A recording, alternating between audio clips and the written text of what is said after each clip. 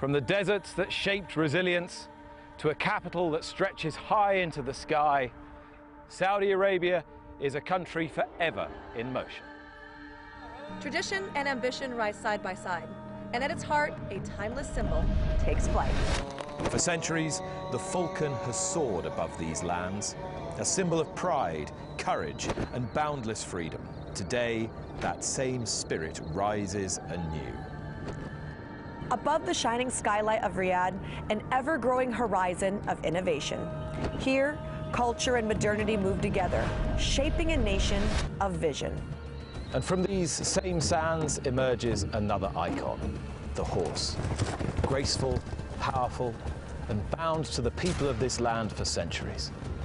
Its strength echoes the heritage of a nation that never fades. Tonight, the life forces of sky and sand unite here at King Abdulaziz Racecourse, where we gather for one of the grandest spectacles in global horse racing, as champions from every corner of the world gather beneath the Riyadh sky. This is the Saudi Cup, where legends take flight and where greatness begins. Midnight Bisou running on strongly up the inside running rail, and Midnight Bisou closing. Miss Shrift conquers the Cup, an upset winner. Emblem Road to the front, a huge shock, but they love it here in Saudi Arabia. Country Grammar on the sea late, but too late. Antalassa takes it for Japan, but right on the line, Senor Buscador might have tipped him out. Forever Young, a race for the ages, and Forever Young rounds off a terrific night for Japan.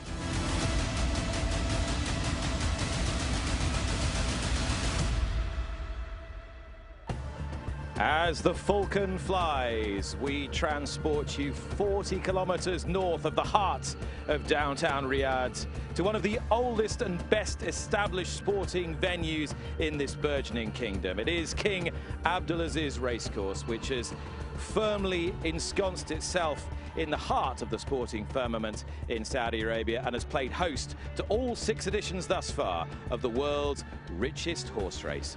$20 million is on the table later this evening. The temperatures are soaring in the noonday sun, 90 Fahrenheit, 32 degrees Celsius. It's hot and dry, but the sport will be mouthwatering.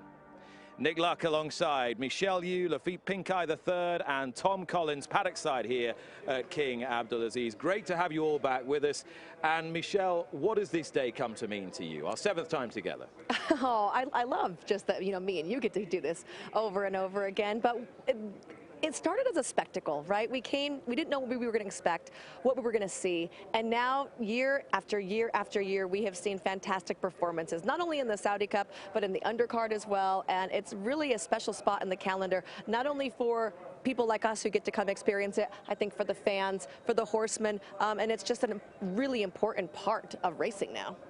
And Lafitte, 12 months ago, we sat here and witnessed one of the greatest horse races I've ever seen, Forever Young beating Romantic Warrior. It was February 22nd. Everybody watching knew we had just seen the race of the year in 2025. Now, Forever Young going to try to become the first ever back-to-back winner of the Saudi Cup. Look, this is the Shohei Ohtani of thoroughbred racing. He is a global superstar.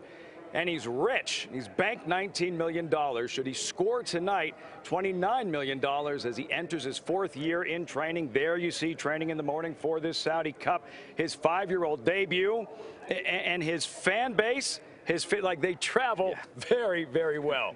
There is nowhere in the world that does horse racing fandom like Japan. You and I even got in on the act yesterday. I think the Forever Young merch suited you better than it suited me. I love it. I wanted to take it home. Look at how cool this stuff is. I'm waiting for my plushie. I'm waiting for my hat, and I'll take the jacket home too. Yeah, I think my modeling career is on ice for the time being. But the Forever Young phenomenon has really resonated here, Tom Collins, as well, because for the people of Saudi Arabia, horse racing is important. How much more important has he made it? Hey, look, great things come to those who wait. Everyone here has waited 12 months, and now the great thing happens today. And it's not just the Saudi Cup, it's the fact that Forever Young is back. Michelle's already talked about the undercard being phenomenal. There are 50 meetings in Riyadh throughout the regular season, all leading up to this one big day. And the equine horses that we're going to see on the track today, they are top-notch, Nick. No swag for Tom and I. Nothing. Nothing. So if you work hard enough and give us enough winners between now and the end of the show, we'll see what we can do. To be fair, that was early in the morning. You have to get up early to get the Forever Young swag. I'm good then. Yeah, I'm good. But you make a very good point, Liffey. It's a team game, and we've got a great team for you, and we're going to head out and meet some of them now. Tom Stanley, Ollie Bell, good afternoon. Good afternoon to you, Nick. It is another glorious day here in the Kingdom of Saudi Arabia, and you could not have timed that better, actually, Nick, because just to my right, the runners for the first race are about to make their way out onto this dirt track here, 1,800 metres of the trip for the first race. And the stage is set once again, Tom, for what promises to be another epic renewal of the Saudi Cup. Yeah, they're heading down to the Saudi Cup start. You heard Richard Hoyles' commentary where he talked about it being a race for the ages last year, which it was. And the point of the track we stood on, Ollie, is really where a race can take shape on the dirt here, because we're what, 3 horse widths off that rail. And I don't know, when you turn in, I'm never convinced at this track that rail is where you want to be. What do you think? Well, I agree. And actually, if you look at the evidence of the racing that took place yesterday, they had the International Jockeys Challenge. A lot of the action and the winners came down the sort of middle of the dirt track. I think the key thing to mention, and you can probably tell from my hair, which is lacking a bit of gel, certainly in comparison to Tom's blowing in the wind, is that there is quite a strong headwind. This is hopefully the wind barometer you need wherever you're watching around the world. I think it should be rolled out across racecourses in the land. Use my hair That's as the wind barometer. But anyway, I think actually when you consider and factor in the track and the wind, perhaps it will pay to be a closer coming down the centre of the track. Yeah, I think so. And what we saw last year with Romantic Warrior and James McDonald is when he went past Forever Young, he roll back over to the rail. Now, I know that is often what you want to do, particularly in a turf race and a normal dirt race. It's also not, there isn't ever such a slight camber. I'm conscious of that looking exaggerated because of how much taller you look than me here. But it's not, it does sort of, I think, want to take you back flat, that way. Ladies and gentlemen. It's absolutely I'm just much taller. Look, it's certainly no Epsom, but you're right, there's a slight camber. But I think that headwind, you're right. I think when you turn in, Ollie, it's going to be a long way home on the dirt. And I think that the key thing is, and we will talk a lot about Forever Young over the next 6 hours or so as we build up to the Saudi Cup, I think the fact that he's got experience, he's been here, he's got the T-shirt, is going to stand him in such good stead against horses that are coming here for the first time. Yeah, so Nick, horses are on their way down to that 1,800 metre start on the dirt. What have we got in store for us race-wise? Yeah, that'll be 1,800 metres, 9 furlongs, a mile and an 8. That's the same distance as the Saudi Cup itself, which goes off at 8:40. The chief supporting races are both on the turf. They're the Neom Turf Cup, upgraded to elite level this year, to the highest level of horse racing, Group 1, and the Red Sea Turf Handicap, a Group 2, the second most valuable handicap in the world after the Melbourne Cup, at 750. And we get underway in just a few moments' time, and we get underway with the Asian Racing Federation Cup. But we need to give you the non-runners first of all, the scratches today. 2 Euroa and 15 Cowerful are out of this first race. Dim Albar doesn't run in the 340. Jack Red Cloud out of the 420. 750. The Red Sea Turf, we've lost the Melbourne Cup runner-up, Goody Two Shoes, and Star of Wonder's defection from the Saudi Cup itself leaves a field now of 13 in the $20 million world's richest race. So here we go then, the Asian Racing Federation Cup, worth $1.5 million, 9 furlongs the distance. The voice of the Saudi Cup is good afternoon to Richard Hoyles. Good afternoon, Nick. Good afternoon, everyone. Welcome to the top of the grandstand on a lovely day with a little bit of a breeze and a valuable prize on offer for the domestic horses first up. So without further ado, crack into the runners and riders. Number 1, Badr Al-Samawi. He's the mount of Adel El-Furedi. Number 2 is one of the 2 non-runners. Number 3 is Almabir, who won this race last year, the mount of Joe El Rosario. Number 4 is Southland, Ricardo Ferreira. 5, Fallet Kia for Usheen Murphy. And 6, Ibn Toulon, runner-up last year, comes from the back of the pack for Had Al-Faredi. 7, Lileum, one of several in the white stable colours of white cap. Same jacket for Leila Doro, Abdullah Al-Farez. 9 is Tazim for Fabian Pratt. And 10, Al-Jamani, won in this race in 2024, Naif Al-Nazani. 11 is Alam May, Rayan Al-Tawash. 12 is Misail, the mount of Muhammad Al-Daham. 13, Al-Najim Al-Dahar, Fawaz Al-Sharari. 14 is Daz for Alexis Moreno. 16, Motata Beta for Mikel Barcelona, on fire here yesterday. 17 is Al Makam, Camillo Espina, reminder 15, the second non-runner. Number 18 is Anna Khalija for Khaled Al Mimoni. 19, Mababa for Asil Al Sahani. 20, Shadow, Tariq Al Mansour. And 21, the promoted reserve, Irad Ortiz Junior is on Ibn Laoboon. Now, 1,800 metres is going to be a very popular trip tonight. It's where we start, it's where we finish. It is a one-turn, 9 furlong, 1,800 metres for this race, and a little bit later on, of course, for the Saudi Cup.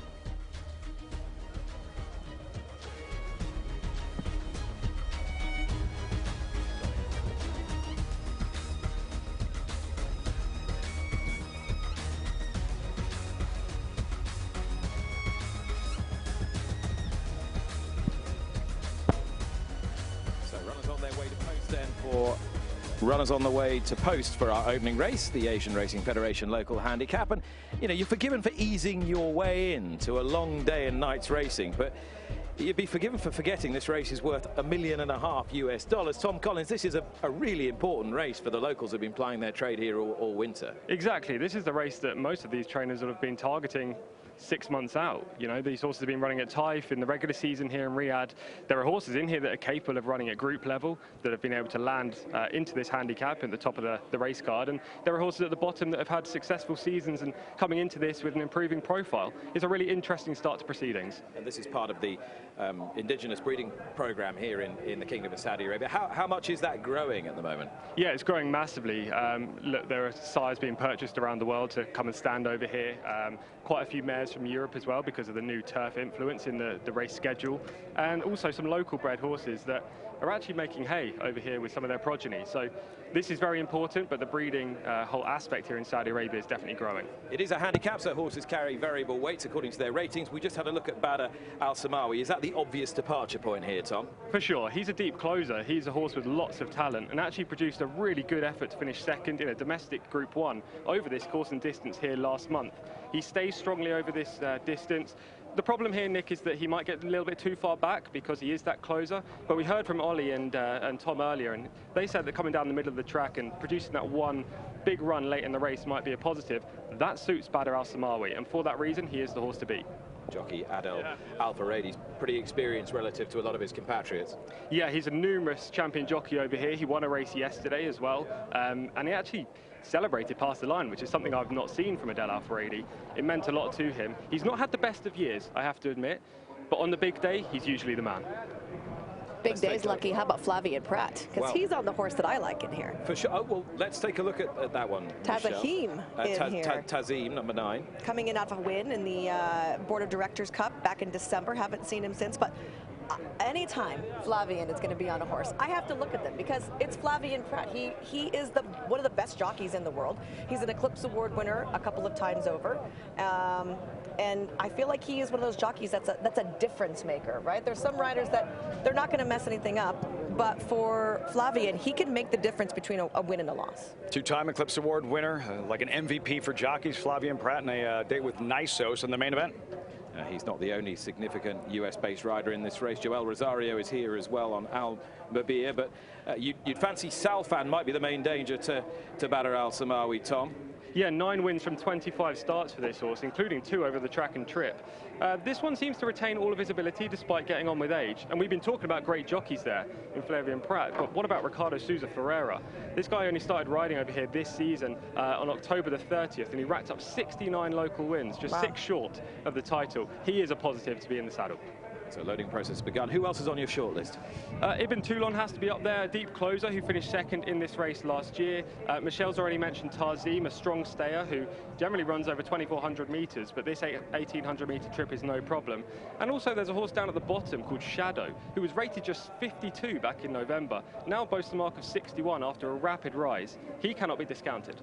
All right, numbers 1, 4, 6, 9 and 20 earning honourable mentions ahead of this opening race. We're right to time here for the Asian Racing Federation local handicap. Last few coming forward. It is searing hot here in Riyadh, as warm as it has been all week.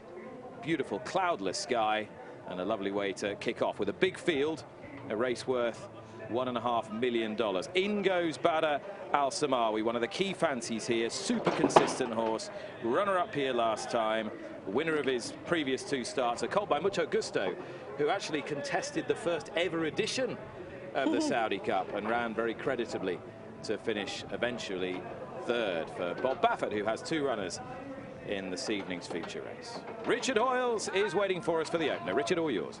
Lelalem completes the line then, wide across the track at the 1,800 metres, and they all leave the gates. A little bit slow was Lelalem from that outside berth, and in the early strides, one of those is forward with Al Jamani, and Shadow also taking a handy position in the black jacket. Away to the left-hand side is Das. Wider out, the red with the white cap is Tazim, who's in a handy position, and having missed the start, Lelalem presses on wide out. The grey out the centre is Mababa, and it's Mababa who moves through to take the lead.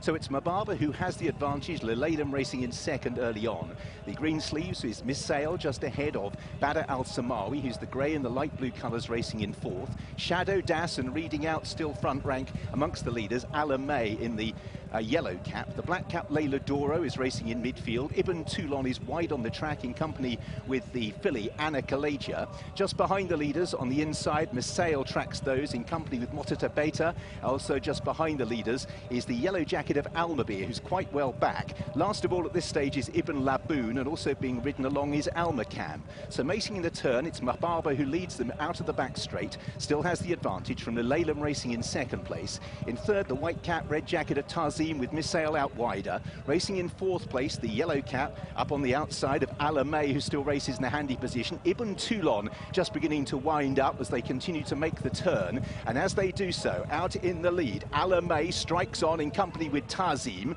Misail moves into third place, then in fourth is Salfan, the red cap. Ibn Taloon races next. Badr Al Nasawi is well back at this stage. It's Tazim for Flavian Pratt engaging in a battle here with Ala May. Still staying on is Ibn Toulon into third place with Misail, then Salfan as they enter now the final 200 yards. Tazim has the advantage. Ibn Toulon still making ground, hanging out under pressure. Ala May, Misail. The line is needed here by Tazim. Tazim from Ibn Toulon. Tazim holds off Ibn Toulon, who is second again. Misail on the inside of Ala May, third and fourth. Photo required there. Fallet Kia stayed on to be a never near a fifth, just ahead of the filly Anna Kalaja. Tazim for Flavian Pratt has just held on for Red Stable in the white cap, holding on from Ibn Toulon, who was second last year and has filled that position again. Misail in third for Mohammed Al Daham, and they were clear. Oh, in fact, on the outside, has he just got third? Yeah, I think he has just got third, ahead of Ala May, and they were clear from Fallet Kia, who came home in fifth place. Tazim kicked for home at the top of the stretch, and poor old Ibn Toulon, he didn't quite get there once again. So Ibn Toulon behind Tazim. Tazim in 153.47 by ahead to Ibn Toulon. Misail was a length and a half further back, and Ala May a neck in fourth. Flavian Pratt crowned Eclipse Award champion in the United States. What a 2025 he had, and he's beginning 2026 in the same vein. He wins on Tazim here for Prince Faisal bin Khalid bin Abdulaziz and Fahad Saad, and gets the better of Ibn Toulon. Make it for this race, 9, 6, 12, 11. It's tight for third, but Pratt wins it, and he will have high hopes of taking the Saudi Cup itself later on the Bob Baffert-trained Nisos. Good finish, good ride, heart breaks for the runner-up, but the rail may not be a bad place to be, Tom. No, it looked like he was curling up in the final stages of this contest, but this horse does have enhanced stamina over further. You know, 2,400 metres, 2,000 metres as well. Both distances he's won at. Flavian Pratt kicked early in the home straight, which is generally what you want to do here. But it did seem quite taxing out there, and stamina really came into play. Ibn Toulon, unlucky, second again. But the finishers, the horses with the proven stamina in it, came through in the end. Yeah, 9, Tazim beats Ibn Toulon. Misail did get third, a neck ahead of Ala May, as Richard told you. Fallat Kia was fifth, and Anna Kalaja came home in sixth. But it's a win for these very familiar colours of Prince Faisal. Tazim it is that has won for Flavian Pratt. And Michelle, not unforeseen by you. We will dissect that in a little more detail in a few moments' time. But first of all, Ollie Bell is alongside the delighted winning rider. He sure is, Nick. It's a huge day for Flavian Pratt. Good to see you. Well done. Just talk us through the race. Were you always confident you had enough horse underneath you at the end? Well, I was screaming for the whale to come, but no, he ran good. I was a bit worried with my draw, but he showed enough speed where I was able to clear most of the field and get myself a bit more inside. And yeah, he did the rest from there. How do you think the track's riding? It was good with him. Is there a headwind out there? It's a bit windy, but honestly, when you're down the backside, you don't feel it that much. Obviously, a huge day here in the Kingdom. Nysos later, how high are the confidence levels with him? Yeah, I'm very excited to see what he can do today. I think he had a great preparation, and hopefully we can get a good trip and he can run his race. Perfect start to the day. Good luck later. Thank you very much. Quality rider, quality ride.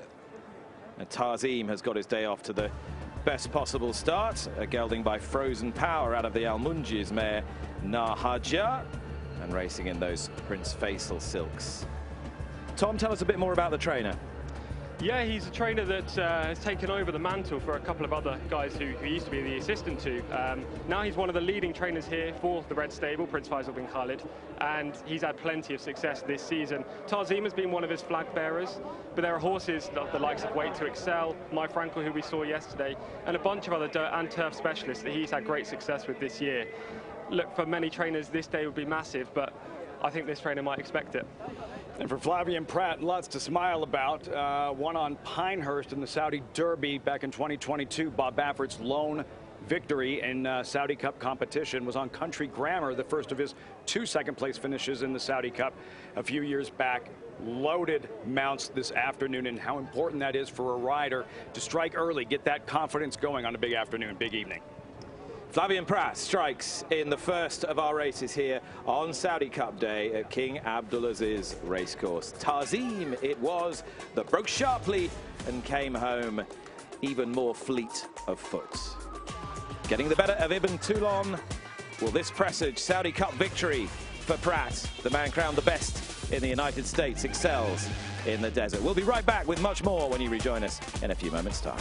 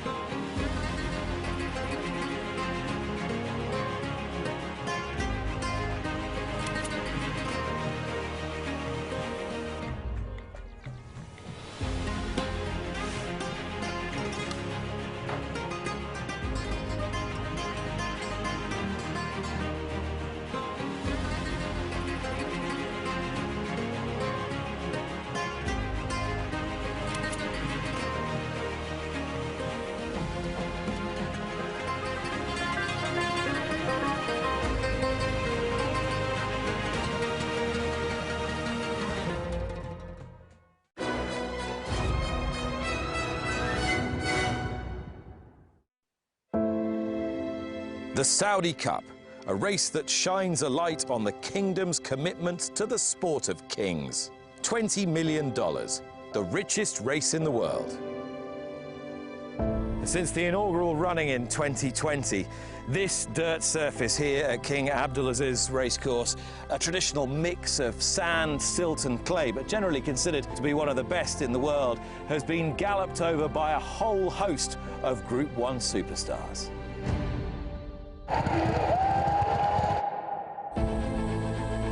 Gates open from here. They have 1,800 meters to run in the Saudi Cup. That's a mile and a furlong in old money, or a mile and an eighth in everyday money, and they're travelling at 40 miles an hour here. You have to have speed, but you have to have stamina. That's what makes it such a test. And after the Americans saddled 4 of the first 5 home in 2020, the following year, the prize went to a European trainer, John Gosden from Newmarket, with a horse in Saudi Arabian ownership. Mishriff is roused to the lead. Charlatan tries to fight back. Mishriff conquers the cup. A year later, the winner Mishriff was back. He finished last, behind a shock local winner. Emblem Road is being brought home by the locals. Emblem Road has toppled the lot of them. Runner-up Country Grammar tried his very best 12 months on, but tried ultimately in vain. This time, it was a landmark success for Japan. Pantalasa takes it for Japan. The one they missed last year, they get this time. And as night follows day, you could guarantee that that victory would spark something in Japan, because the very next year, they came here armed with Ushba Tesoro, nearly, but not quite. The lead is taken by Ushba Tesoro, but right on the line, Senor Buscador. Ushba Tesoro may have leapt for a stride, but it's Senor Buscador's Saudi Cup. And so to last year, to 2025, it'll live long in the memory. The best turf horse in the world, Hong Kong's Romantic Warrior, versus the best dirt horse in the world, Japan's Forever Young. And if top-class sport is about making split-second decisions, this was the defining point in the race. This was where James McDonald sent on Romantic Warrior around the final bend. What followed was the ultimate in sporting drama. And at the moment, Romantic Warrior holds sway. His rider looks across. Forever Young is trying to close. 2 of the great racehorses in the world. And Forever Young runs down Romantic Warrior and breaks Hong Kong heart. The race of the decade, quite possibly. The race of the year, you bet. The Saudi Cup is rich. Richer than its short history, richer even than its $20 million prize fund. Can't wait to bring it to you once again. But a lot of water to flow under the bridge between now and Saudi Cup time. We've got a bit of Saudi Cup news, Michelle.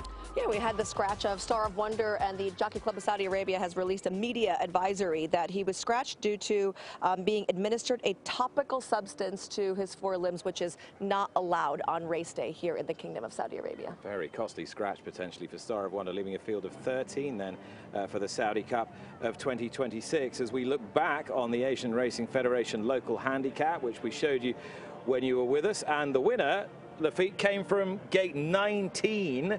Does that all go well for wide-drawn horses in the Saudi Cup, do we think? Hard to say. Historically, in the brief history of the Saudi Cup, where horses break from, it doesn't matter. Panthalassa won from the 1 post last year. Forever Young won from the 14 hole. But I think it's important to follow these races early on. Try to pick up on any trends or certain parts of the track that might provide better lanes than others. Well, Flavien used the entire track. He broke from the 19 hole. He ended up on the rail. So he utilized every part of the surface here. Lots of kickback today. Tom, is that more kickback than we normally expect? Is it because we're racing in the middle of the heat? Yeah, absolutely. It is more kickback than we usually get here at King Abdulaziz Racetrack. Yesterday, the first 2 races of the International Jockeys Challenge, they were won by horses who sat 3 wide trips on dirt. And again today, I know that Tarzim is 3 wide, much bigger field, but the horses that also placed in this race were out, away from the kickback, and that might be the angle moving forward. You don't really want to be in the ruckus inside. Flavien Proud, white cap, always able to keep out of the kickback. You can see him just shunting along there, right in front of our camera. The white cap, the red body, Lafitte, just trying to hold his position as they turn for home. Encouraging, getting the response he wants, eventually going to hit the front, open up, and a desperate finish right here. Tom, as the real running starts turning for home. Yeah, exactly. And this is where Tarzim's stamina really comes through in the latter part of the race. Flavien asks for everything and he quickens. He's not instant in his acceleration, but it's enough to put away the horses inside. On the outside, you've got the white stable runner just bearing out to his right-hand side. The closers, Ibn Toulon, the grey, who sat 6 wide on the turn, had to exude a lot of energy in that part of the race. Tarzim looks home and hosed, but it gets close at the end.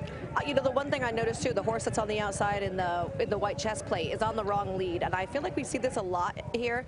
Tom alluded to it earlier. It's got a big sweeping turn, which is one reason I feel like a lot of the horses aren't able to maintain when they're on the lead, because they don't get that breather in the turn. Normally it's so sharp, you kind of slow down, and here it's such a broad turn that you keep that high level of speed going, not giving them the breather. And one of those kind of, you know, fallbacks from that is you end up on the wrong lead and they don't get him turned around. You saw Flavien got that horse around the turn and kind of made him switch over really well. It's a little more of a demanding track, a little more of a tiring track, Tom. And what do tired horses start doing in the stretch? They start switching leads. Yeah, they flop leads, they hang out to their left or right, and they throw the race away. You know, there's also a camber on the turn. For all that people don't usually like to be wide, because of the camber on this dirt track, it's actually no problem. These horses get slingshots into the home straight. But a not unforeseen winner of our opening race, and Tom Stanley's with the winning trainer. Fahad Saab, winning trainers alongside me. Well done. That's a huge pot to win, and what a very game, strong, staying horse he is. Alhamdulillah, thank you so much. I want to say congratulations for Prince Faisal bin Khalid bin Abdul Aziz, inshallah. I hope, inshallah, he will take the Saudi Cup, inshallah. Oh, really? That's a long-term aim? Yeah, inshallah, we hope, inshallah. Well, he must have a chance later on, of course, with Ryan Moore on his mat. How did you get Flavien Prat on this ride? What a great jockey to have. Yeah, he do everything. He's very good, alhamdulillah, Jockey. And the horse, he coming very good. He feeling good. Everything is good. I'm going to walk with you if I can, and I'll ask James to walk backwards with you. Just finally, when Flavien said go, were you worried he would get caught, or were you confident this horse would stay in the lead? I scared about the horse. He coming second, but he's a good jockey. He do the best, and the horse, alhamdulillah, he coming very good today. What does it mean to you and this team to win the first race on Saudi Cup now? Thank you for all the stable, and inshallah good luck for the Saudi Cup, inshallah. Well done. Thank you so much. Thank you. Absolutely delighted winning trainer at our opening race. He had the assistance of that man, Flavien Prat. And Flavien Prat will be giving assistance for the rest of the day to Bob Baffa, the Californian-based trainer who's won just about everything else. Dubai World Cups, of course, 2 Triple Crowns with American Pharoah and Justify, but his quest to win the Saudi Cup, the world's richest race, continues. He landed on Tuesday morning here. I nabbed him within about an hour and a half.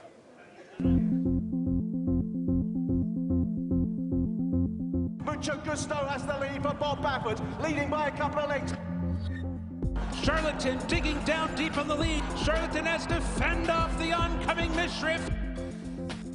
Right down the outside, Country Grammar is staying on 50 yards to go. Country Grammar on the sea late, but too late. Bob, this is your first visit to Riyadh since the inaugural Saudi Cup.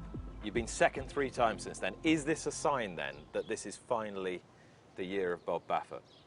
I hope it is. I thought I would come back again. The first year I came with Mucho Gusto, it was exciting. It was like there was a lot of atmosphere in the air, and when they turned for home, all of a sudden Mucho Gusto was like 3 lengths in front. I'm thinking, I can't believe this, in front of a $20 million race. And so just the challenge of it. This track is it's a heavy type of taxing track, and it takes a certain kind of horse to win this race. I mean, Charlatan, he ran his eyeballs out. He ran, a great race and just got run down by a great turf horse, they could go a mile and a half or whatever. And the Country Grammar, he loved this place. Big, long, jumping horse. I look back, I should have just turned him out and just brought him here every year. Of all those races, Nick, I've watched them, and I look like I'm home free every time, and I see the 100-meter mark.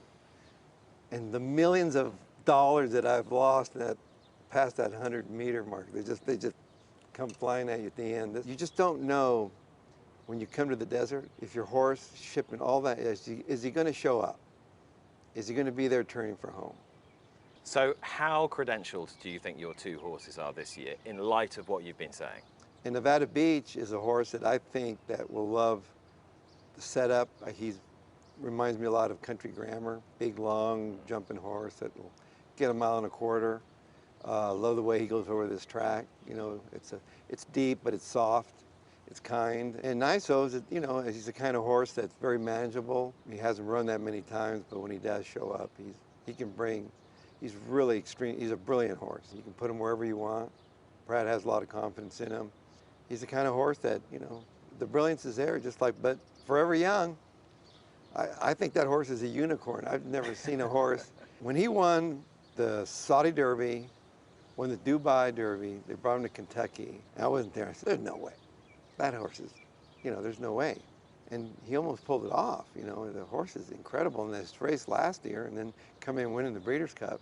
Horses like him are hard to come by, you know. They're like the American Pharaoh Justified types. So how do you go about beating the unicorn? You're about the most competitive person I know. You've got a plan in your mind. What's your plan?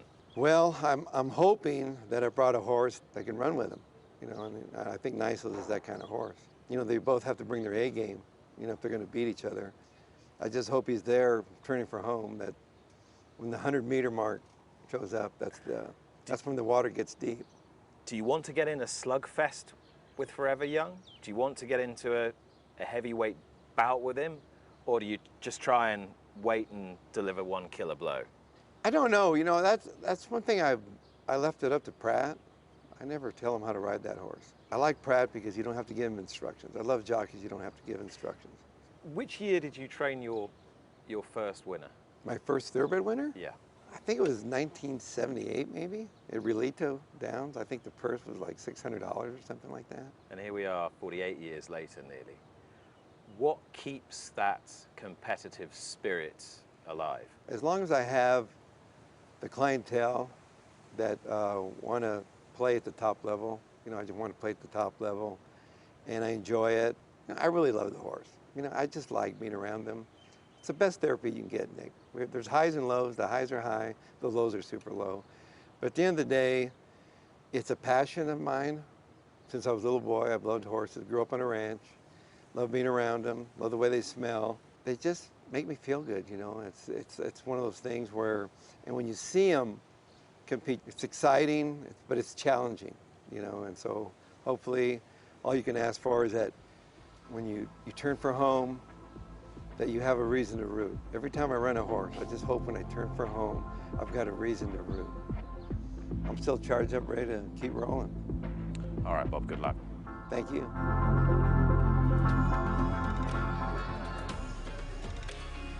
Well, he's won the boot game all right this week, Bob Baffert, but can he deliver the United States a third Saudi Cup, and can he give himself a first? You can't say he's not been knocking at the door. Will he push it open, Michelle? I don't know. Is that mean to say? I just think Forever Young, like he called him a unicorn. Forever Young is so good. Now, Nisos might be the most naturally gifted horse that Bob has brought here, but I don't know if he's as good as Forever Young at this particular configuration, at this particular track, which we know Forever Young loves. And the right-hand side, you can see there, the most significant race each of his entries had won before they came to the Saudi Cup. Does Nisos's victory in the Breeders' Cup Dirt Mile make him the most credentialed Baffert runner thus far? I don't know if it's the most credentialed necessarily when you look at Country Grammar and a Dubai World Cup, but you have to take into consideration that some of these races were early on in 3-year-old years, mid 3-year-old years, and it does make it more important that Nisos has won a big race recently. Now, this is Nisos getting the better of a Citizen pretty Bull. good field in the Breeders' Cup Dirt Mile, including his own stable companion, Citizen Bull. Yeah, Citizen Bull was fantastic. He was the Breeders' Cup winner from the year before. He was champion 2-year-old, and he had everything his own way, blistering fractions, and look at Nisos. But he gets right to him, and I don't want to say he hangs, but it's like he wants to be a heartbreaker. Instead of going right by, he's like, hey, guess what? I've got your measure, and I'm right next to you, and I'm still going to beat you. Now, a literal reading of a form book tells you that there's very little between Nisos and Nevada Beach, because there was only that much between them when they met at the back end of December at Santa Anita, a little further up the coast in California. But why would that be too literal a reading, Michelle?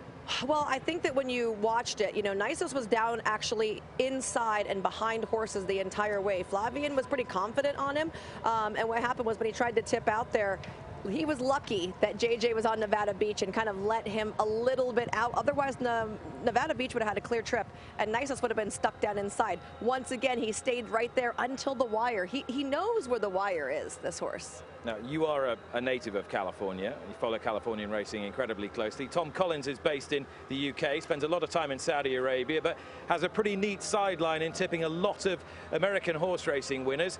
Do you see Nisos as much the best of the Baffert pair today? I think I do, yeah. He needs to prove his stamina. He needs to prove that he will handle this track. It's a completely different, kind of surface and configuration to usual.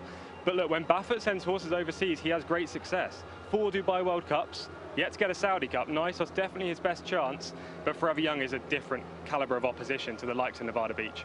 Yeah, the unmistakable silver-haired figure of Bob Baffert is perhaps the only object between Forever Young and a second consecutive Saudi Cup. So much more to bring you here at King Abdulaziz as the sun gently starts to ease down. And up next, a race of huge history, the Group 1 Abeya Arabian Classic for the purebred Arabians, really evoking the heart of Saudi Arabian sport. Right back with you.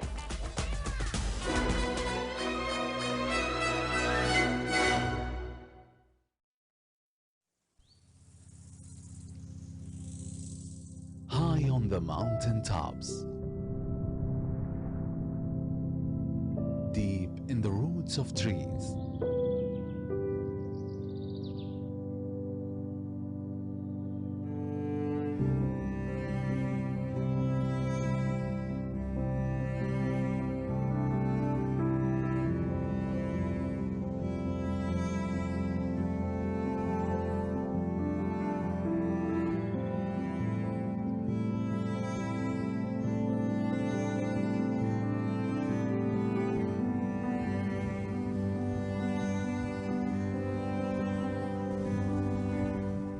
between valley streams,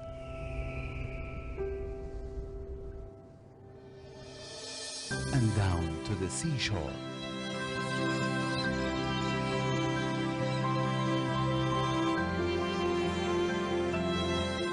Beauty grows,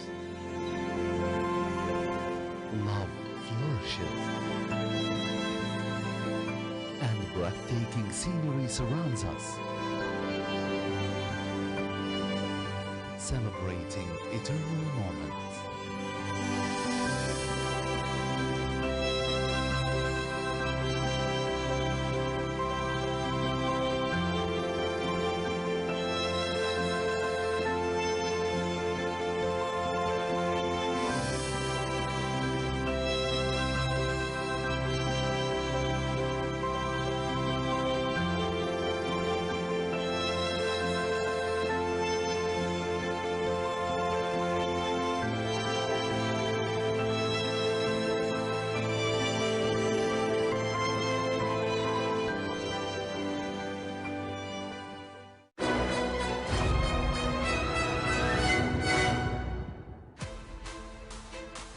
The afternoon continues here at King Abdulaziz Racecourse with race 2. It's the Group 1 Abeya Arabian Classic, for which the runners are in the paddock. The riders will join them shortly. It's worth $2 million and it'll be run over 2,000 metres. And with more details, here's Richard. Again, it's still a one-turn 2,000 metres, Nick. That extension out of the back straight going all the way down to the 10-furlong 2,000-metre start. They're headed up by RX Byrne, Kieran Schumacher. 2 is Alzia Mikel Barcelona. 3, Angad Al-Khaladia for Naif Al-Azani. 4 is First Class, the raider from the UAE for Doug Watson and Connor Beasley. 5, Mad Moon, Amour Al-Razbi. Number 6 is Moshrif, the mount of Guillaume Guijay. And number 7, Mutawakil Al-Khalidia, black cap for Ricardo Ferreira, and the white cap on Nadem Al-Mok Al-Khalidia, who probably is the leading chance here, having had a very good domestic season. Number 9 is Najib Al-Mazan, Oisin Murphy, and 10, Nijinsky Al-Mori, Danny Tudhope. Number 11 is Nierhas, the mount of Nawaf Al-Mudiani, and then the bottom pair in the same ownership of the Asmil stable, a red cap on Vizier for Faud Al-Faradi, and 14, Maestro de Croat for Camillo Ospina, wearing the first colours and the blue cap. So with the absence of number 13, Dim Al-Bar, 13 contest this year's renewal of the Abeya Arabian Classic, presented by Al-Hamadi Hospitals Group. And to find out a little bit more, let's join Tom. Richard, thank you. Very quick word with Kieran Schumacher. Nasser Asker is alongside with Sabra Al-Meri behind there. Dubai friends, there we are. How are you? You're enjoying your time out in the Middle East? Yeah, very much so, Tom. It's good to be here in Saudi, and yeah, hopefully riding a horse now with a good chance. Well, Gordon, how do you see the race unfolding ideally for you? Yeah, I haven't ridden him before, but we've drawn a good gate. I've ridden him in his homework, and I think he's an improving horse, relatively young still, and the extended trip should suit him. He looks like a horse that's going to stay well, so excited to ride him anyhow. And have you enjoyed riding the different Arabians in Dubai that you have? Yeah, no, I haven't ridden too many. I obviously rode in the Arabian race yesterday on Jaffa, one of Doug Watson's, same ownership. But yeah, yet to ride a winner on them, but hopefully this fella can sort of produce it. I don't want you to miss getting the leg up. Good luck, Musaba, that way. Good luck. Tom Stanley canvassing the thoughts of Kieran Schumacher, who's enjoyed a good time of it in Dubai recently, chiefly riding for the Ed Walker stable. Alongside Michelle Yu, Tom Collins here as we build towards this Group 1 Abea Arabian Classic. The difference for these top thoroughbred riders riding these Arabians is pretty marked, Michelle. I think so. You know, Arabians are a different breed, literally and figuratively. They've got real minds of their own. They're a very, very clever type of horse, and they also have a different stature. They hold their bodies different. They move different. So when you talk about riders having a clock in their head and they know how fast they're going and how to rate pace and judge things like that, you get on a different animal that moves a little bit differently. It's going to be challenging for some of these guys that aren't accustomed to riding them day in, day out. I require a bit of education when it comes to this type of race, Tom, but even I know that the Al Khaladea stud, the Al Khaladea suffixed horses are the ones to beat in this. Yeah, exactly. The sire, Laith Al Khaladea, he has all of the best progeny here in Saudi Arabia. I mean, we're used to seeing Talal Al Khaladea, Asfan Al Khaladea over the last few years. This is the new guy on the scene, Nadem Al Mulk Al Khaladea. He is 5 from 7 in his career. He's rated within 4 pounds of the greats I've just mentioned, and with a victory today, he'll really stamp himself as the leading Arabian horse in the kingdom. And there is Oisin Murphy, multiple British-based champion jockey, Irish-born, of course, on Najib Al Zaman. Is he one of the key dangers?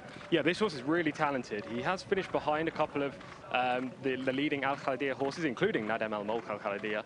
He has a lot of ability. He needs to be forwardly placed in his race because he doesn't have a turn of foot, but he's a classy stayer who should be right there at the finish, and he's definitely one of the leading players. Moving across this dirt quite well.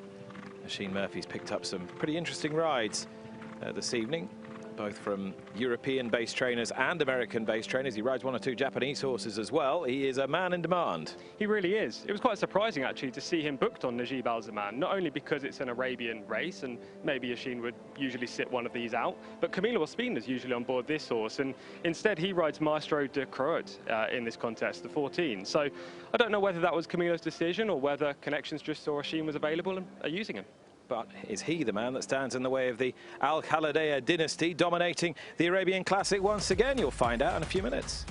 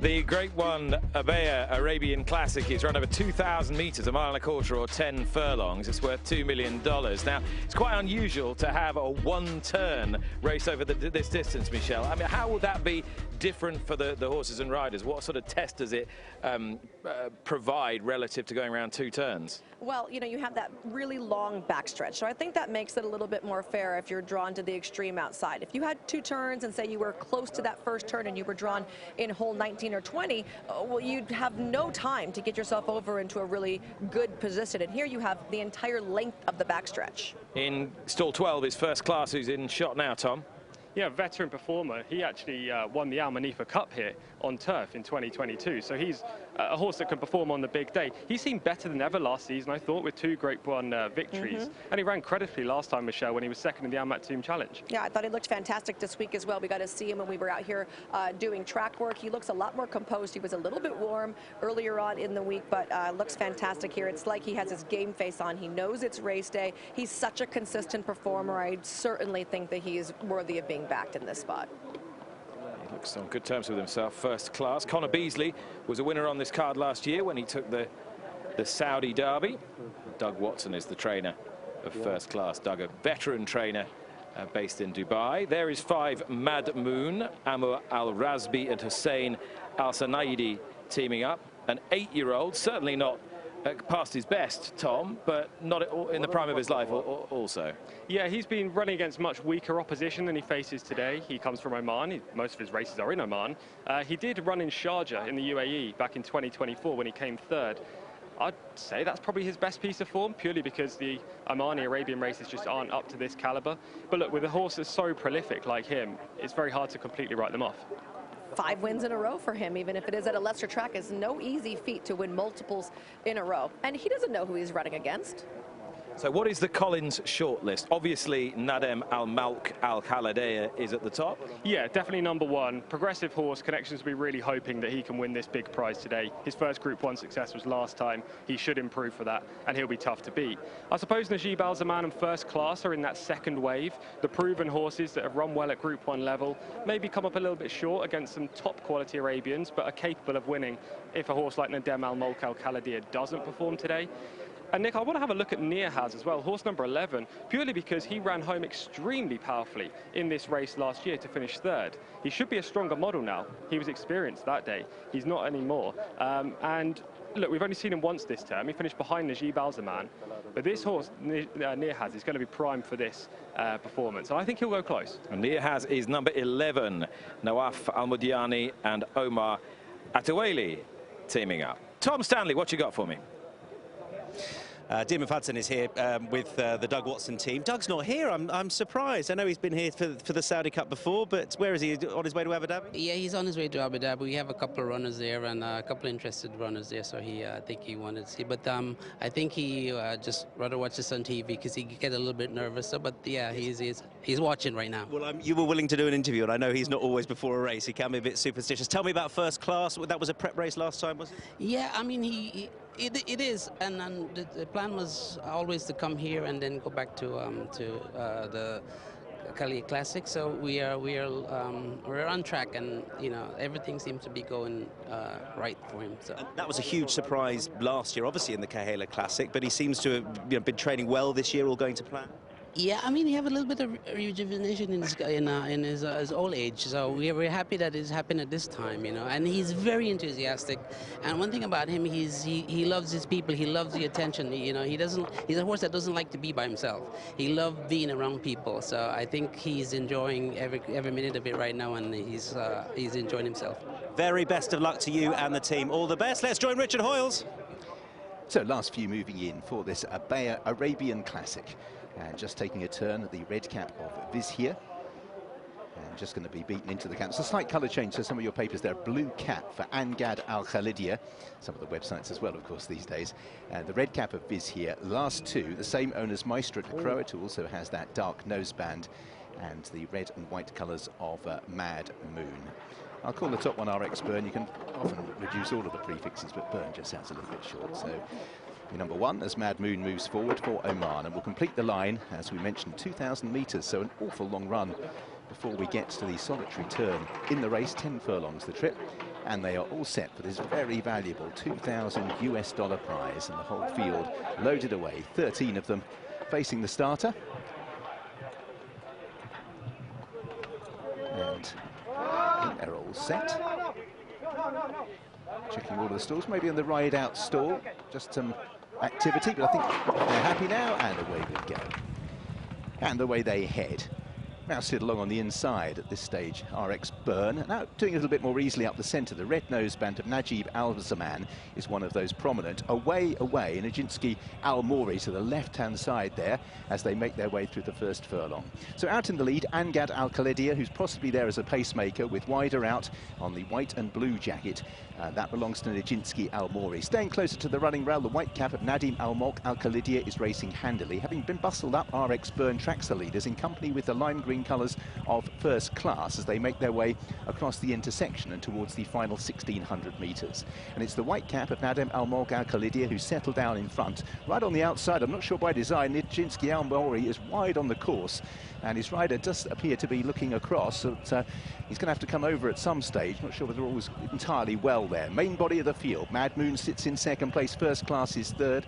Angad Al-Khalidia takes a glance behind, possibly looking for Mutawakil Al-Khalidia, who's quite well back at this stage. The check colours of Nazib Al-Zaman as they continue their progress, and no move made to cross over by Nijinsky Al-Mori, so I'm presuming he's been eased out of the contest. So out in the lead, it's Nadim Al-Mulk Al-Khalidia, who's beginning to turn the screw now. Mad Moon is in second place, First Class ridden along in third. In fourth place then is RX Byrne as they make the turn. Biz Here's moved through into fifth place. Check colours of Najib Al-Zaman is trying to get on terms, then Al-Zia. Mutawakil Al-Khalidia is dropping away. Angad Al-Khalidia's race is done. Not so Nadim Al-Mulk Al-Khalidia, who turns for home with now in second place First Class, 2 lengths further back. Then Mad Moon, who shows in third. Biz Here is in fourth place. Getting tired now is RX Byrne from the back of the pack, trying to make some late progress. It's into about 6th or 7th place in Moshrif, begins to stay on. Out in front, Nadim Al-Mulk Al-Khalidia, First Class, the old boy on the outside, whittling away at the lead. Moshrif continues to run on into third, and he's closing. It is First Class who's got past Nadim Al-Mulk Al-Khalidia. Moshrif and also Vizier trying to close in, but it's First Class out in front, leading by 2 lengths for Nadim Al-Mulk Al-Khalidia,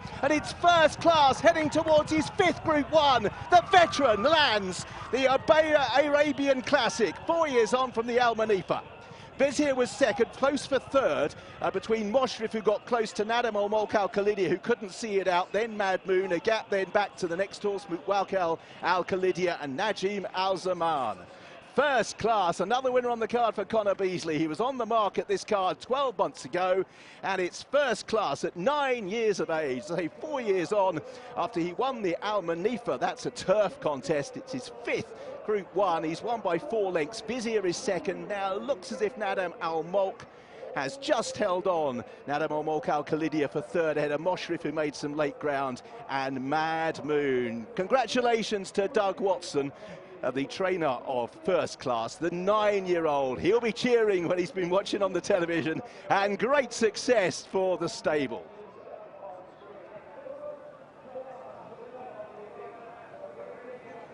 First Class it is, 9 years young, Connor Beasley, Doug Watson. That's a huge result again for the winning rider. As Richard was saying, it was the Saudi Derby last year. It's the Arabian Classic today. His biggest payday for the 2nd successive year, Tom. Yeah, a phenomenal ride. Never gave up on First Class. Despite the fact he looked second best turning in, he knew that Nadim Al-Mulk Al-Khalidia probably went a little too hard in the early stages. Connor kept at First Class, and the horse kept responding. A big victory for the jockey, big victory for the horse. Not his first, and Doug Watson too. And this horse is nothing if not brave. You normally find that these races are not particularly dynamic. Positions don't change all that much. Horses don't quicken up smartly like they do in thoroughbred races, but it's another victory for the Doug Watson stable. Tom, you spoke to the assistant trainer beforehand. I'd imagine all smiles. All smiles and a bit out of breath as well. Have you got your breath back now? Yeah, I think I ran 2,000 meters too. Yeah, it was incredible. I have to thank everybody. Doug is, believe in this horse, and I want to thank Deb McAuliffe for giving us this horse and give us the opportunity to work with this horse. He's a true champion. I mean, I've been around a lot of good horses, but He has a lot of class. His name speaks for himself. What's been the difference at the age of 9? Like, why better than ever, it seems? Love. He loves the attention. He loves attention. He loves people, and he's surrounded by some really, really good people. His groom and Mark, the foreman, he knows this horse really, really, really well. And I mean, I think that's the key to it. And Amanda, the racing manager, she is pretty clued up on his, some of his little, I wouldn't say faults, but he's a horse that needs that attention. I'm delighted he's going to get lots of attention after this. Dion, well done. Let's hear from the winning rider. Thank you, thank you. Yeah, just leading Connor in here. That was described Connor as a phenomenal never say die ride on that horse. He never gave up, and neither did you. No, definitely not. A big credit goes to Doug Watson and his team, and I've got to say a big, massive thank you to owner Deborah. She's a phenomenal lady. Obviously, she's not with us today, but I'm sure she'll be delighted with that result. And she's been a good supporter all last year and carried on into this season. So he's a fantastic horse. He's getting a bit longer in the tooth nowadays, but still got the enthusiastic. He's still enthusiastic, and just shows there today. He was under the pump a long way out, but kept finding all the way. So absolutely thrilled. Do you think you were going to get there? To be honest, sort of leaving the back, I thought I'm done, but he's very determined, and and he pulled out when I needed him. What a credit he is to the team, and well done, Connor. Great success. Thanks again, thank you. And Deborah, the owner, is Deborah Mieloff, who, with her late husband, Alan Kirshner, also bred first class. She's been instrumental in the development of Markel's equine insurance division and has produced an inordinate amount of very talented Arabian racehorses. She's been described as the backbone of Arabian racing for over 40 years and was inducted into the Arabian Jockey Club Tent of Honour in 2019. You'll be in there soon, won't you, Tom? The Tent of Honour? Hopefully. Can't imagine she'll have enjoyed too many days more than this. What a warrior of the feet. Going to work, 9 years old, only 18 races, but a 9-year-old that still loves doing his job. And watch the grit, the competitive nature, digging deep, finding more, and edging away in the end. And the Al Khaladea strangled hold is broken. I think Nadam Al Malk, did he just hung on for third, did he? He did. He looked like he was going to win, turning for home, and win quite decisively, but maybe Adel Alfredi went a little bit too hard in the early stages. We talked about the configuration of the track over this distance. Long back straight. Never mind the track. That rail's taking some punishment. He said he ran 2,000 miles. He didn't. He jumped that 2,000 meters. Yeah, the long back straight definitely led to a faster early pace, Nick, than I think was expected. And that suited first class, and it didn't suit Nadem Al Mulk Al Khaladea. In a winning time of 2:17.68, and first class coming from gate 12.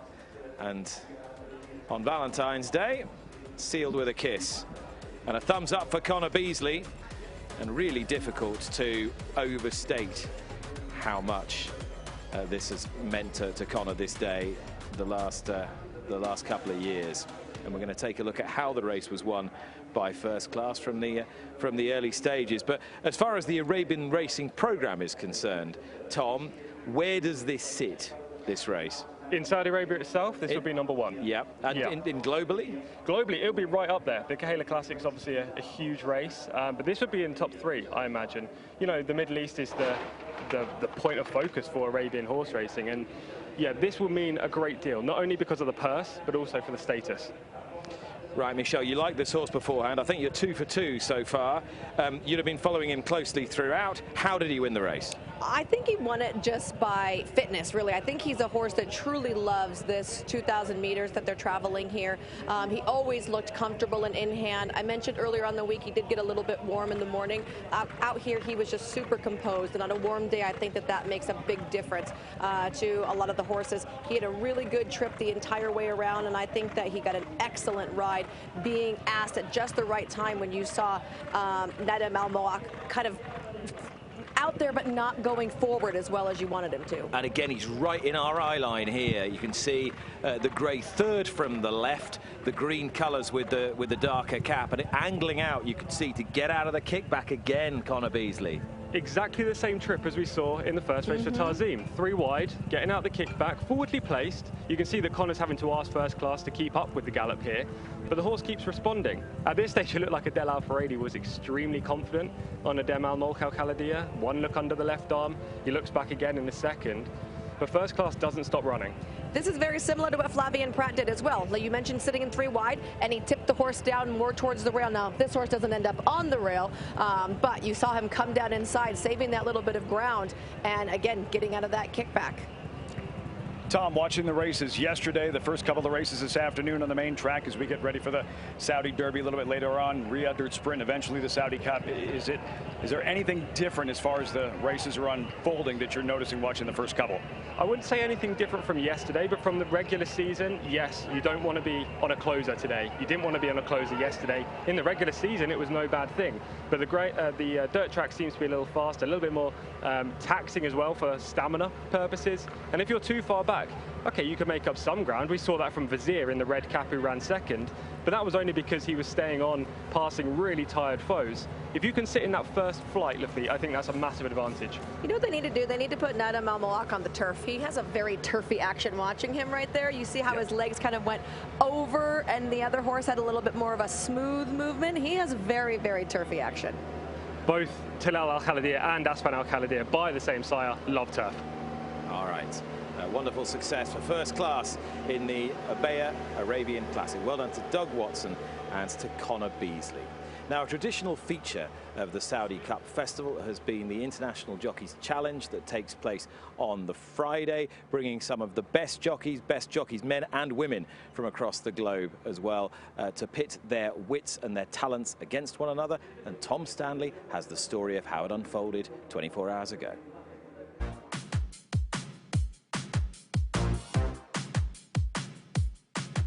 We are all set to go for the International Jockeys Challenge 2026 presented by J Event. We have the same format this year with 14 international riders, 7 men and 7 women on the day where King Abdul Aziz Racetrack plays host to the inaugural Women in Business gathering, featuring some of the finest leaders, founders and changemakers from around the world. So how does the competition take shape this year? Well, 4 races, 2 on the dirt and 2 on the turf.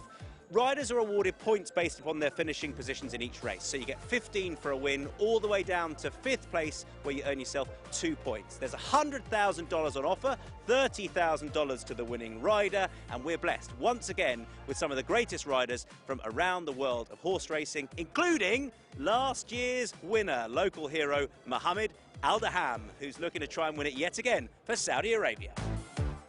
We're on the dirt, over a mile. Let's see who comes out on top. And we're off and racing. So out in the lead, it is Istatea for Mikel Barcelona, but picked off now by Heina Baha, who's been travelling strongly throughout. Heina Baha for Safi Osborne is going to rout these, coming home 5 or 6 lengths clear. Well, that is a bit of a rout for British rider Safi Osborne, who's been enjoying such a great time of it out here in the Middle East this year. She takes the lead early on with 15 points. Let's get going for race number 2. They're very tightly bunched in midfield. Abaya round the outside, also wider out, trying to make some ground. So happy for Flavien Prat as they spin for home. And Macthor, a real bold sight in running the trip, digging in for Mohammed Al-Daham. Back in 3rd place, Ayla Malik, Forest Boyce not closing fast enough. Great battle with Abaya. Macthor still not lying down on the inside, but it's Abaya close home for Nina Baltrame. Nina Baltrame rides a winner on Abaya.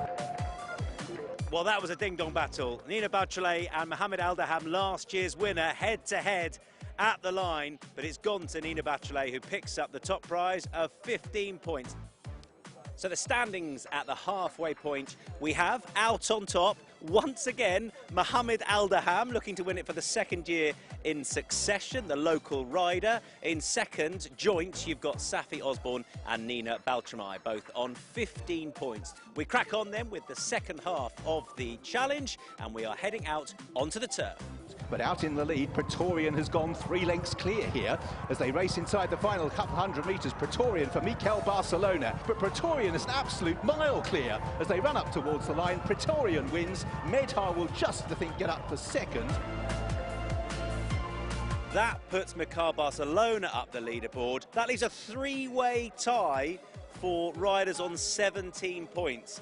And a few in on 15 as well. Going into the last race, this could go either which way. It's so open as we build to the climax of the International Jockeys Challenge.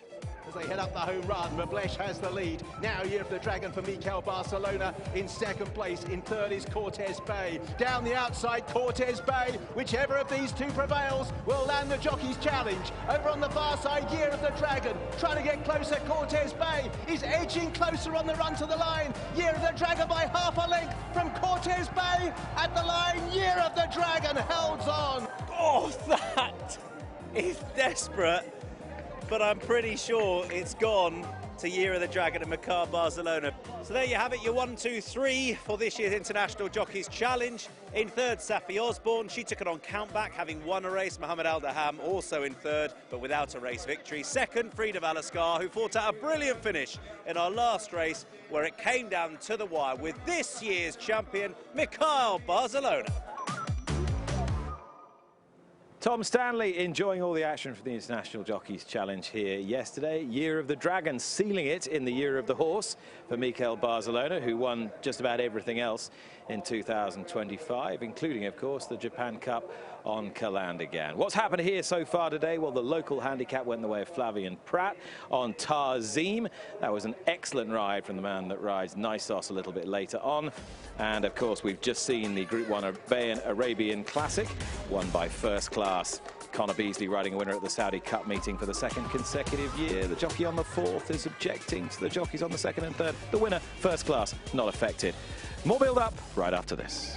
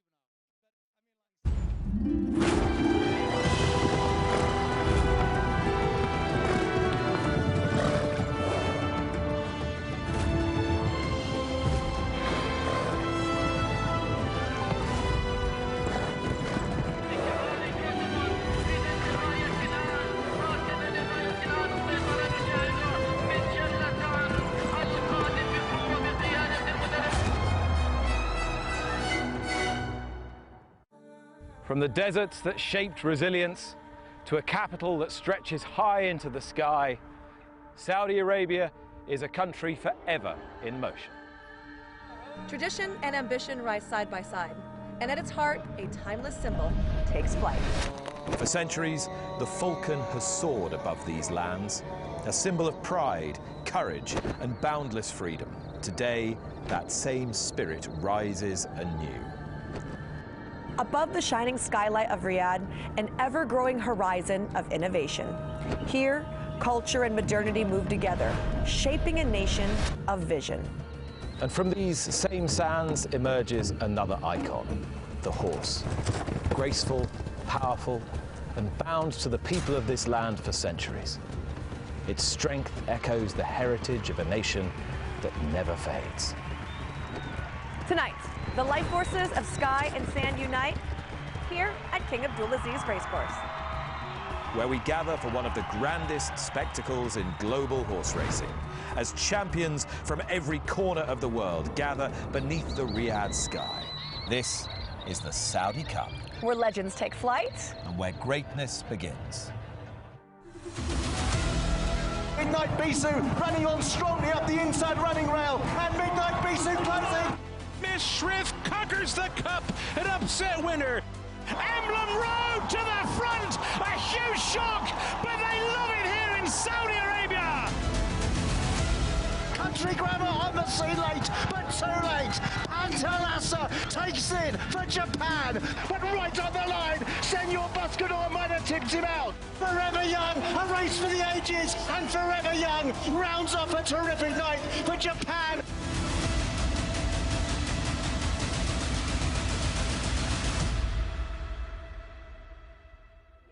And as that falcon flies, we are transporting you 40 kilometers north of the heart of downtown Riyadh to King Abdulaziz Racecourse.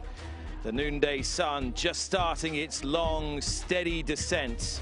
A little breeze just offsetting the hot, hot sun that we've enjoyed for the last 2 hours here at King Abdulaziz as we welcome the world to the richest horse race on the planet, the $20 million Saudi Cup.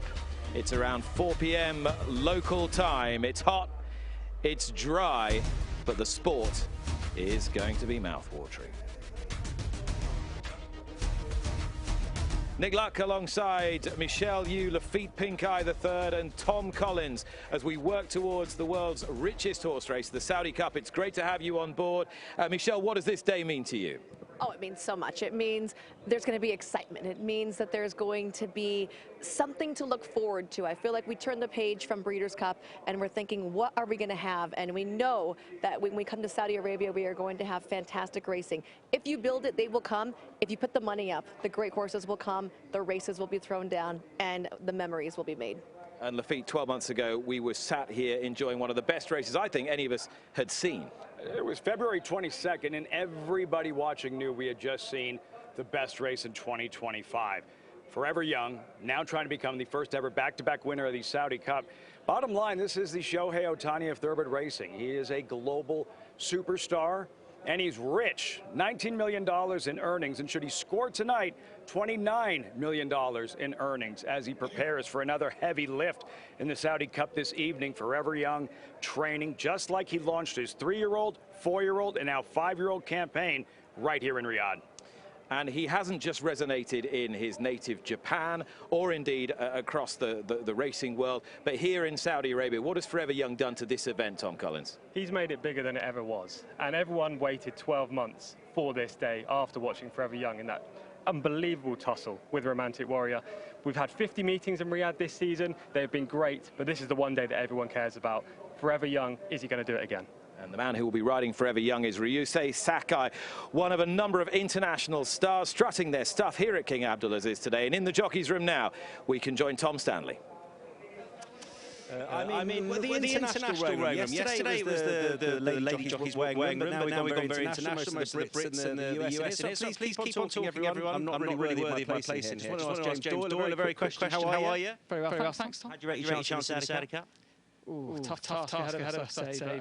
He couldn't be in better shape going into it. Well, last time, didn't he? Happy with that? Yeah, no, he did. It was much better than his first run in Dubai. Yeah, he took a massive step forward, and hopefully he'll need to do the same again to be competitive, but hopefully we can get a few dollars. Good luck. Thanks. Wafnan, of course, surprised these big dirt races before. I'll go to Joel first. How are you? Good to see you back. How are you? Is Rattler going to run? Well, look, he didn't run bad fifth last year. He's going to run better. I hope so, yeah. What did you learn about him and the track last year? Well, I mean, he went over the track, and it was a tough race. He won the next one, and it's a tough race today again. So hopefully, he runs his race like he did before when he won. The thing's always asking, how does this track compare to, say, your dirt tracks at home? How different is it to ride? Do you have to approach it differently? It is a little different, it's a wide open track, and we're used to turning in America, so yeah, it's a little different for the horses. One more man. He's gone quiet now. Very quick. Good chances later on. Tariance. Yeah, Tariance is a good shot off a very lightweight for John Andrew Boulding. And my best ride is probably Carl horse. Champion. Yeah, very strong form from the Irish Champion Stakes when he's third. He likes going left-handed, and hopefully he'll go very well. I didn't say who you were. That's Ashim Murphy. Thanks, Tom. Cheers. Good luck. Thanks, guys. And it is this winning line that some of those jockeys that Tom was speaking to in the weighing room will be hoping to cross in front. It is the line that determines the victor in the world's richest race. And Forever Young hoping to make some history here in Saudi Arabia this evening by becoming the first horse to win back-to-back Saudi Cups. As we heard from the guys on the desk saying, and Michelle a few moments ago, he has an outstanding chance. And he carries the weight of not only his connections' hopes, but the weight of the nation, because the whole of Japan, I'm sure, will be tuned in to see how Forever Young goes in defence of his Saudi Cup crown. The track is looking in terrific condition. Once again, a perfect afternoon here at Saudi. Not just the dirt races to look forward to, also action over my left shoulder on the turf, where understandably, given the sun beating down on the track, the conditions are fast. And we'll see some of the best turf horses in the world a little bit later on. Can Forever Young do it? That is the big question. Many people around the world think he will, and he will round off what is set fair to be a stellar day in the Saudi sun. It certainly is. Ollie, Tom, thank you. This is what we've got coming up for you. The Saudi Cup rounds off our programme a little later. It is just after 4 o'clock local time at the moment. Let's find out what's coming up. Race newly moved to Saturday's card, the 2-Wake Cup, with last year's winner Scotland Yard back for more. Then it's the 3-year-old Saudi Derby over a mile, featuring Obliteration, and we'll be bringing you a feature with his trainer Steve Asmussen. The Riyadh Dirt Sprint features Imagination for Bob Baffert, who we'll be hearing from shortly on both that race as well as his Saudi Cup hopes. The founding of modern Saudi is marked with the 1351 Turf Sprint, and Royal Ascot winner Lazat runs for Wafnan Racing. Last year's Neom Turf Cup hero Shin Emperor is back to defend his title in a race that's been upgraded to Group 1 status. Then it's the top stayers competing over 3,000 metres in the Red Sea Turf Handicap. Last year's runner-up Epic Poet aims to go one better. And of course, stay with us until the grand finale, the Saudi Cup, with Forever Young carrying the hopes of Japan and hoping to become the first dual winner of the richest race in the world. That is what we've got to look forward to, and it all builds towards the Saudi Cup. We were saying what a great race it was 12 months ago. Does Forever Young have an easier task this time, Michelle? Ooh, an easier task. There's always the pressure of being the best, right? When you're kind of looking for being the best, even if the target's on you, you don't have to, if you fail, it's okay, right? When you're going against Romantic Warrior, if you had gotten beat, it would have been okay. Now he comes in Japan's Horse of the Year. He's coming in as the older Horse of the Year from the United States. He's coming in with the Breeders' Cup Classic when he's already won this race. I don't know if it's easier from a pressure standpoint. What else are we looking forward to this afternoon, Lafitte? Because the supporting guard is a fantastic one. It's a historic night. You have to keep in mind that the first grass race ever contested in Saudi Arabia took place back in 2020. And tonight, more history here in Riyadh. The first ever Group 1 turf race to take place at King Abdulaziz with the $3 million now Group 1 Neom Turf Cup. Yeah, and it's got a pretty representative field as well, the Neom Turf Cup, Tom. But, you know, a few horses who are bidding to get their reputations back on the line. Yeah, Shin Emperor is one of them, I suppose. You know, this whole card, there are a few horses that are trying to put themselves back into that Group 1 category. We've seen them strut their stuff here before, but their interim performances haven't been up to the same level. The Saudi Derby has plenty of horses that are trying to go up to that top level and prove that they're capable. We have Forever Young, who is the proven quantity on the card, but loads of other horses that want to take that step forward and become the next Forever Young, potentially. Yeah, so much to enjoy. The Saudi Cup itself, the great turf races, as Lafitte was talking about, of course. The Saudi Derby, Saudi Derby, call you what you will. It'll be a key point on the road toward the Kentucky Derby itself. And, of course, we've got our race coming up very shortly as well, which is the Tuwaiq Cup, which is $1 million in its run over 1,800 meters. And let's say good afternoon to our caller here today, Richard Oils.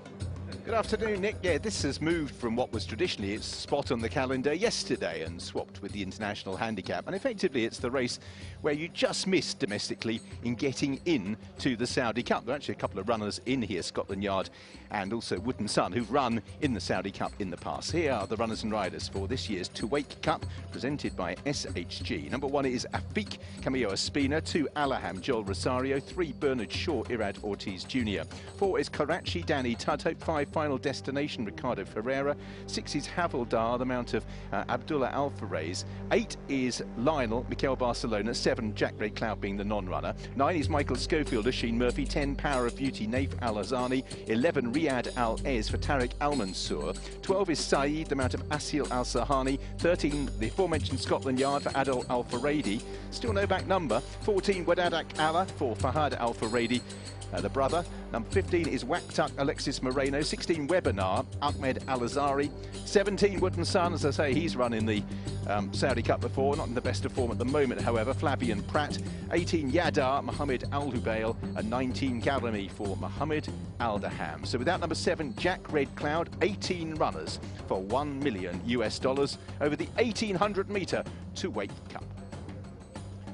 Right, we're off, we're running. The quality is about to go up a notch or two here at King Abdulaziz, and you'll miss nothing. It's great to have the world aboard as the racing world converges on Riyadh.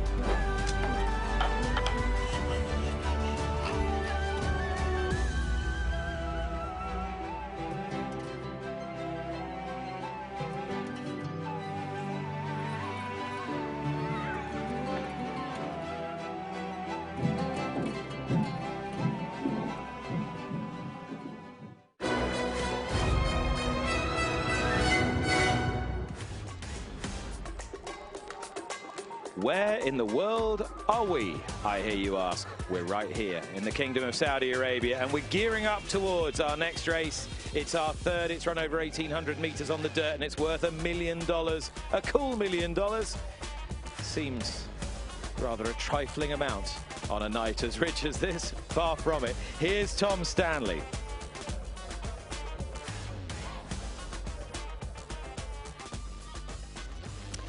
Well, Hesham Abdul-Wahed has 2 runners here, including Wak Tuk, who I think would start with as having a very good chance, Hesham. Yeah, inshallah, we have a good chance and we have good hopes. He's very, very sound, and inshallah we will win the race. I mean, we were just talking then, you know, on his Star of Wonder form, who's now a scratching from the Saudi Cup, but did at one stage you have ambitions of him running in there? I wish, but we can. That's all. Yeah. You have to go up a little bit more rating. Exactly, but I run very well before, and the rating guy, he don't give me a rate, so it's okay. Inshallah, now we win, and we have fun, inshallah. How would you like the race to unfold for him? Where would you like to see him in the middle of the race? 4th, 5th, like this, because there is speed horses, so keep him behind him, and then from 600, just say go. Yeah. And what about Akfik? Akfik is good, in good form, but the distance maybe a little bit, we have the distance problem, but inshallah he will do good. I have good hopes. Hesham, we wish you all the best. Thank you for your time. Thank you so much. Thank you. Good luck to Hesham Abdul-Wahed. He seems particularly confident about the chances of Wak Tuk here as the runners assemble behind the starting gate. Tom Collins, who's on the top of your shortlist? Well, we should mention Wak Tuk, I suppose. He's a consistent sort with good tactical speed. He was runner-up to Scotland Yard, who reopposes today, in this race 12 months ago. And crucially, he was 3rd in the Custodian of the Two Holy Mosques, which is the local trial for the Saudi Cup. Now, his rating of 104, as Hesham said, doesn't put him into the Saudi Cup itself. But the 2/8 Cup is basically the consolation race for local trained horses. And look, Hesham will be happy if they win this, I'm sure. I got to say, too, he's also sired by Not This Time, who is the leading sider in America right now. Pretty much every single stakes race is won by an offspring of Not This Time. He is fast overcoming or coming close to into mischief status. At one point last year, he was the sire of the best long-distance dirt horse in training and the sire of the best turf sprinter in training. He can get him to go any which way, and there is Wak Tuk, number 15, comes from gate 6. If you have just joined us today, as I know many of you have, we should make a point about the draw, the post position, the starting gate. Call it what you will. It doesn't seem to matter if you're parked a little wide, Michelle.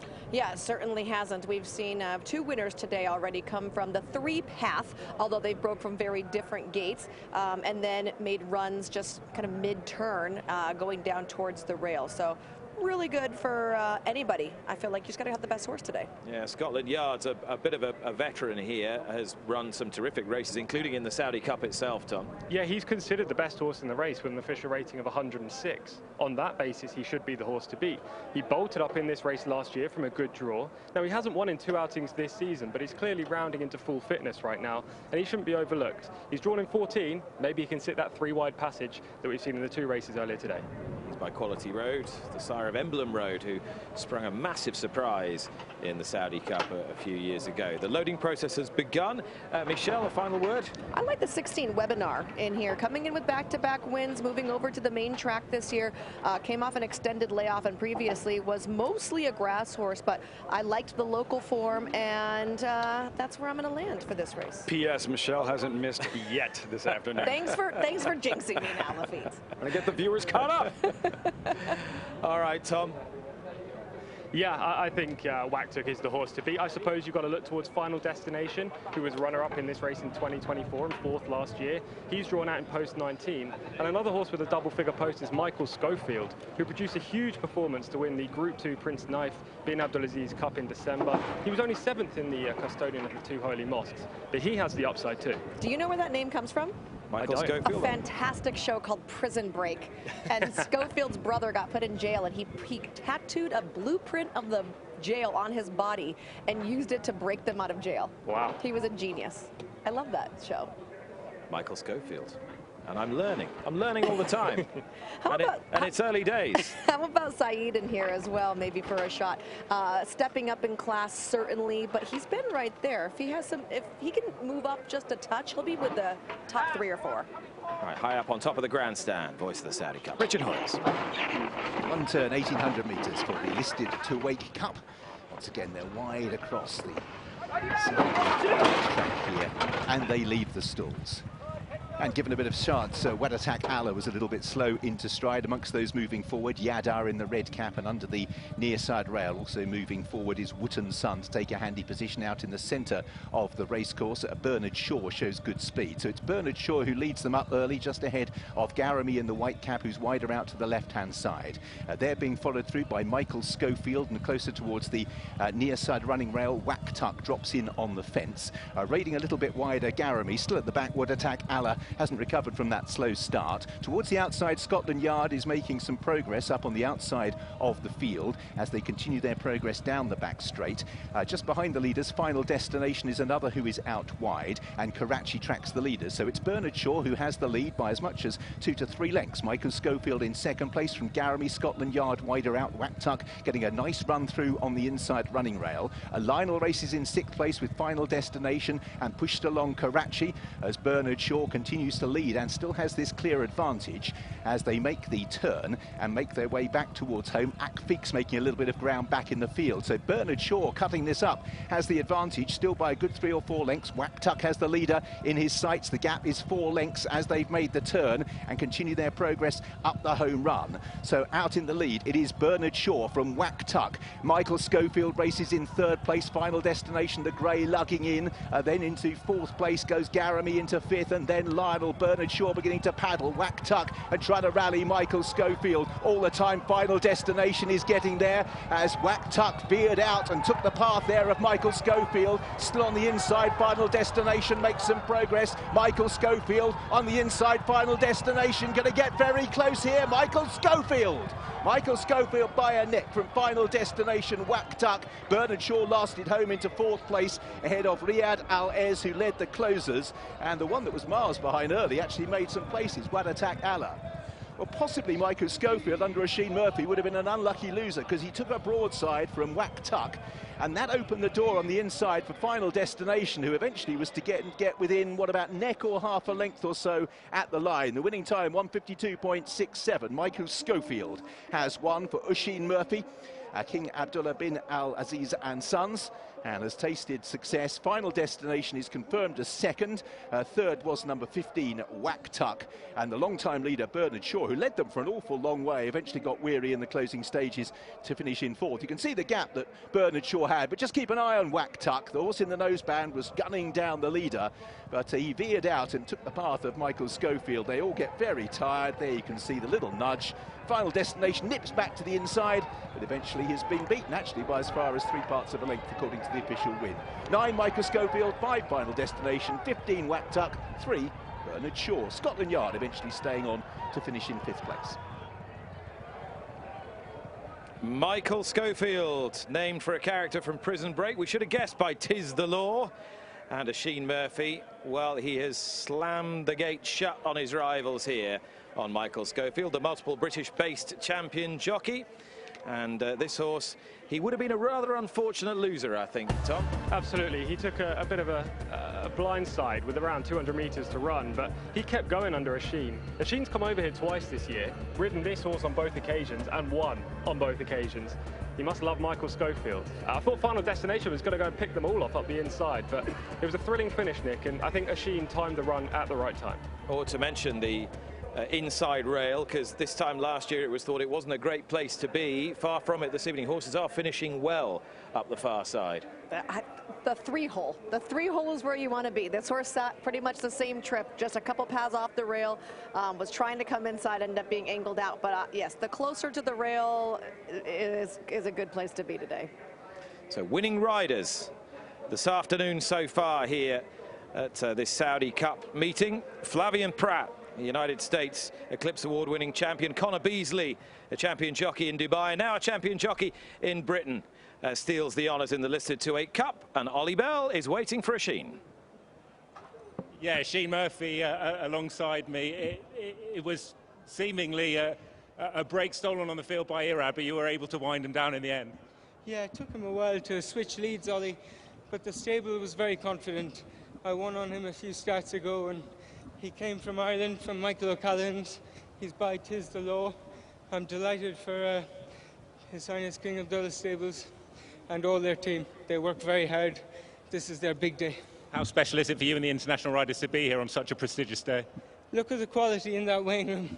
You know, to my left you have Irad Ortiz, to my right you've got Ryan Moore and James Doyle. Quality riders. And you'll be hoping to beat a lot of those riders you name in the Saudi Cup later. Japan have a number of hopes. You ride Sunrise Zapango. How do you assess it? Yeah, Forever Young is a world-class horse. I'm delighted for Saudi Arabia. He's back here again, and I think he's going to take a lot of beating. I respect Nisos, and if you couldn't ride Forever Young, you'd be picking Nisos. Well done today, Sheen. Good luck later. Thanks, Holly. And the racing manager, Talal bin Shrem, is with me from the stable as the horse comes behind us. Michael Schofield, huge congratulations. Take me through your emotions. Thank you. Alhamdulillah, thanks God. Our color he won today. I love this horse, and he was favorite. And I was prayed from Waktik other horses, but Alhamdulillah, he make it today. And I hope we'll continue same level, inshallah, all the day, inshallah. What do you love about this horse? He fighter horse, and he ran 3 or 4 times here. He won 2 races and finished 3rd in the King Cup, and still young. Now it's 4 years. I hope inshallah improve next season, inshallah. And you've obviously reached out to Hashim before to get him to ride this horse. Yes, he's my one of the best jockey what I like. Yeah.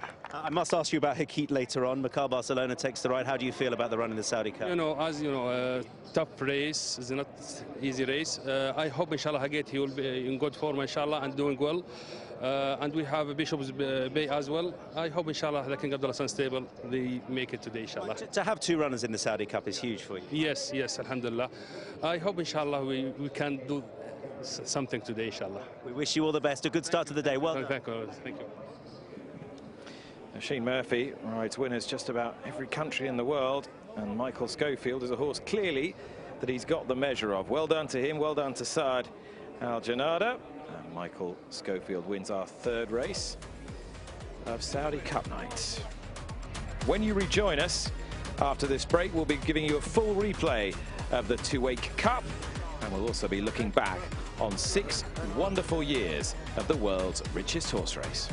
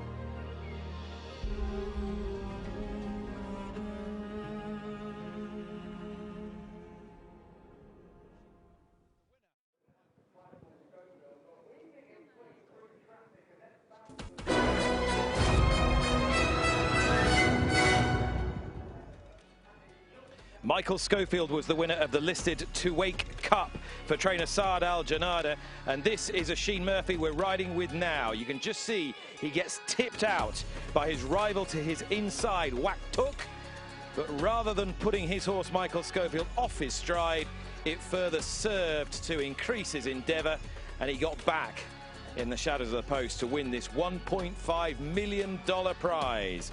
Murphy joining Flavien Prat and Connor Beasley amongst the jockeys to have won huge prizes thus far on Saudi Cup night.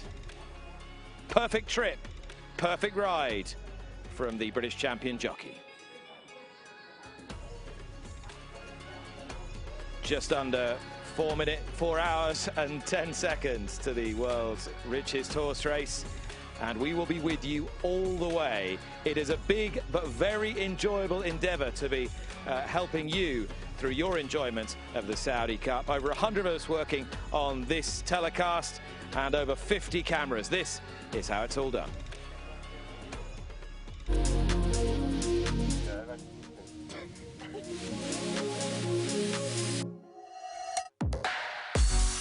Raise a glass to Forever Young. Suits you. You have to wear it. I mean, it doesn't. Not yet, buddy.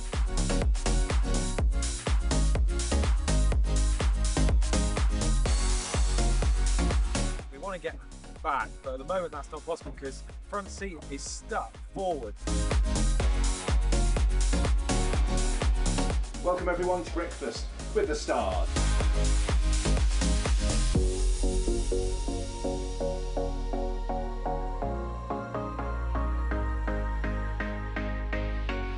And I think we're ready to commence the draw, Michelle.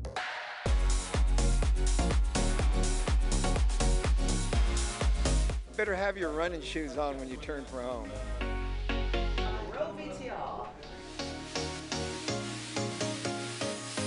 Kampai. Kampai. And if ever you were in any doubt who's in charge of this show, the person that you saw putting the hat on in the production gallery, that's our director and executive producer, Denise Large. We know, right? We know where we stand. Yes, we all know. Wherever Denise tells us to stand. Exactly. We're in the serious business of having fun this week, though, Lafitte, right? It's a great week, and all the lead up to the world's richest horse race, and this incredible team that makes it all possible, and from the draw to the breakfast with the stars, and this afternoon of thoroughbred racing, and the lead up to the Saudi Cup, one of the best weeks in thoroughbred racing around the world. All right, I don't need it sold to me, but you just sold it to me. It has been a terrific race down the years, the Saudi Cup. Last year it was won by Forever Young. No doubt this was the best edition of it as he gunned down Romantic Warrior just close to the wire. There is his charismatic trainer, Yoshito Yahagi, a man who bestrides the global racing firmament like the colossus, the hatted colossus that he is. We wanted a little reminiscence of last year and also an appreciation of Forever Young and horse racing's place in Japanese culture generally and immersing themselves in it. Ollie Bell and Tom Stanley.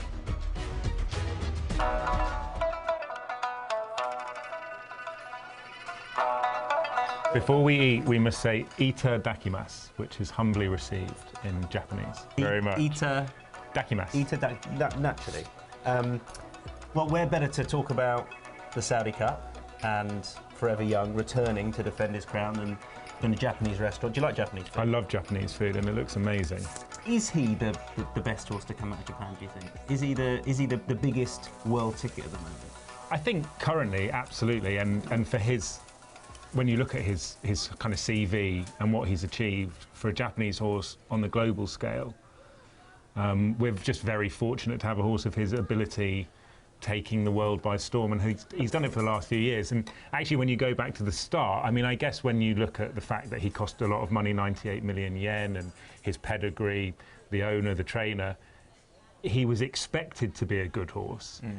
But he's turned out to be a truly exceptional racehorse. That return, so what, just over $500,000 into over $20 million.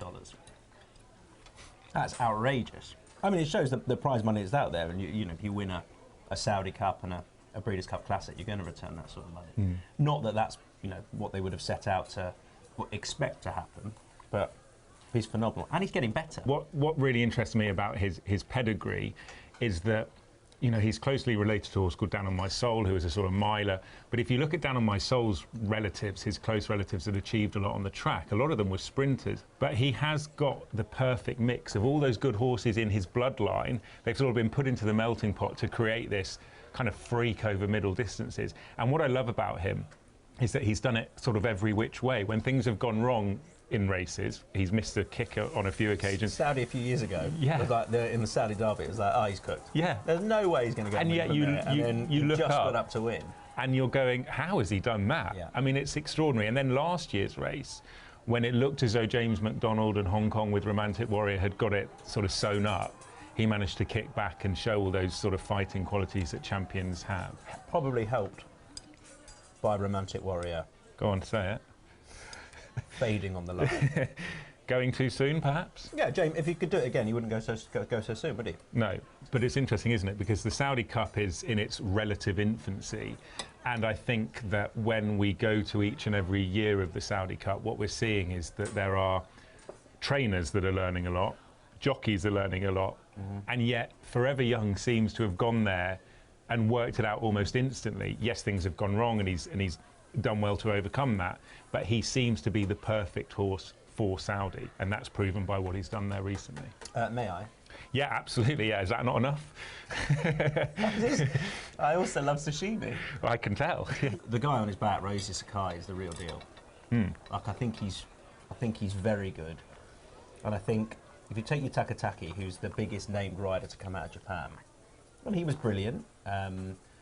But he never got the global appreciation as a superstar rider. Well, superstar in the fame sense because of how he was perceived by Japan and Japanese racing. He is ice cool, and yet with all these people that are willing him on back home, and it would be in the millions tuning into this race and following this horse who is just, you know, the biggest star there is. For him to handle it with such aplomb, when things go wrong, he doesn't panic. I think he's an extraordinary athlete. Because you're riding. And I don't think this really translates in Britain or necessarily in the States either, but you're not just riding for the owners and the trainer, you're riding for a nation if you're him. Like, Forever Young in this race in the Saudi Cup is riding for Japan.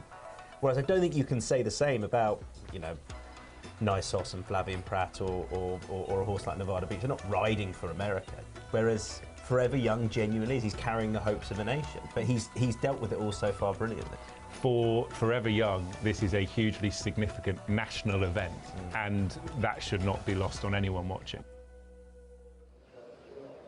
And what you learnt from that, apart from the fact that Ollie Bell can't use a pair of chopsticks, is that if Forever Young wins this evening, Japan will clearly be the most successful nation in the Saudi Cup, which is pretty remarkable given the fact that they are predominantly a turf-based racing nation. Forever Young has completely changed the landscape for a trainer who has done everything that has been put before him. Forever Young winning last year and defeating Romantic Warrior. Romantic Warrior currently stands as the world's richest racehorse, but Forever Young is on the cusp of overtaking him, Michelle. He's third right now, actually. Golden 60 right in between. I like to look at it in pounds, too, because the pounds make it look very expensive. Or yen. In yen, it's very fun. Is that just because you prefer Great Britain generally? I do. Yeah, I do. So. Lafitte, Yoshito Yahagi. He's a man who'll try and kid you to thinking that he doesn't speak much English, but anyone who heard his Eclipse Award-winning speech the other day knows that's not true. He can certainly train a racehorse or two. Sly operative Yoshito Yahagi, and some of his best work that he's done here in the first 6 years of the Saudi Cup. Look at the damage he's done to date. The 2 wins in the Saudi Cup with Forever Young, Panthalassa, wire to wire. Each of the grass races he's won once, and of course Forever Young in the Derby. The only race he's yet to capture in the first few years, the Riyadh Dirt Sprint. And he has a really good shot a little bit later on this evening with American Stage in the Riyadh Dirt Sprint. So let's take a look at Yoshito Yahagi's runners tonight, all building up to Forever Young. Shin Emperor is back, though he's not been in particularly good form, Tom. No, he hasn't, but we know with Yoshito Yahagi that he can get horses back at their best for their primed target, and this is the target for Shin Emperor. Obviously, Forever Young is his standout performer this evening. but it's normally the horse's name that scares opposition when the entries come around. I think Yoshito Yahagi is becoming that name that scares the opposition away. They see Yoshito's name and they go, I don't want to run a horse here. And which was the race where Forever Young first gave notice that he could be a global superstar despite his inexperience? Well, it was the race coming up right now. You say Derby, we say Derby. Call it what you like. It's a race that might well presage victory in some of the world's most important. And Forever Young went on, of course, to finish an excellent and unlucky third in the Kentucky Derby itself. It'll garner you points for that. It's worth $1.5 million. It's run over 1,600 or a mile to you and me. Here's Richard. So here are the runners and riders for this Saudi Derby, a Group 3 contest presented by Zood Realty. And as Nick had mentioned, there's lots of horses that have come out of this and run well. Mishrif, of course, being another one. And we've got Mahali, who runs later on in the Saudi Cup, who ran one in this race 12 months ago. So number 1 is Acknowledge Me Please, Flavian Pratt. 2, Al Haram, Ricardo Ferreira. And 3, Best Green, Rayusi Sakai. 4, Cielo de Roma for Mikel Barcelona. And 5, Ki Agito for Jao Morera. Number 6, My World, Irad Ortiz. And 7, Obliteration, Joel Rosario. 8, Satono Voyage, Keita Tasaki. And 9, Sheem, James Doyle. 10, Tuajeri for Mohammed Al-Daham. And number 11 is Union Security, looking for a big double for Connor Beasley, who rode the winner 12 months ago. Number 12 is Very Connected, Adal Alpha Rady. 13, Wonder Dean, looking for a second run on the afternoon for Oisin Murphy as well. And 14 is the sole filly in the Derby. It's Tokai Mashari for Katsuma Samashima. So a full complement of 14 over 1,600 metres for the Saudi Derby. An Obliteration here, one of a number of fascinating contenders from the United States, trained by Steve Asmussen, who was awarded the first Saudi Cup here with Midnight Bisou. He's part of a real racing dynasty, irrespective of the fact that he's the most successful numerical trainer in American racing history. And we've been to New Orleans to find out a little bit more. Feel that I've been the perfect storm in the fact that both of my parents are excellent horsemen. Grew up with my mom being a trainer and my father being a jockey. I have one older brother, Cash, who 3.5 years my senior, outstanding horseman himself. I definitely don't think that I would be in the position that I'm in if I was the older brother. For us to grow up in South Texas, non-parimutuel racing, to go to France where he didn't speak the language, I don't remember being more impressed by a situation of when he won the Golden Whip for the first time and traveling to France and watch your older brother, give an acceptance speech on that stage in French. When you have an older brother like that, what isn't possible? An American jockey wasn't exactly accepted in France when he first went over there. And when you went there, and me being a fan of the sport, you read up, the great European riders of that day were, Yves Saint Martin, Lester Piggott and stuff. And Cash went to Europe, and now I notice no European riders look like Lester Piggott or Yves Saint Martin. I mean, he literally changed the style of how a continent rides, in my opinion, and that, if that's not inspirational, what would be? I remember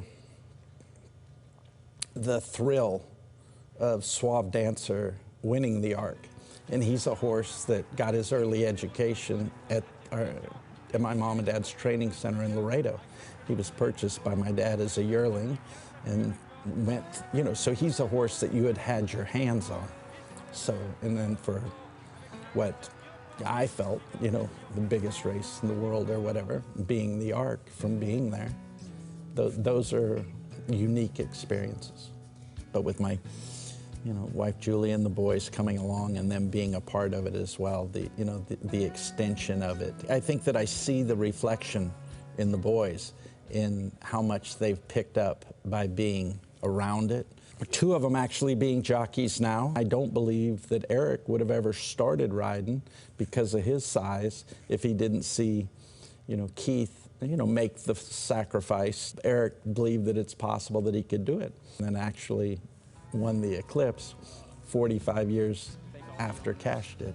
Extremely proud in the fact that for that moment, it was unbelievably emotional for me. I mean, I get emotional because you're there, but my parents being able to be there. And for them to be recognized for creating it all. It's overwhelming.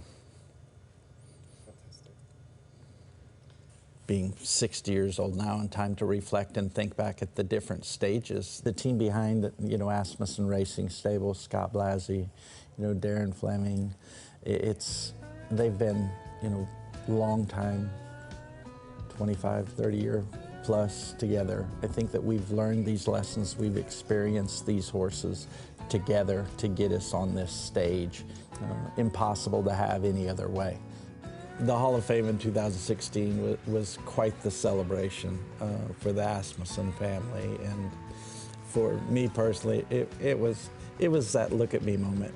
Every time I hear it, it's a chuckle, you know, because it's not why anybody who has success does it or whatever and stuff like that, but it's like it's definitely a benchmark and a plateau. If not, proves you're old, if nothing else. You're a survivor if you get to that point.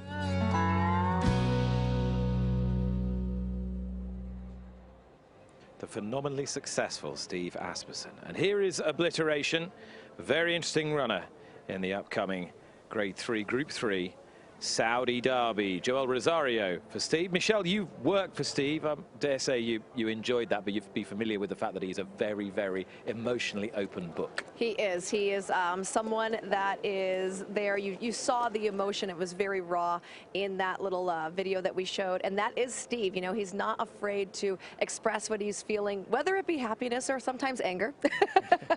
If you'll know from working with him, he's not afraid to shout at you if you're doing something wrong, but he's the first one to praise you when you do everything right. And he's just an incredible organizer and a mastermind. You think you travel a lot? Steve has satellite stables at 9 different tracks, and he visits all of them every week. Unless you think he doesn't know the identity and running style and training regimen of every single horse, just try him on that. You talk about people who've left an impact. Lafitte on US horse racing, global horse racing. The sudden death of John Sheriffs this week at the age of 80, the man who handled the brilliant Zenyatta and Derby winner Giacomo, has really reverberated around the racing world, and he's a man that you and Michelle both knew very well.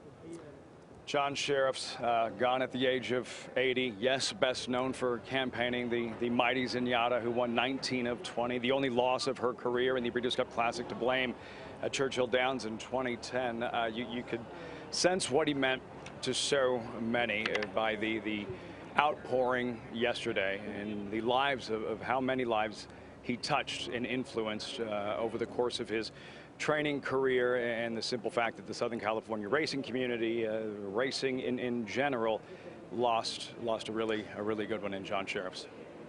Michelle, I'm sure you echo everything Lafitte has to say. He just struck me as a very cool guy in the best sense of the word. He was. I love, Phil D'Amato actually said he was the gentleman trainer, and he was so funny. He was quiet and unassuming, but the key to John was just his passion for horses. He never was a regiment trainer. He was a let me meet my horse and see what this horse needs. He was not afraid to dabble in a little bit of Reiki or maybe play a special music for a horse that needed it. If a horse was a little nervous about something, I've seen him build statues almost out of hay bales because a horse was afraid of a shadow one day. He grew dandelions at his barn to like feed to his horses because he really liked the way that grass tasted. He was just really an incredible human being who always had a minute to say good morning and hello, and I miss him tremendously already. He was at the Pennsylvania Derby last September. He saddled Baeza to a victory. After the race, he's talking about how he ran up the Rocky Steps in Philadelphia, and this came as such a shock, and one that's going to take a while to process. To a man and woman, his fellow trainers have paid tribute not only to his brilliance as a trainer, but his excellence as a human being. Sentiments, I'm sure, that will be echoed by Tom Stanley's next guest. To me. Brad Cox, our Red Ortiz, just having a chat before this. Sorry to interrupt you, Brad, if that's okay. Just touch on my world here. How do you assess his chances coming into this? Well, he's performed well up in New York in his last 2 runs going the one-turn mile. So, here we are again. We're hoping, he can get a good trip. He's been here. He had to work over the track. Seems like he's handled the track well leading up to this. So, hopefully a little race and luck. We'll see how it goes. We're all dealing with young horses here. Where is he mentally coming into this? He's improved every start. He's somewhat like the father, essential quality, getting better. The more he's doing it, the better he's getting. So, excited about being here, and hopefully he can get a good trip. And you've been a strong supporter of the Saudi Cup in the past. Bishop's Bay, what's your assessment of his chances lately? Once again, coming out of New York, been performing well around one turn. Obviously, 1 1/8 today, 9 furlongs. It's going to come down to getting a good trip and staying on at the end. And has this track taken a bit of learning in your time coming out here? Yeah, it's demanding. A couple years ago with Saudi Crown, we thought we were there, and he ended up 3rd. It was a good run, and obviously Nick's go, I believe, was 4th. So I think it's worth making a couple trips over here, having an experienced staff and everything. Thanks for your time, Brad. Good luck. Thank you. Brad Cox, whose raids to the Middle East have been very fruitful ones. This is the Saudi Derby's launch pad to stardom, Lafitte Pinkai. Yeah, we make the mistake of looking at this race strictly through a Kentucky Derby lens, but the fact is the horses that run in this race often wind up thriving in other disciplines. You look at Forever Young, yes, he nearly won the Kentucky Derby, but Bookham Dano right now, the reigning champion American sprinter. Ben Tornado took down the Breeders' Cup Sprint last fall. Rebels Romance, long distance turf runner, 2-time Breeders' Cup turf winner, and Mishriff, debut on dirt as a 3-year-old, came back the following season to win the Saudi Cup. So again, let's not look at this race and the results and simply associate it with a Derby. And who is that? That is Kihai Agito. Tokai Mashiri, number 14, 14. Katsuma Samashima. How long can he stay on? Well, surely will that's the filly. Lose a battle with gravity. How did we miss that right behind us? Oof, she almost stepped on his ankle. By the way, she is nominated to the Triple Crown, one of 11 fillies that were Triple Crown nominated, as this is a Kentucky Derby points race. Her trainer nominated 14 horses overall to the Triple Crown. That was a little earlier on, and no harm done. Katsuma Samashima is back on the filly by Dreyfong. Tokai Mashiri, who won last time.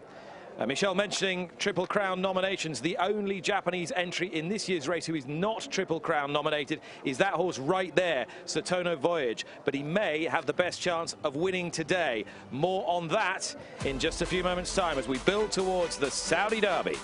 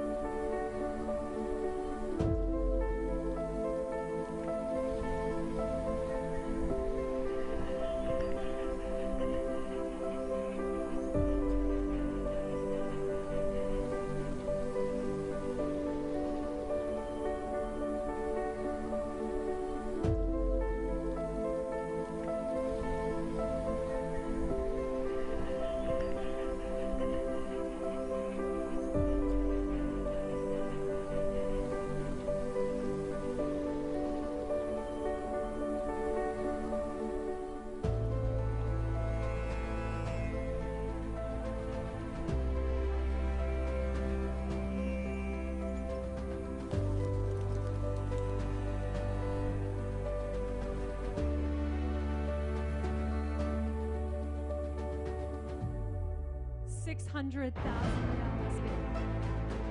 $650 is bid, ladies and gentlemen.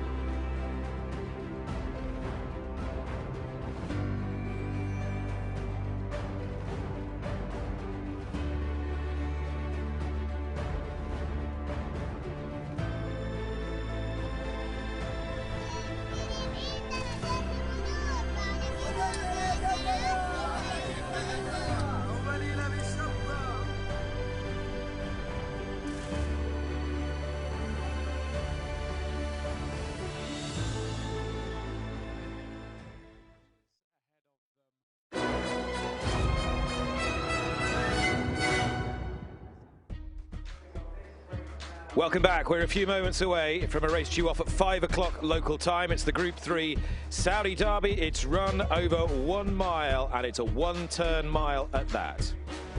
Supervising all he surveys, the chairman of the Jockey Club of Saudi Arabia, Prince Bandar. This was his brainchild. How delighted he must be at what it's become today. What do we know about the American challenge here? Acknowledge Me Please is one such challenger. And for more, here's Ollie Bell. Well, I think it's key what you say there, Nick, regarding this horse's chance. Acknowledge Me Please, the one-turn mile. Alongside me, Leandro Mora, Doug O'Neill's assistant trainer. This horse always has shown that he's got plenty of ability, but it needs to click. How much do you think coming out here will allow the pieces of the jigsaw to be put in place? Well, like the way he ran last time, I'm very confident that he can handle it. Also, we little bit of work right before he left Santa Anita. And that was a scary work. That was more motivated to come over here. So I'm hoping if he's got those skills, I got the feelings that he probably do it better here. I'm hoping to win though. Do you think this horse could be the real deal?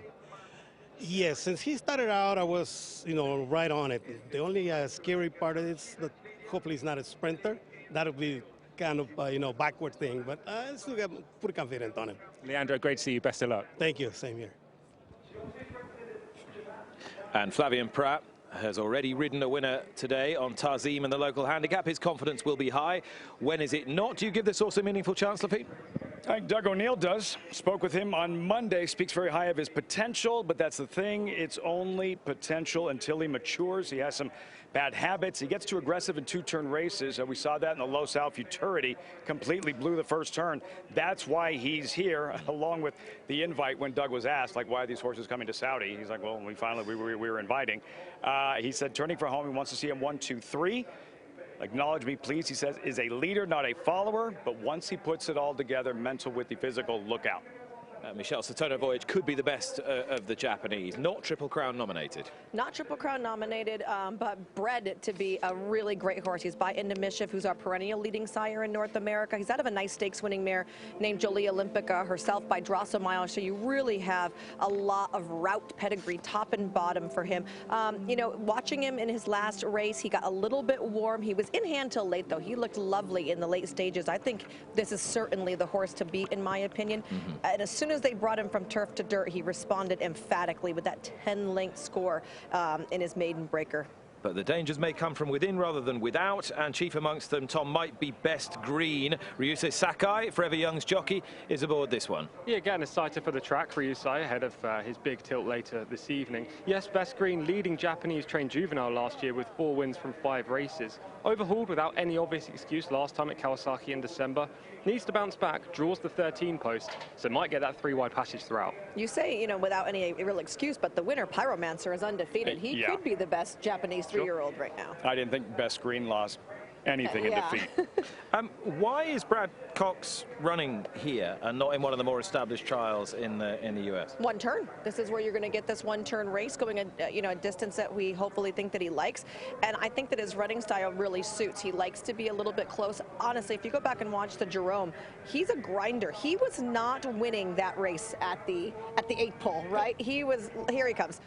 He was middle here. He does not look like he's going to be able to get by Balboa there. And at the end, he's a little bit green. He needs this extra encouragement from his rider. He's going to get a super strong finisher here at Irad Ortiz. And look, as soon as he goes by, he's like, okay, I'm figuring it out. This is a horse that's mentally is still on the improve, but he gallops out great. Like he's gonna get this trip here. Brad Cox has talked about that he is doing everything on raw ability. Still incredibly immature. Part of the reason he's here, the race spacing. He also mentioned, just because we're in the Mideast, don't think we're not still looking at the Kentucky Derby.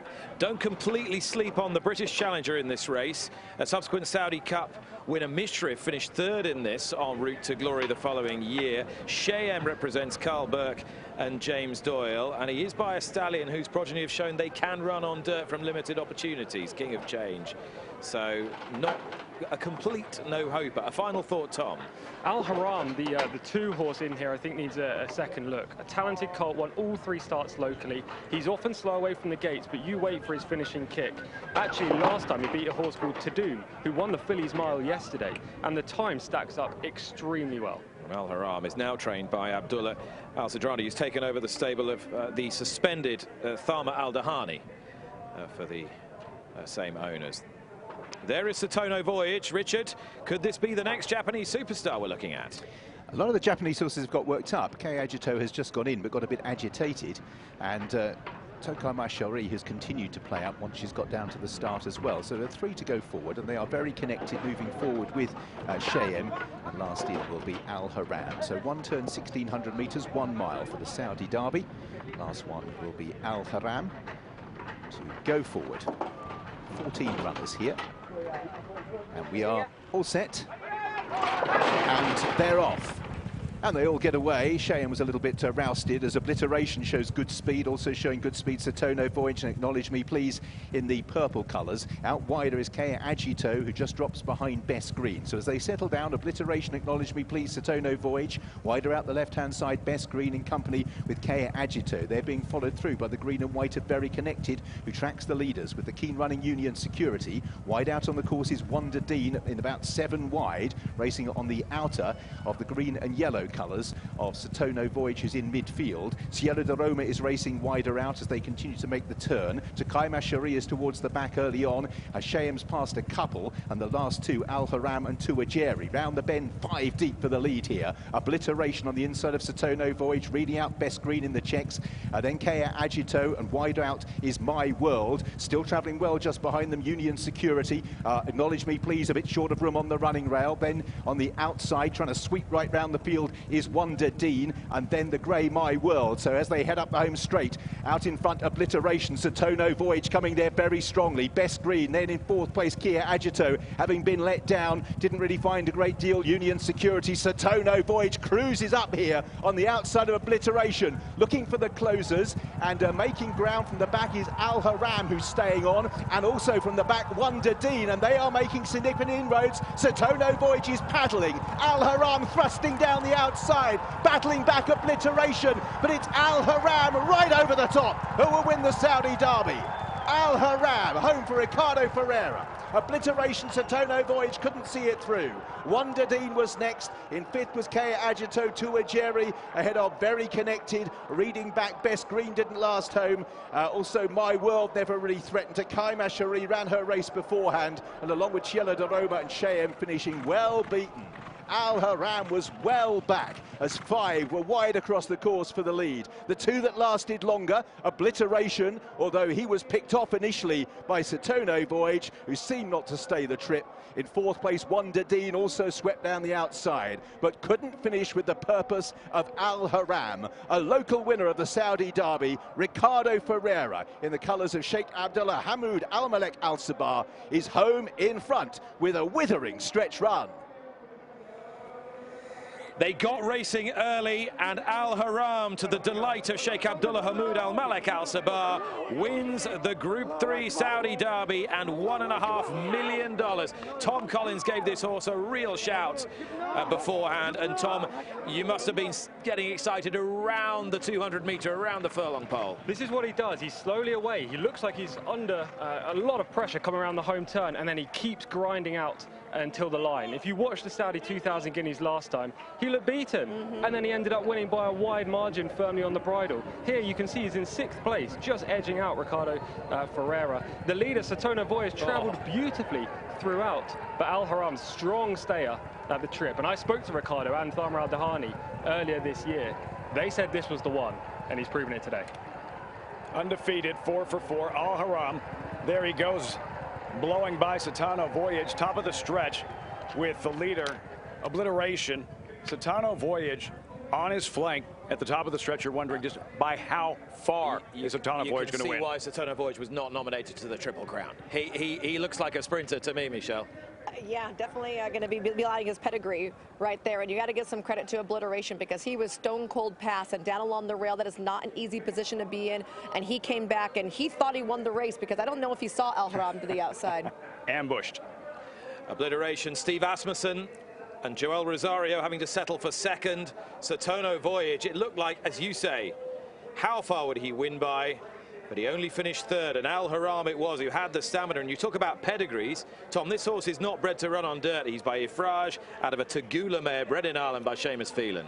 Yeah, it's incredible. You know, Thamar Al-Dahani and Abdullah Al-Sajrani, whose name is by the horse right now, they do a great job with all horses, and Al Haram is going to be a stable star for the future. All European jockeys so far, not now. Ricardo Ferreira is alongside Ollie Bell. And a breathtaking performance from this horse. Ricardo, just explain how it all unfolded for you. That was very special. Yes, very special, because I think this horse is the best one I ride in my life. Congrats everyone, stable, he did a good job. This horse improved race by race. You want a little bit more distance. I think it's better with 2,000 meters. But this is the goal for this weekend, win this race. He's always a closer. Were you confident you were going to pick them up late on? Yes, I ride same level all the races, you know. He not jump well, but he comes step by step. A local winner on a huge day. Well done, Ricardo. Thank you. Inspired from our own Tom Collins to pick this horse, Al Haram. What now for him, Tom? Do they take him to Kentucky? It'll be interesting to see. I would love to see him in Kentucky. That would be a brilliant story. I think the Saudi Cup long term will be the plan. That's the one that Connections would want to win. But look, this horse is unbeaten. The sky's the limit. We haven't reached his full potential yet. And I know this is crazy to say after Al Haram has just won the Saudi Derby and Ricardo has just said this is the best horse he's sat on. They have another one as well called Thayaf, who wasn't here today and is also worth following. These Connections have some talent in the ranks right now. Is this the ultimate we've got a better one at home, by the way? I think it is. What was that name again? Thayaf. Keep an eye out. Second local win, by the way, in the Saudi Derby. Commissioner King a few years back, and now Al Haram, you mentioned the pedigree, cut out to be a turf type, winning the Saudi Derby on dirt, but that's what we see year in and year out here in King Abdulaziz. Keep in mind, 2 of the first 6 Saudi Cup winners had next to no dirt experience. Pantalasa 1 start on dirt. Mishrif 1 start on dirt. Even last year, Romantic Warrior nearly winning the Saudi Cup in his dirt debut. Ricardo Ferreira has made a big splash since moving here to the Kingdom of Saudi Arabia, and now he has won one of the most important races. And the world, well, if the world is not Al Haram's oyster, certainly races here absolutely are. What happened to my world? Unsighted. We'll tell you what, and we'll try and pick this race apart when you rejoin us in a few moments. But a shock as the Saudi Derby stays right at home.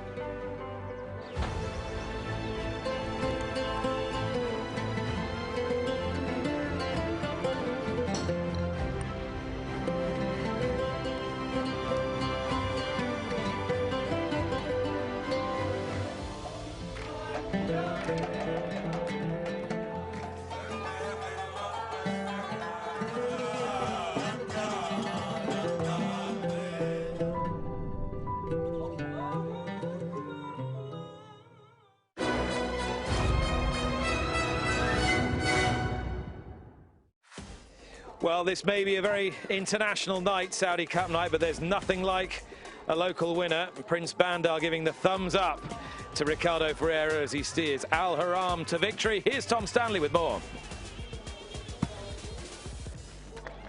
Well, Sheikh Abdullah's son, Sheikh Faisal, is with me. This is a very popular winner. How do you feel? He's a champion. He's an amazing horse. From the beginning of his race here in Saudi Arabia, he's been fascinating us. The first run, he was very brilliant, and now today he showed his class today in the Saudi Derby. And hopefully next up, the Emirates Derby, hopefully.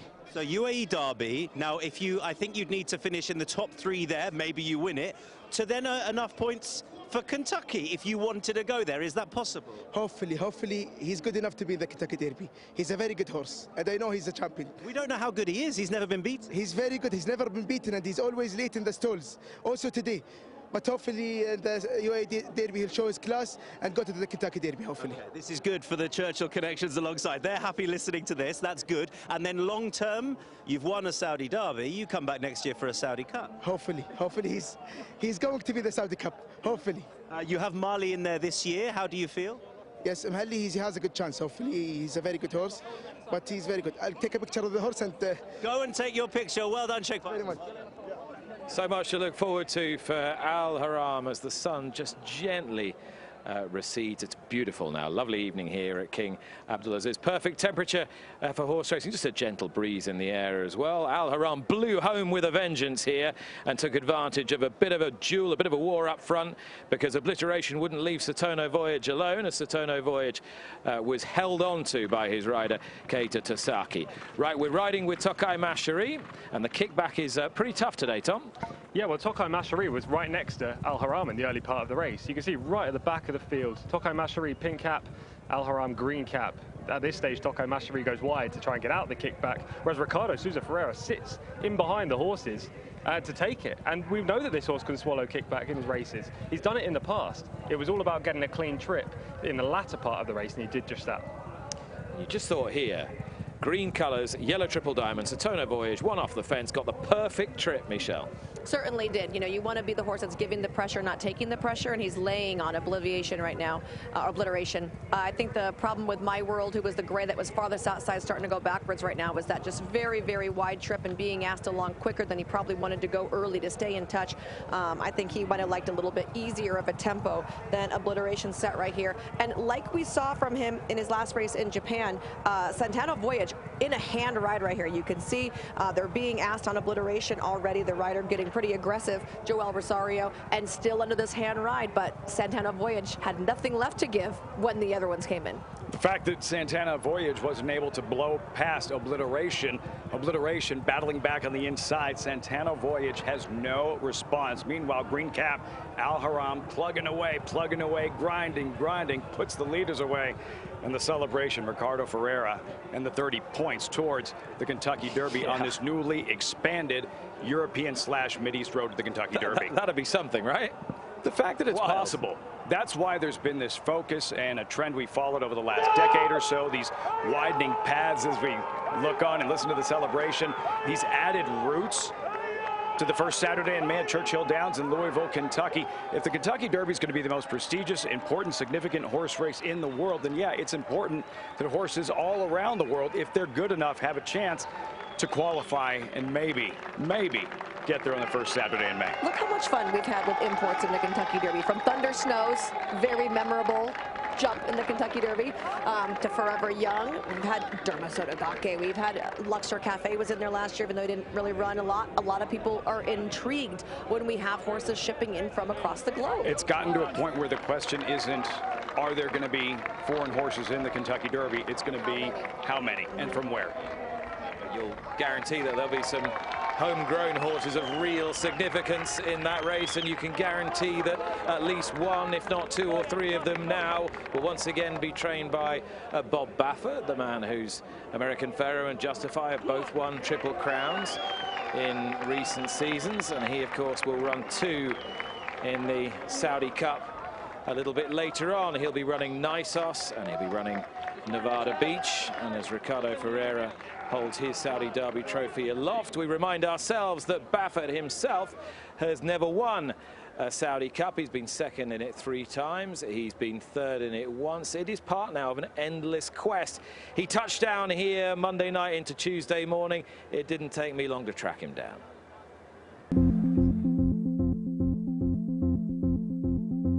Mucho Gusto has the lead for Bob Baffert, leading by a couple of lengths. Charlatan digging down deep on the lead. Charlatan has to fend off the oncoming Mishriff. Right down the outside, Country Grammar is staying on 50 yards to go. Country Grammar obviously late, but too late. Bob, this is your first visit to Riyadh since the inaugural Saudi Cup. You've been second 3 times since then. Is this a sign then that this is finally the year of Bob Baffert? I hope it is. I thought I would come back again. The first year I came with Mucho Gusto, it was exciting. It was like there was a lot of atmosphere in the air, and when they turned for home, all of a sudden Mucho Gusto was like 3 lanes in front. I'm thinking, I can't believe this, in front of a $20 million race. And so just the challenge of it. This track is it's a heavy type of taxing track, and it takes a certain kind of horse to win this race. I mean, Charlatan, he ran his eyeballs out. He ran, a great race and just got run down by a great turf horse, that could go a mile and a half or whatever. And the Country Grammar, he loved this place. Big, long, jumping horse. I look back, I should have just turned him out and just brought him here every year. Of all those races, Nick, I've watched them, and it looked like I'm home free every time. And I see the 100-meter mark. And the millions of dollars that I've lost past that 100-meter mark, they just come flying at you at the end. You just don't know when you come to the desert if your horse shipping all that, is he going to show up? Is he going to be there turning for home? So how credentialed do you think your 2 horses are this year in light of what you've been saying? And Nevada Beach is a horse that I think that will love the setup. He reminds me a lot of Country Grammar, big, long, jumping horse that will get a mile and a quarter. I love the way he goes over this track. It's deep, but it's soft. It's kind. And Niso's, he's the kind of horse that's very manageable. He hasn't run that many times, but when he does show up, he's really extreme. He's a brilliant horse. You can put him wherever you want. Brad has a lot of confidence in him. He's the kind of horse that, the brilliance is there, but forever young. I think that horse is a unicorn. I've never seen a horse. When he won the Saudi Derby, won the Dubai Derby, they brought him to Kentucky. I wasn't there. I said, there's no way. That horse is, there's no way. And he almost pulled it off. The horse is incredible in this race last year, and then come in winning the Breeders' Cup. Horses like him are hard to come by. They're like the American Pharoah Justified types. So how do you go about beating the unicorn? You're about the most competitive person I know. You've got a plan in your mind. What's your plan? Well, I'm hoping that I brought a horse that can run with him. I think Nisos is that kind of horse. They both have to bring their A game, if they're going to beat each other. I just hope he's there turning for home, that when the 100-meter mark shows up, that's when the water gets deep. Do you want to get in a slugfest with Forever Young? Do you want to get into a heavyweight bout with him? Or do you just try and wait and deliver one killer blow? I don't know. That's one thing I left it up to Pratt. I never tell him how to ride that horse. I like Pratt because you don't have to give him instructions. I love jockeys you don't have to give instructions. Which year did you train your first winner? My first thoroughbred winner? Yeah. I think it was 1978 maybe, at Relito Downs. I think the purse was like $600 or something like that. And here we are 48 years later nearly. What keeps that competitive spirit alive? As long as I have the clientele that want to play at the top level, I just want to play at the top level, and I enjoy it. I really love the horse. I just like being around them. It's the best therapy you can get, Nick. There's highs and lows. The highs are high, the lows are super low. But at the end of the day, it's a passion of mine. Since I was a little boy, I've loved horses. Grew up on a ranch, love being around them, love the way they smell. They just make me feel good, It's one of those things where, and when you see them compete, it's exciting, but it's challenging, And so hopefully all you can ask for is that when you turn for home, that you have a reason to root. Every time I run a horse, I just hope when I turn for home, I've got a reason to root. I'm still charged up, ready to keep rolling. All right, Bob, good luck. Thank you.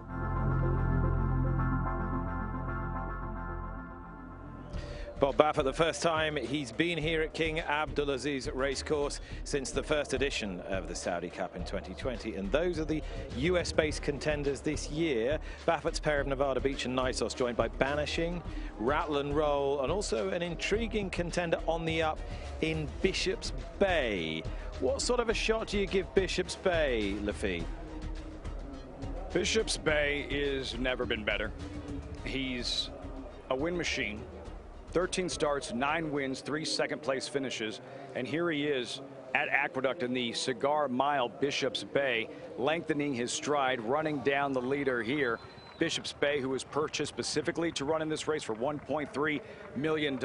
He feels a cut below Forever Young. He feels a cut below Nisos, but this is the best he's ever been in terms of his form. And yeah, most of those wins have been at a mile distance, but go back and look at a race called the Peter Pan at Belmont Park. He's a 3-year-old, 1-turn mile and an eighth. He ran second to a colt by the name of Archangelo. We didn't think much about it at the time, but yeah, that same Archangelo who wound up winning the Belmont Stakes, the Travelers, and was eventually crowned 3-year-old champion. And Bishop's Bay is ridden by a man who is very much the man for the big occasion. He won the Kentucky Derby on Sovereignty, and of course he won this race, the Saudi Cup, on Senor Buscador in a pulsating finish 2 years ago. And this is how that victory was received by Family Alvarado watching at home. Several are flat here with defunded. Ushbata is making quite a lot of ground, but it's Saudi Crown who has the advantage from National Treasure. Ushbata from a mile back continues to stay on. Also staying on strongly is Senor Buscador. Out in front, Saudi Crown with 150 metres to last. Still has the lead. National Treasure, Ushbata late on the scene and right down the outside. Senor Buscador, the lead is taken by Ushbata, but right on the line. Senor Buscador, the runner takes it out. Certainly the runner thinks so. Senor Buscador and Ushbata over the top of Saudi Crown and National Treasure. And those were clear from Jonas Lottegarde. Crown Pride was next. That is absolutely priceless. I don't think I'm trying to work out the point where Kelly thought this was on. She was like, oh, this is a great race. And yeah. I think it was inside that 100-meter mark, the $1 million 100-meter mark. $20 million, $20 million, $20 million. Unbelievable. And she was just, oh, there we go. That was very exciting. Senor Buscador was a great story, great horse, real Trojan heart on his sleeve. And it's lovely that he's found himself a job at stud as well. And his first foal was born the other day. Yes, it was. He's standing stud at Lanes End Farm, and he's been supported not only by his owners, the Peacocks, but also by outside horses as well. There's a look at his first little baby. Looks to be nice and leggy. I also know that on February 7th, I believe, the Peacocks had their first Senor Buscador baby, a little filly there. They actually bought, I think, 13 mares at the November sale to try and breed to him, so really supporting their stallion. Yeah, the Peacock family. I think that this is the same family. Senor Buscador's family have been in their family for eight generations or something like that. Yes, and it's a great story. And all of Rose's Desert, who is Senor Buscador's mother, all of them are stakes winners. It's brilliant, and it came to fruition here in the World's Richest Race a couple of years ago. Junior Alvarado riding Bishop's Bay today. We've got the small matter of the Riyadh Dirt Sprint coming up right now. It does what it says on the tin. It's 1,200 metres, 6 furlong, 6/8 of a mile, $2 million as well. Really good international field for this, which will be described by Richard. Yeah, thanks, Nick. 1,200 metres is the shortest trip in Saudi Arabia. We don't have a straight that is long on the dirt course. Number 1 is American Stage Race, Sakai. Number 2 is Colour Up, Pat Dobbs. 3, Don Amiti, Ryan Moore. 4, Echo Point, Connor Beasley. 5, Imagination, Flavian Pratt. Number 6, Just Beat the Odds, Irad Ortiz. 7, Lovesick Blues, Giovanni Franco. Number 8 is Muqtahem for Mohammed Aldaham, looking for a double for connections there. 9 is Royal Zabil, Jason Watson is in the saddle. 10 is Self-Improvement, Jerry Chow coming over from Hong Kong. Number 11 is Transferred, another local runner, Ricardo Ferreira looking for a big price double. Number 12 is Yamanin Cherky. And number 13 is Gabby's Sister. Gabby's Sister, the mount of Joe Morero. Still looking for his first win, actually, on Saudi Cup card. So 13 runners, 1,200 metres. We step up a notch to Group 2 for the Riyadh Dirt Sprint, presented by Saudi National Bank.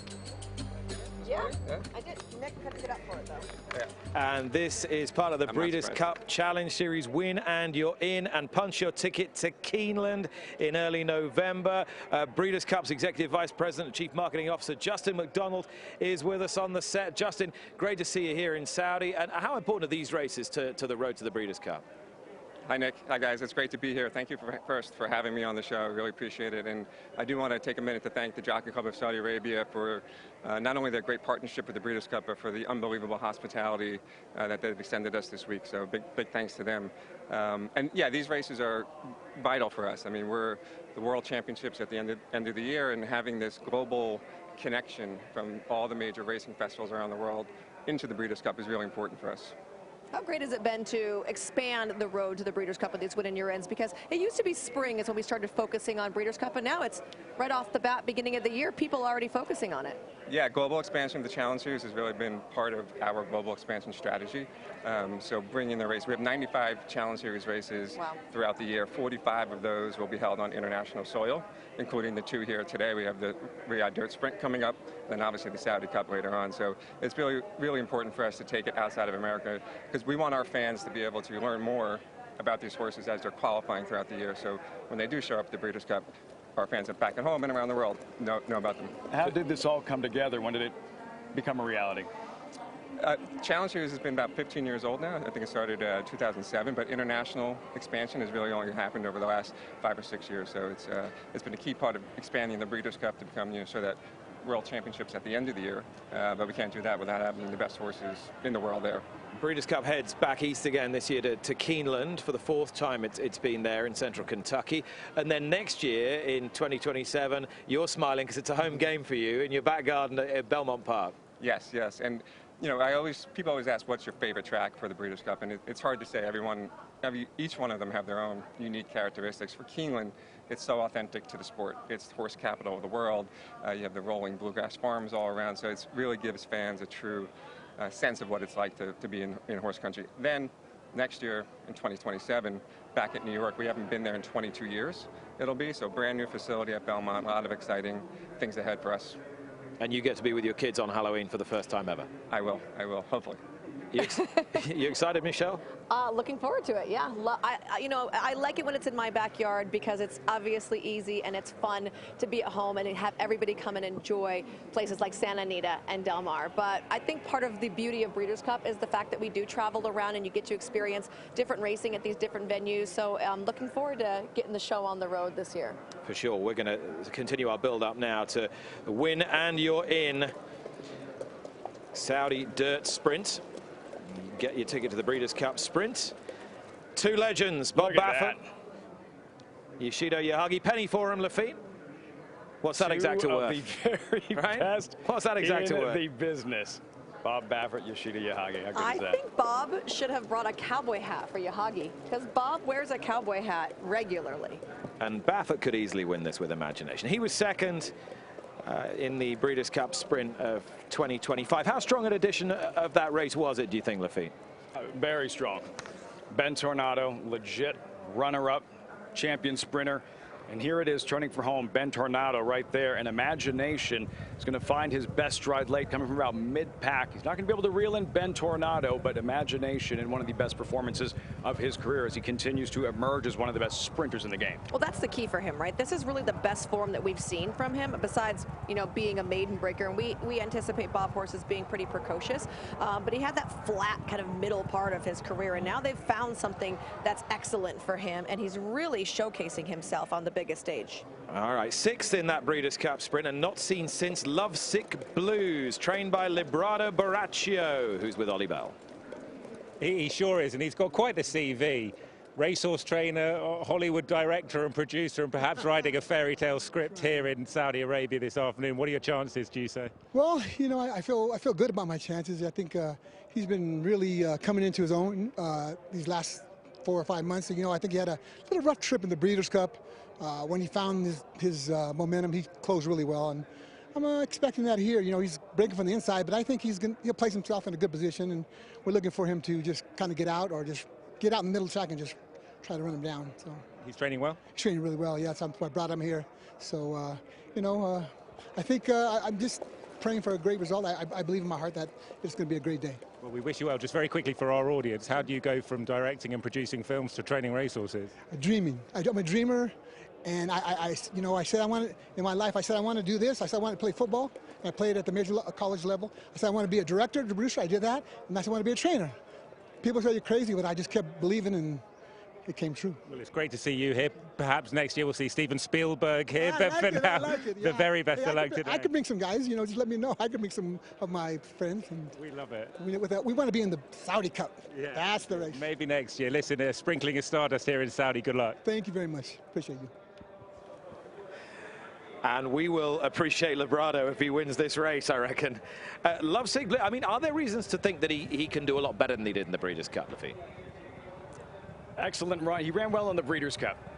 He was pinched back early. He made a late run. Here's his Grade 1 victory in the Bing Crosby. The best part about that, you could have claimed him. Lovesick Blues at one point for $12,500 as a multi-million-dollar racehorse that he just ran by in the stretch. Hijazi, Lovesick Blues in the moment of his career. Yeah, he ran well in the Breeders' Cup Sprint. It was speed, speed, speed at Del Mar that weekend. As we've watched all afternoon here, horses at King Abdulaziz, those late patented runs. Lovesick Blues will have the table set in every opportunity in this Riyadh Dirt Sprint. It's golden hour, I think, isn't it, Michelle? Feels like it. I put my brolly away. I'm getting into stride now. This is great. All right. You feel good? You dip down? Feeling much better now. And I just want to give a little extra shout out to Giovanni Franco, the rider for Lovesick Blues. He had a pretty bad accident a couple years ago, broke his shoulder. He came back, and this horse has been just really, really important to him on his return to racing. I know he's super excited to be here right now to be able to ride. Tom Collins, how did you get into this race? Is it just don't avoid the obvious imagination, or do you use a bit of imagination? No, I think it was the former. I went down, I tried to find a horse to oppose imagination with, but he just has the best form. You know, that runner-up finish in the Breeders' Cup Sprint when he was last seen was extremely strong. He should handle this track. He has the proven stamina to go further, which is definitely a help when the dirt is so testing out there. And the opposition, look, it's not the best Riyadh Dirt Sprint of all time. I think we can say that. There are some phenomenal races on the card today. This one probably lacks some quality, so it's imaginations to win. Well, Tom is in the paddock with Manfred Mann. Yes, Nick, and Manfred is translating for me. First of all, I have seen so many. In fact, I think we can see them in the distance as well. There's a whole Hong Kong army of fans over there. I'll try to make them wave back. There we are. They're waving back to us. What does this mean? This one is self-improvement. The name of the horse, self-improvement, at the top. This one is try our best to be the champion. There we are. Self-improvement, try our best to be the champion. What are your chances? I only can say have chance, because the horse form is very good. But in this race, the field is quite strong. Yeah. How do you weigh up the horse's form coming here against, the best of these international sprinters? Because he already have many races already, and then in September he win a Korea race, and then already in form. So no need to something special, Yeah, just keep normal training is enough. Yeah. And what's your experience been like over here this week? In here, because first time come here is still feel stranger. Yeah, need to learn. So hard to say anything. Yeah. Manfred, we wish you all the best. Good luck. Thank you very much. I'm just gonna bypass you here and make sure there are no more horses. I'm just gonna come over here. We're all supporters of self-improvement, yes? Yes. What are you going to do if the horse wins? Celebrate. Go crazy, lots of waving. Good luck, guys. Oh, wonderful stuff. This really is a proper international field assembled for the Group 2 Riyadh Dirt Sprint. They come from the United States and Japan and Great Britain.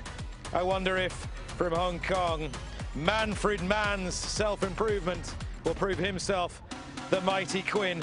We'll find out after this.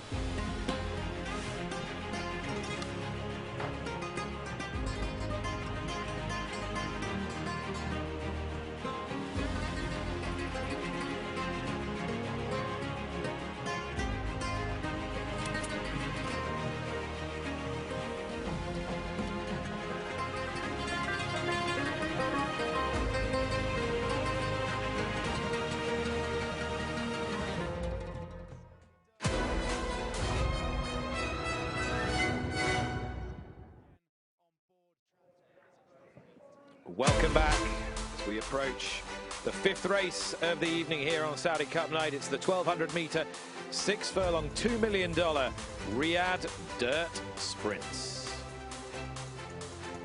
Prince Bandar, he's already seen one locally trained winner this evening. Who's he looking at? Well, he's looking at the Self-Improvement Fan Club. This place is going to go wild. It's going to be Emblem Road all over again if this wins.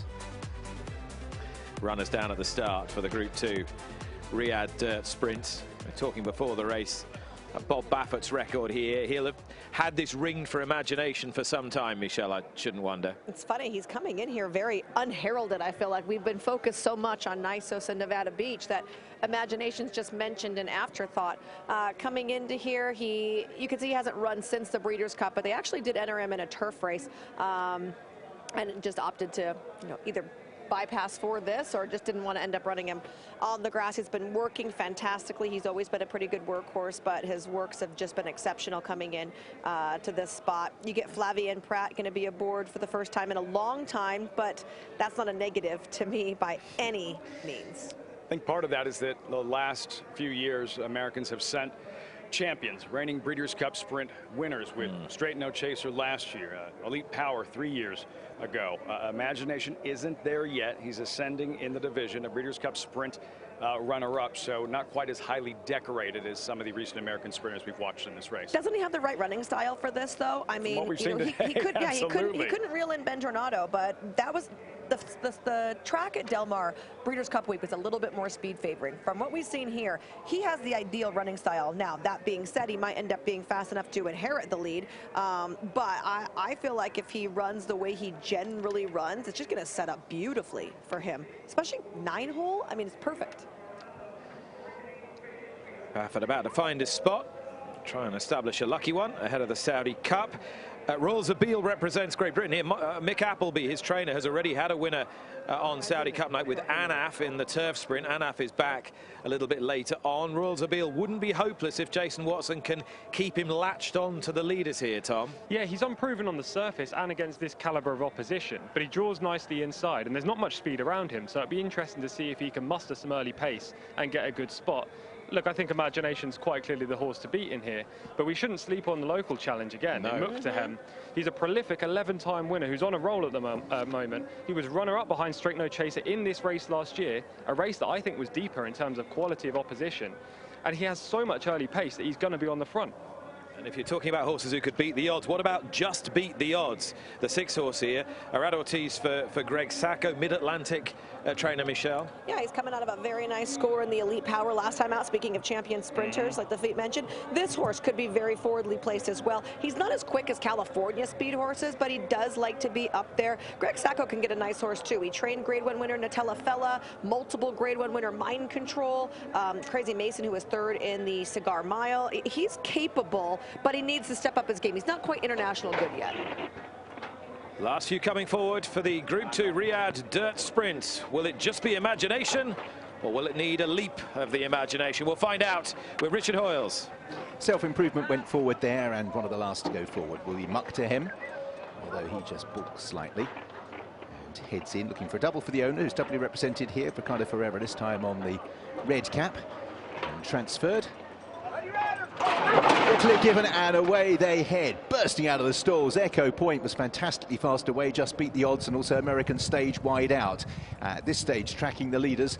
Imagination's quite well back actually at this point in time. Around towards the outside is Mukhtahem, but out in the lead it's just beat the odds, who has the lead with Echo Point. Racing in 3rd place is American Stage. Wider out is Mukhtahem, saving ground. The grey with the red cap transferred. Royal Zabeel comes next, just on the inside of the pale blue colours of Yaman in Cherki. Then Don Amiti. The back 4 include still at the back of the pack Imagination, and also outrun is Lovesick Blues at this stage. So turning for home, it's just beat the odds, who has the lead from Echo Point. Nice run up the inside for Transferred. American Stage is still poised, and likewise Mukhtahem in 5th place. Don Amiti comes next. Imagination is beginning to close now. Blue and yellow colours angled towards the outside. Royal Zabeel, but Imagination hanging as he begins his run. It's just beat the odds, pressed by American Stage and Mukhtahem. Imagination is out in the clear and beginning to thunder home. Just beat the odds, has the lead. Muktahem still closing his Imagination. The 100 metres comes, and so does Imagination over the top from last to first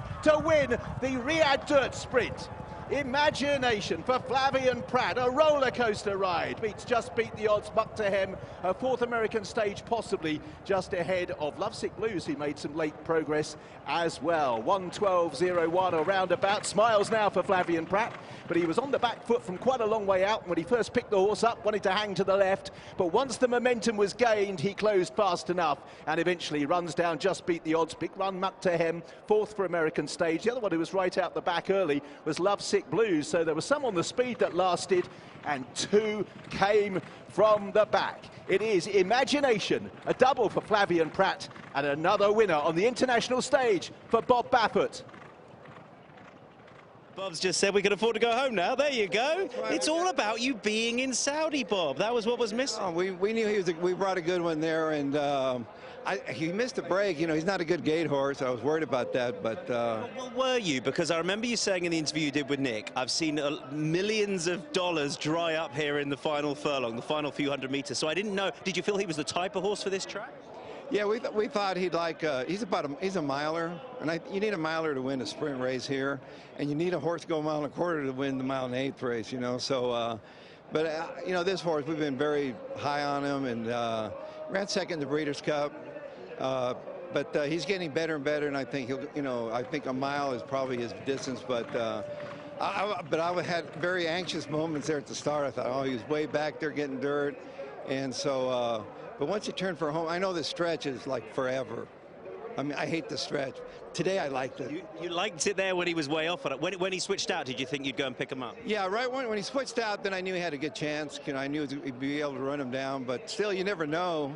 But usually when I hit the 100-meter mark, that's when my horse started gassing out, you know, but with him, he was just getting going. So brilliant ride by Pratt. And I know you've talked about the Saudi Cup and how you approach it. You've obviously got different types of horses in there, but does what's happened there change how you approach it in any way? No, it's just the horse. You have to have a really good horse, and he has to show up on this big night. And so, I'm happy for the whole crew, the Avenger crew winning. Shout out to my wife who's watching. And my boys, I'm a grandfather now, Porter, my new grandson, so it's pretty exciting. Great times, well done, Bob. Thank you. Well, Flavien Prat, a double on the day for Flavien. You may have needed a touch of imagination to call that horse the winner at the top of the stretch, but class has shone through in the end, Flavien. We'll grab a word with you, your second winner of the afternoon. We'll walk back in with you if we can. His class really came to the party late on there. Yeah, exactly. He broke a step slow, then I got squeezed.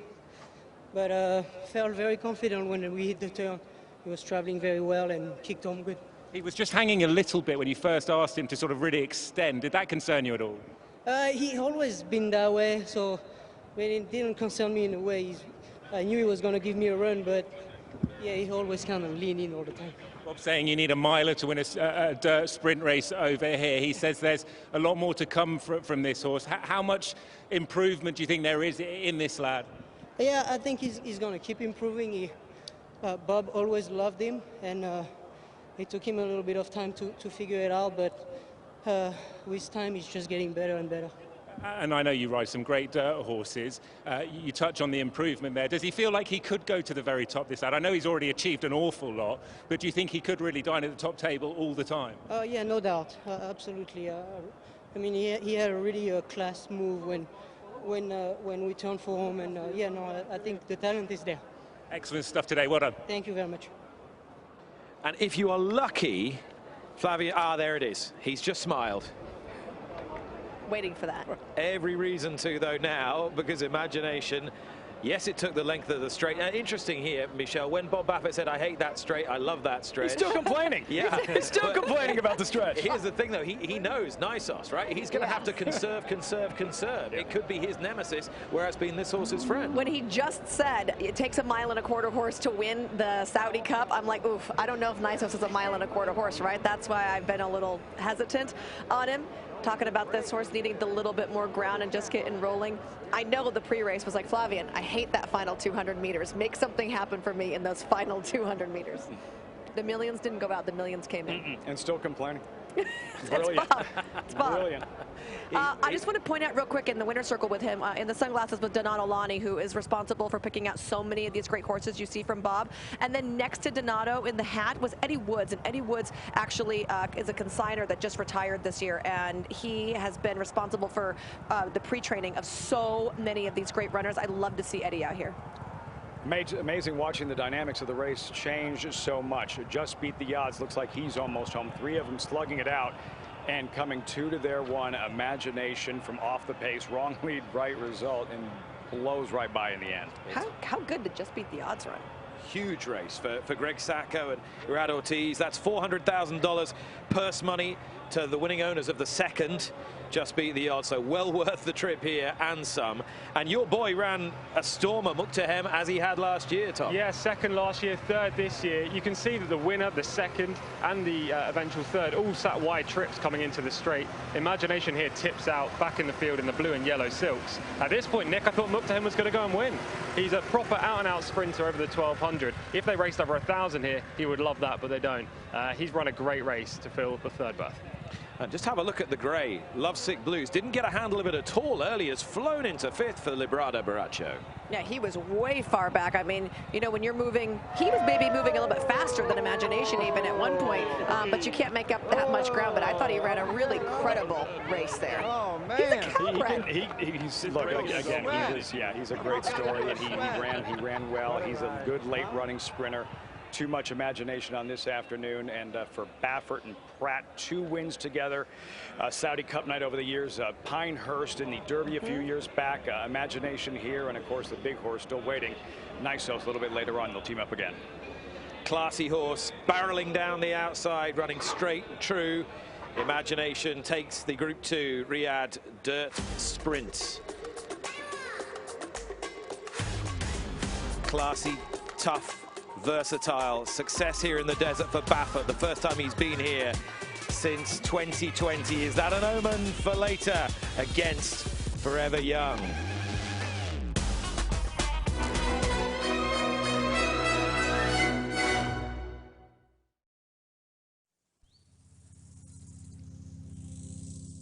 High on the mountain tops, deep in the roots of trees,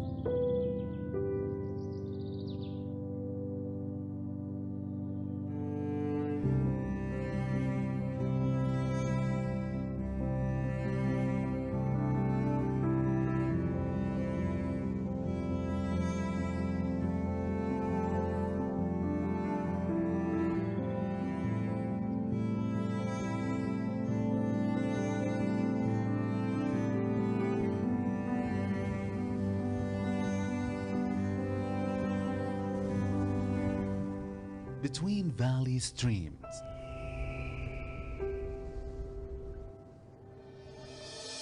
and down to the seashore.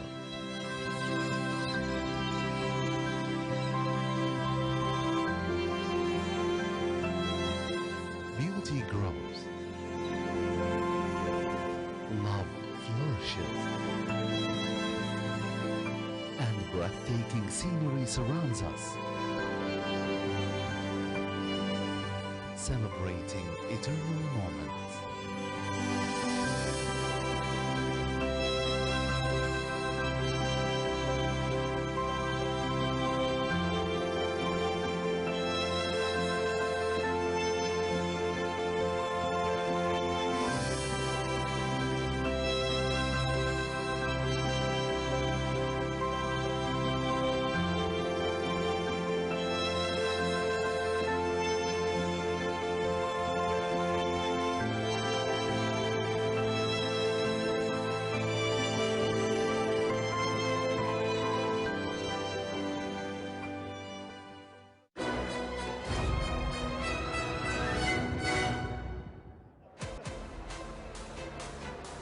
Welcome back. The dirt track being harrowed and sprayed before our next race on the main track, which will be the Saudi Cup. That's in just under 2 hours and 50 minutes time. The world's richest horse race, of course, and the 7th iteration thereof here at the King Abdulaziz Racecourse. Bob Baffert, his first visit here since year 1 when Mucho Gusto ran such a creditable race. He's been second in it 3 times since, and he's now taken the Riyadh Dirt Sprint with imagination. He runs Nisos and Nevada Beach a little later on. I'm delighted to be joined by the chairman of the Jockey Club of Saudi Arabia, His Royal Highness Prince Bandar. Prince Bandar, it scarcely seemed 6 years ago that we first sat here talking about what this race was, what it might become. How pleased are you with what it has become in that time?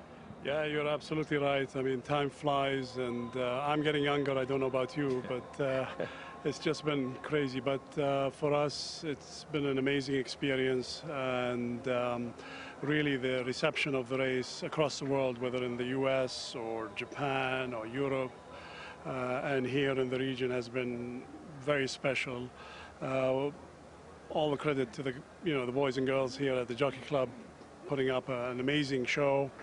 86 international horses here for these 2 days. I think it's the highest number of non-local horses of probably any race. Such an incredible logistical, if you will, feat, to get horses from all of, just for 1 week and then send them all back in great condition. But yeah, the races are amazing. The environment here is great. People in Saudi look forward to this event every year, and hopefully, we can continue this in years to come. And he's racing outside this day in Saudi Arabia, developing along the lines that we talked about a few years ago. What about the horse population, its growth, plans for expansion? Absolutely. I mean, you remember when Emblem Road won, a locally trained horse, we thought it was a one-off, but today we've already had 2 horses, and that's a reflection of what an event like this has on the rest of the season. The prize money has improved dramatically in Saudi Arabia. The owners are investing a lot of money. New trainers are coming, whether from the States or from Europe, and making Riyadh their home. So all of this is really changing the landscape here, and I think for the better. And the next race is sponsored by Qiddiya City.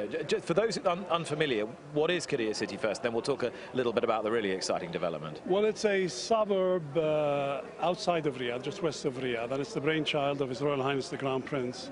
And it's, for the most part, hospitality and entertainment. There's the Formula One circuit will be there. 36-hole golf course, I think designed by Craig Norman or someone. Yeah, and absolutely. then this, which will be the new home for the Saudi Cup. The new home for the Saudi Cup in 2030. I hope we can host you all there. It's going to be a special place. It's going to be a special track, and we're all excited about this. This track will continue to run, so we will have concurrent racing both in Qiddiya and here. I think by then the horse population will justify this kind of expansion. But it'll bring the population of Riyadh and those particular entertainment venues much closer to the sport of horse racing for the Saudi Cup itself. Now, I know you've been heavily involved in the Asian Racing Conference this week, for the first time held in Riyadh. How important is it for Saudi Arabia to host an event like that? Well, it was our pleasure to host them. We got race officials from all over the world, and I think everybody was excited for the level of the attendance and the level of discussion. But the real star of the show was the ability to come here today at the end of this conference. So it was a wonderful experience, and I think we're all looking forward to the next one in New Zealand. Did it make you feel a bit more pressure, all the delegates coming here today to see what you could offer? No, actually it's an absolute pleasure to have them here, and it gives them an opportunity to see what racing is like here in Saudi Arabia, and hopefully we can get more of them excited about coming over here. Well, we're very happy to be veterans, I think we can call ourselves now, over the Saudi Cup. Who's going to win tonight? Is Forever Young going to do it again? Give me an hour and a half and I'll let you know. All right, thank you very much. Sure. Prince Bandar, I appreciate your time tonight. I know you're very busy. Enjoy the rest of the evening. Thank you. His Royal Highness Prince Bandar, the chairman of the Jockey Club of Saudi Arabia, and Bob Baffert here picking up the trophy after the running of the Riyadh Dirt Sprint, a success of Imagination, who stopped the clock in 1:12.01. And this important day is the second day of a two-day Saudi Cup fixture, and yesterday was devoted in no small part to the International Jockeys Challenge. 14 of the best jockeys from around the world, men and women, equally split, duking it out over 4 legs. With more, here's Tom Stanley.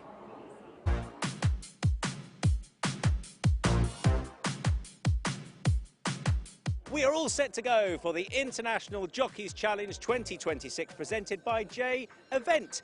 We have the same format this year with 14 international riders, 7 men and 7 women on the day where King Abdul Aziz Racetrack plays host to the inaugural Women in Business gathering, featuring some of the finest leaders, founders and changemakers from around the world. So how does the competition take shape this year? Well, 4 races, 2 on the dirt and 2 on the turf. Riders are awarded points based upon their finishing positions in each race. So you get 15 for a win, all the way down to 5th place, where you earn yourself 2 points. There's $100,000 on offer, $30,000 to the winning rider, and we're blessed once again with some of the greatest riders from around the world of horse racing, including last year's winner, local hero Mohammed Al-Daham, who's looking to try and win it yet again for Saudi Arabia. We're on the dirt, over a mile. Let's see who comes out on top. And we're off and racing. So out in the lead, it is Istatea for Mikel Barcelona, but picked off now by Heina Baha, who's been travelling strongly throughout. Heina Baha for Safi Osborne is going to rout these, coming home 5 or 6 lengths clear. Well, that is a bit of a rout for British rider Safi Osborne, who's been enjoying such a great time of it out here in the Middle East this year. She takes the lead early on with 15 points. Let's get going for race number 2. They're very tightly bunched in midfield. Abaya round the outside, also wider out, trying to make some ground. So happy for Flavy and Pratt as they spin for home. And Macthor getting a real bold sight in running the trip, digging in for Mohammed Al-Daham. Back in 3rd place, Ayla Malik. Forest Boys not closing fast enough. Great battle with Abaya. Macthor still not lying down on the inside, but it's Abaya close home for Nina Baltrame. Nina Baltrame rides a winner on Abaya. Well, that was a ding-dong battle. Nina Baltrame and Mohammed Al-Daham, last year's winner, head-to-head at the line. But it's gone to Nina Baltrame, who picks up the top prize of 15 points. So the standings at the halfway point, we have out on top, once again, Mohammed Al-Daham, looking to win it for the 2nd year in succession, the local rider. In second, joint, you've got Safi Osborne and Nina Baltrame, both on 15 points. We crack on then with the second half of the challenge, and we are heading out onto the turf. But out in the lead, Praetorian has gone 3 lengths clear here as they race inside the final couple 100 metres. Praetorian for Mikel Barcelona, but Praetorian is an absolute mile clear as they run up towards the line. Praetorian wins. Medhar will just, I think, get up for 2nd. That puts Mikel Barcelona up the leaderboard. That leaves a 3-way tie for riders on 17 points. And a few in on 15 as well. Going into the last race, this could go either which way. It's so open as we build to the climax of the International Jockeys Challenge. As they head up the home run, Mablesh has the lead. Now Year of the Dragon for Mikel Barcelona in 2nd place. In 3rd is Cortez Bay. Down the outside, Cortez Bay. Whichever of these 2 prevails will land the Jockeys Challenge. Over on the far side, Year of the Dragon trying to get closer. Cortez Bay is edging closer on the run to the line. Year of the Dragon by half a length from Cortez Bay at the line. Year of the Dragon holds on. Oh, that is desperate. But I'm pretty sure it's gone to Year of the Dragon and Mikel Barcelona. So there you have it, your 1, 2, 3 for this year's International Jockeys Challenge. In 3rd, Safi Osborne. She took it on countback, having won a race. Mohammed Al-Daham also in 3rd, but without a race victory. 2nd, Frida Valaskar, who fought out a brilliant finish in our last race, where it came down to the wire with this year's champion, Mikel Barcelona. That was yesterday, the International Jockeys Challenge going the way of Mikel Barcelona. Now, you want to know, well, you might not want to know, but you're going to find out in a moment anyway, what we like for the 2026 edition of the Saudi Cup. You can play along, see if you can beat us.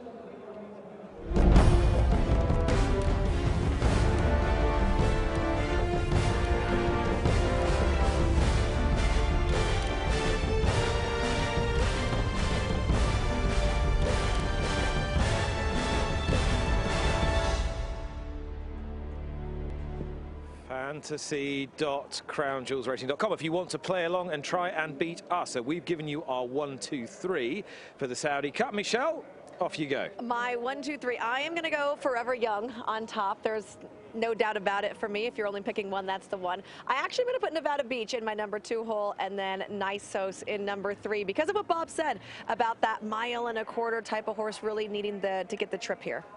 This is so boring, but I can't get around it.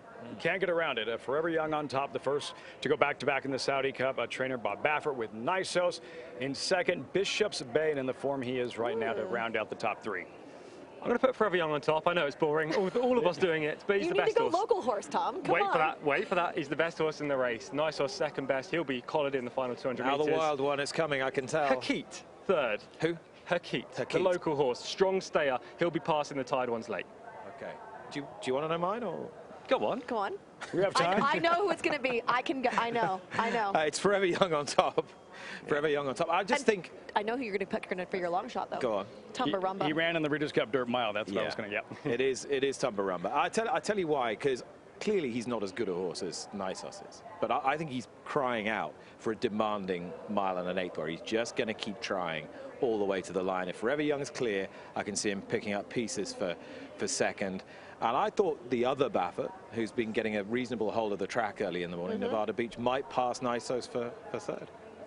Are we reevaluating things? Should we start reevaluating things in terms of how the track is playing and what we've seen in several of the dirt races this evening? I think as long as you have a strong stayer in the mix in your mind, maybe for the second or third place, because Forever Young does look extremely difficult to beat, then that's the way forward. You don't really want those horses that are out-and-out milers because they're going to finish tired. All right. Well, it's a knotty puzzle for sure, the Saudi Cup this year, and it's getting ever closer. Tom, thank you so much for your help, and more than help. You've been invaluable through the last 2 or 3 hours or so. Yeah, Nick, Michelle, Lafitte, it's been an absolute pleasure. Enjoy the rest of the card. Phenomenal racing to come. Great stuff, man. Great stuff. Nice hit, by the way. Thank you. Well, if we haven't been able to solve the Saudi Cup this year, then I think in the next few moments things will be made an awful lot clearer to you, courtesy of Special Agents Pink Eye and Hoyles.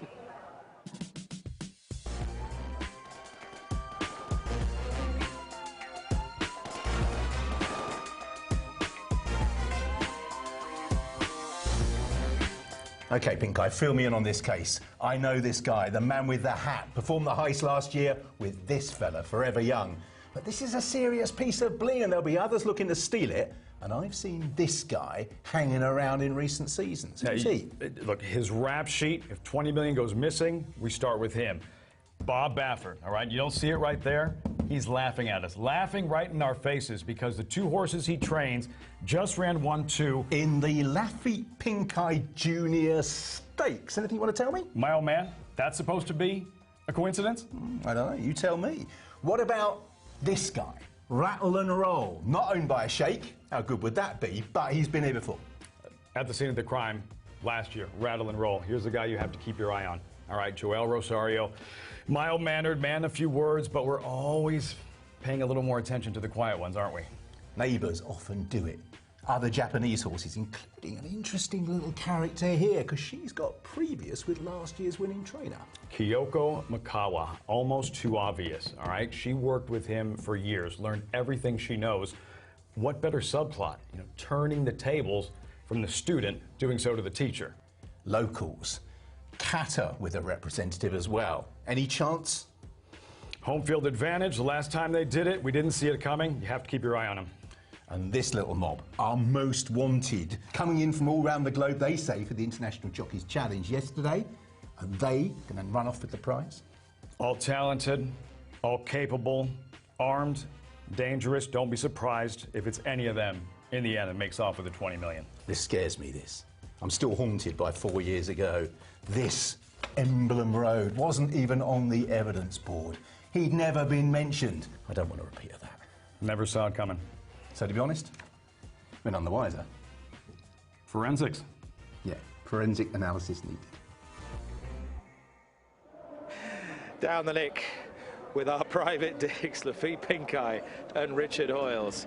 Pirate, you got that name off the old man as well. Not, it wasn't just Lafitte. Yeah. That's a common theme in the Pink Eye household. Yeah, I take have his name, and now his nickname as well. He's been the Pirate since he started riding back in Panama as a teenager. He has a tattoo on his bicep of a skull and crossbones. So yeah, that felt fitting. Is he still cooler than you? You have to ask. Who can do more push-ups? You have to ask. But he's in good form. Doing very well. Excellent. Absolutely. And after you'd analysed the evidence board there with Richard, anything occur to you? That's it. We're still lost as we ever were. And the thing is, moments ago, you're asking me like about my top 3, and you saw how lost we are there. No, we're not any closer. All right, well, we're getting closer now to our next race, which is the sprinters on the turf this time. And it is the 1351 turf sprint, $2 million run over 1351 meters. It's nearly 7 furlongs run and sponsored by Qiddiya City. So the 1351 sprint, we moved to the turf course, and 1351 when the Kingdom of Saudi Arabia came together, and hence this unique distance is celebrated on this particular evening. It is a Group 2 contest, and it's headed by a horse that won the race under a heady ride from a wide gate a couple of years ago. Number 1, Anaf, once again Ross Ryan in the saddle. 2 is Comanche Brave, Ryan Moore, and 3 Fortune Time, Rayusi Sakai. 4 is Geography for Cameo Espina. 5 is Lazat, one of the leading sprinters in Europe, James Doyle. 6 is Love de Vega, the mount of Adel Alfa Rady, and 7 Marvel Man, PJ McDonald. Number 8 is Panja Tower for Jaume Herrera. 9 is Reef Runner, Irad Ortiz. 10 Shin Forever, Keita Tasaki. 11 Zefzap, Joel Rosario. 12 Zaya Joe, looking for a Flavian Pratt treble. 13, the filly, Timed Dazzle, under Ushi Murphy, looking for his second winner on the evening. 1351 on the sprint course, the starting point for this race, just about at the entrance to the back straight. So a significant run to the solitary turn. Real celebration of culture here, culture and fashion here at King Abdulaziz. That is the village and the royal building there as we pull out toward the grandstand. Beautiful golden skyline and temperature just perfect for our biggest races of the evening, culminating of course in the Saudi Cup itself. But it is the turf sprint next, the 1351, all smiles. Ryan Moore, he'll be representing Japan this time. Flavian Pratt just won our previous race on Imagination. The world's best gathering here in Riyadh, including you of course.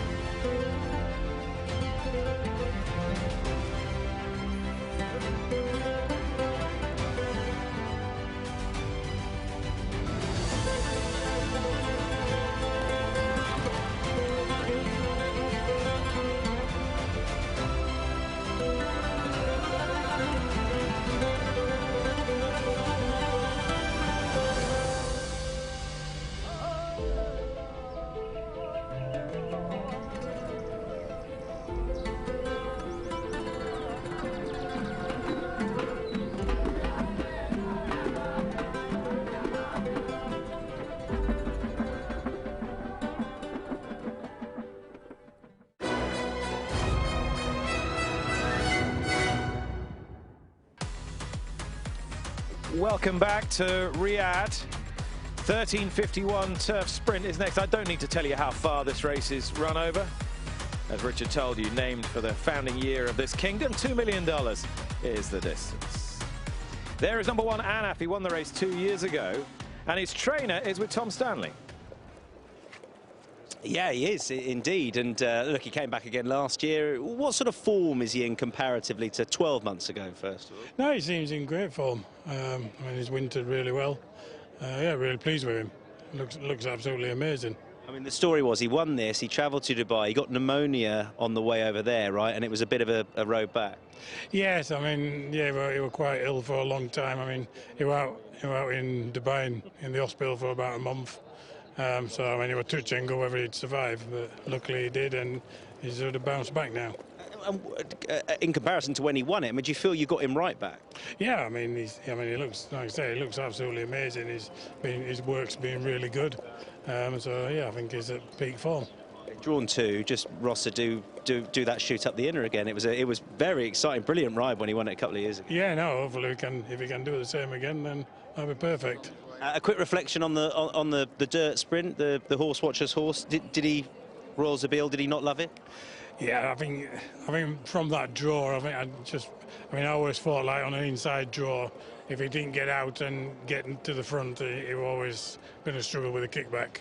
So I just don't think he faced a kickback at all. Well, good luck here. Cheers, mate. All the best. All right, thank you. Cheers. Mick Appleby, a man never to be underestimated. And Anaf, as Tom hinted at, daredevil ride from Ross Orion 2 years ago. This horse is formidable in this grade. This is Lazat. He won the Jubilee at Royal Ascot. Question is, should he have won any or all of his subsequent starts where he was defeated at short odds, Lafille? It was a historic win, the Jubilee, the first French racehorse to win the Jubilee since before the Second World War. Here it is at his very best. Lazat, prestigious win, historic win, but like you said, following this 3 straight Grade 1 appearances, the favorite in each, defeated in each. And sprints can be who's in front when the music stops, but yeah, this horse has got a bit more quality than your average sprinter, Michelle. He certainly does. Really great form. I love the fact that he goes to the front. That's what I expect to see from a sprinter, and I like seeing him late. He also has a little bit of an attitude, a quirk. After Royal Ascot, he did get loose and ran around for about 19 3/4 minutes. Kept the king waiting. Which the deal is, if you don't unsaddle and check back in within a certain time frame, you are disqualified from the win. They were getting towards panic mode. I think some guy from a swimming pool ended up catching Lazat at the end. James Doyle was saying he apologized to the king for him having to wait around. Trained by Jérôme Régnier, who runs Factor Cheval later, established himself very quickly as an international trainer of great repute. But what of Panja Tower? Trained by Shinsuke Hasaguchi in Japan, ridden by Joe Moreira, multiple Hong Kong champion, Brazilian-born jockey. Panja Tower ran 5th at Randwick in the Golden Eagle Stakes to Autumn Glow. Now, this is form that is going to stand up in a race like this, isn't it? I think the biggest key for me is that was good. That was good form, but the surface today is going to really work in Panja Tower's favor. I think he wants a little bit more rattling under his feet than he got at Randwick. Autumn Glow, the perfect Australian mare, now 8 for 8 after winning that $6.5 million Eagle Stakes at Randwick. Yeah, that's the same Golden Eagle Stakes. Ascoli Piceno ran 12th in before winning this race last year, and Panja Tower fared better, 5th in the Golden Eagle. Looks really well tonight, Panja Tower. Caught by Tower of London. Joe Moreira is the man in the plate. What about the American Challenge here? Do you give Reef Runner a shout, Michelle? I'm a big Reef Runner fan. You know, he won the Golden Flash and was disqualified. I don't necessarily think that he deserved the disqualification that day. He backed it right up with a win at the Eddie D, going 6.5 at the unique downhill turf course at Santa Anita, and I think that's the big key here because he's been running these 5 furlong races, but he's a come from behind sort. He has a tremendous turn of foot, and here he gets a distance that I think he truly wants. He's going to be able to unleash that and come, so the stretch out is going to be key for him. He is coming off a win in his last, and this would be a great homebred story. He's owned by the Leblongs, who owned and bred his dad, the Big Beast, who was a Grade 1 winner for David Fox as well. I feel like this is a really nice kind of family story if this horse is able to get the job done. But if he brings his A game, you fancy Lazat will be a very tough nut to crack. Can he bring his A game? Well, Tom Stanley is with the man to answer that question. Yeah, Jerome Renier, it's a big 40 minutes, of course. Factor Cheval, Lazat here. First of all, this star sprinter, how is he? He's in good shape. We're very happy with him. He's had a proper winter break, and we're very happy with the way we brought him today. As I say, couldn't see anything better we could have done with him to prep this race. So he looks good. He's behaving well, and we're quite happy with him. Behaving well is just touch on him, and we all know what happened after the race at Ascot. Whether that was him or not, I don't know. But is he a horse who you have to mind with a view to just keeping him in check or not? No. When he's at his work, he's very professional. Obviously, in Ascot, he was still. Oh, that's horse 7, who just for a moment looked as though it was going to get loose. Marvel Man, but seems okay. Go on. Yeah, no. So no, we've got our face with Lazat, and hopefully we'll be starting his 5-year-old campaign the best he can. And obviously he's been racing over straight courses for the past month, and he's back over one turn, so it will be a change of scenario. But he's been winning over left-handed track in Cairns-sur-Mer 3 times in a row early in his career, so we know he does everything. So he's versatile, regards straight course, round course, no worry. Yeah, and even the ground. I mean, he's done 2 great times in Ascot over 6 furlong. Back in Royal Ascot when he won, and when he was second back in October, so he can handle fast ground. And so I don't bother you again, tell me about Factor Cheval with now a proper turf campaign again. Yeah, no, Factor Cheval has been quite unlucky. He had a really tough winter, and everything went wrong for the Prince of Wales back in June. And the same in the Queen Elizabeth. He was like kind of outpaced on firm ground. So I'm quite confident he will stay the trip today, and he's got a good draw. He's going to probably follow the Japanese, who will be leading the group. So yeah, I hope to see you back on the podium tonight. Wish you all the best, Jerome. Thank you. Thank you very much. Jerome Renier, trainer of Lazat. Now, a few moments ago, Marvel Man, who's trained in England. That's what Tom was referring to when he said the 7 horse was being a little fractious. Indeed, he was. That was a few moments ago, Marvel Man. As we head down and join Ollie Bell. Yeah, Marvel Man, as we saw, they're just getting a little bit fractious. Donica O'Brien's horse, Comanche Brave, no such problems. Nice and relaxed in the preliminaries. Happy with everything? Yeah, everything's gone well. Ollie's in good form.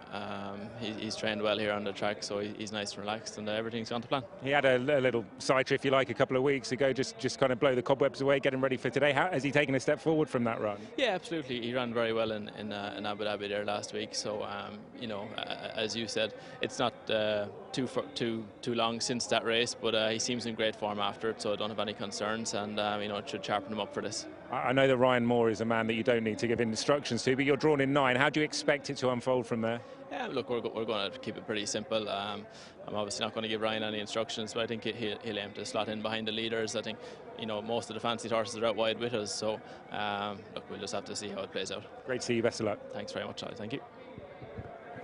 Donica O'Brien and his representative here, Comanche Brave, number 2, Lafitte, is a bit of a dark horse here, really. You feel that you're not quite sure how good he is yet. And then, as he mentioned, the quick turnaround, but this was the plan all along, coming back in this 1351 turf sprint after running 3rd in the Abu Dhabi Gold Cup. And the distance, you know, O'Brien adding that he's always and recently wanted to get him back sprinting, and this, he says, is a first step in that direction. Should all go well tonight, should he perform well in this 1351, it's on to Dubai in the Al-Quad Sprint. What about the US-based supporting cast? We've heard about Reef Runner, Michelle. Where do you slide JoJo and Time to Dazzle in here? Zio Joe is a very hard read for me. I can't see the son of Nyquist really scoring here. He's 0 for 9 in 2025.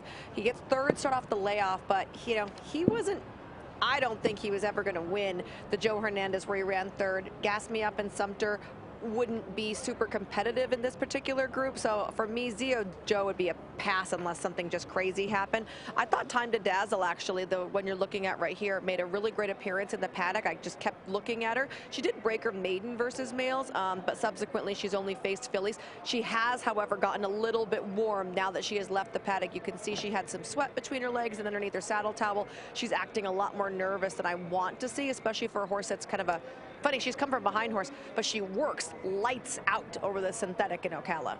Those are best running, though, from off the pace. Yeah, coming off her career best performance, a Group 2 win, grade 2 win out at Keeneland, and trying to become the third filly or mare to win this 1351 turf sprint. You know, what works in her favor is she actually has run and won longer distances like a mile. So, you know, the distance itself actually should suit her. But yeah, look how keyed up she is right now. I don't think she's ever run into the lights before that I can think of. How much does that bother you? A lot. Well, I guess that's not fair. I don't know her well enough. If she's generally a pretty calm horse, I would say a lot. Watching her in the walking ring and watching her now, I'm going to say a lot because she was picture perfect in here. But she might always act like this, and I just wouldn't know. All right, so she was a little calmer in the paddock, a little calmer in the walking ring. She's now just a little fractious down at the gate. Has Sheen Murphy been booked by Mark Cassey? That's not a trainer-jockey combination you're accustomed to. Very often. Mark Cassey, look, there are hot streaks, and then there's what he's doing at Oaklawn Park. Yeah. He is winning with half of his starters. Like, I realize we're a long way from Hot Springs, but the Cassey barn has been unconscious. It's the furthest away you've been from Hot Springs for a while, your winter home. Can I tell you who made a really good appearance as well was the 3 Fortune Time, another Japanese runner in here. On form, not too far of a stretch, I guess, maybe a little bit of a step up, but just time and time again looked fantastic. There is Lazat. Looks super fit. How do you put that loss from last fall on British Champions Day behind you for the team? All right, the British Champion Sprint Stakes, he's the favorite, he runs well, he runs second, nothing wrong with that, until you realize that you get beat by a horse who is 200 to 1 at post time and winds up being the biggest upset in the history of British racing at the Group 1 level. And he was beaten by a horse who freaked out from nowhere, a horse who was completely unexposed, so you could sort of rationalize it in the wing mirrors, but it was impossible to foresee on the day. And Lazat ran his race. I do think, even though the ground was better on British Champions Day than it normally is, I still think he's a horse who wants genuine summer fast turf to be seen at his best. That's what he got at Royal Ascot. He beat a really good Japanese horse. The pair were miles clear. It's the standout piece of turf sprinting form in this race. It was a stiff 1,200 meters, and I don't think 1351 is going to be a problem for him round the bend. The issue is how much horse is going to be used from wide out in gate 12. Just saying that some losses are more difficult to put behind you than others. That one would qualify. I feel like no. I feel like when you get beat by a horse that's 200 to 1, you're just like, well, that's fine. Like, you know, it wasn't like another horse that you thought maybe legitimately had a chance or you were looking out for. How did Bertrando feel? Arcane, 133 to 1. He's 130. He's 99 to 1. That's what I said. For me, I feel like it's an easier pill to swallow to get bested by a crazy horse that you never saw coming than to get beaten by, you know, your arch rival. There is Comanche Brave, and he's a little eyeballs out now. He's arrived at the gate. Yeah, he is. Also worth mentioning for Lazat, too, he's been carrying a lot more weight, 130, 131 pounds. He gets to 126 for the first time since early spring of last year. Trainer Jerome Renier made the point early last year that really he's a horse that you just have to allow to do his own thing. There's no point taking back and trying to ride a cute race on him. He just kind of sets himself and gets into his rhythm where he feels comfortable. And when he's at his best, I love watching him fight in other horses trying to pass him and how good he is just repelling all challengers. He has the most decorated resume going into this race, the best CV ahead of this 1351 turf sprint, but he'll need something close to his A game to win from where he is. Will it be Lazat's day, or will it go elsewhere in the world? We will find out over this unusual distance of 1351 with Richard Hoyles. Jockey and Zefzaf complete the line. 13 over 1,351 metres start at the entrance to the back straight, and they leave the stalls. Fortune Time rousted to try and gather. Anaf jumps well, but will be restrained back as Shin Forever's white face thunders up on the inside as they race through the first 200 metres. And out in the lead, Shin Forever. Alongside in the white and blue colours, Zio Joe. Wider out, Lazat's invested plenty from that wide out gate. Fortune Time eventually finished in fourth with Geography on the inside of Marvel Man in black and yellow. Fortune Time on the outside. Behind these Panjataur on the outside of the grey, Time to Dazzle. Up the fence goes Geography. Anaf, who loves a snuggle into the race, is ahead of Comanche Brave. And towards the back is Love de Vega as they spin the bend. And last of all is Zefzaf. Out in the lead for Japan. Shin Forever begins to take the turn. In second place, the blue and white of Zio-Jo. Lazat's 3 wide round the turn. Behind these Marvel Man and Reef Runner travelling up in the blue towards the outside. Anaf trying to pick the way through the field, following Time to Dazzle. Panjataur down the outside for Joe Moreira as well, and Comanche Brave angles out. Lazat's worked hard to get to the lead, but has done so. Reef Runner in second place. Now Comanche Brave down the outside with Panjataur. Lazat with on the centre. Reef Runner. Comanche Brave continues to come down the outside. Out in front, Lazat. Reef Runner. Comanche Brave trying to get there. Reef Runner takes the lead inside the last from Lazat. Comanche Brave. Reef Runner a drop of their head. Reef Runner from Lazat. In third place was Comanche Brave. Time to Dazzle ran home in fourth. Racing in fifth was Panjataur, Fortune Time, then Marvel Man. Anaf never really showed. Love de Vega all the way back to Zefzaf. And also trailing in towards the tail eventually was Shin Forever and Zio-Jo. The trip round the bend may have been the key there. Lazat invested a great deal to get to the lead, has toughed it out from stall 12, but Reef Runner in the centre for Irad Ortiz, another winner for the USA, held tough. So did Lazat, to be fair. Comanche Brave was never quite getting there in time, and the filly Time to Dazzle ran well in fourth. The run time is 1:18.24, and number 9, Reef Runner, a winning runner from Lazat, maybe just from stall 12, just proved a little bit too hard to get over in the early stages. Big night for the United States, winning both sprint races. Huge day for trainer David Fawkes and for owner breeders Alex and Joanne Leblong. And the winning trainer is with Tom Stanley. Yeah, with David and owner breeder alongside. David, first of all, he's going to stay out there on the track, the horse. Don't you worry about that. Huge congratulations. I know you're watching the replay. What were you thinking as the race unfolded? I thought Ira did a great job. He had him in a perfect position the whole time. We talked before the race. Pretty much he told me where he was going to be sitting, and that's where he was. And he's a trier. Were you worried about 10? Were you worried about the draw or not? No, that didn't bother me at all. No, because I mean, so far down the backside.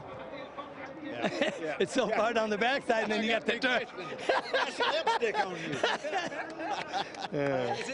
Is this Joanne? Joanne, huge congratulations. It obviously means a lot to you. Yes, it does. Thank you.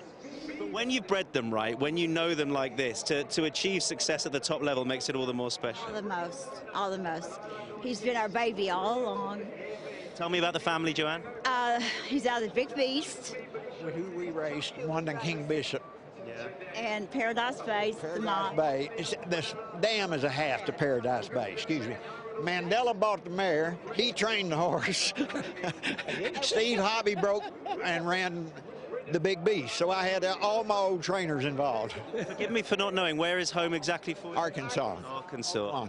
And how many years have you been breeding horses? 20. Yeah, at least.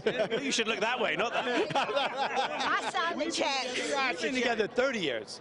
Yeah. I don't ever ask what it costs. Two things. I don't know what the plane cost or the horses cost. Because I'd be on Southwest or I'd be racing pigeons. But it's nights like this that make it all the worthwhile.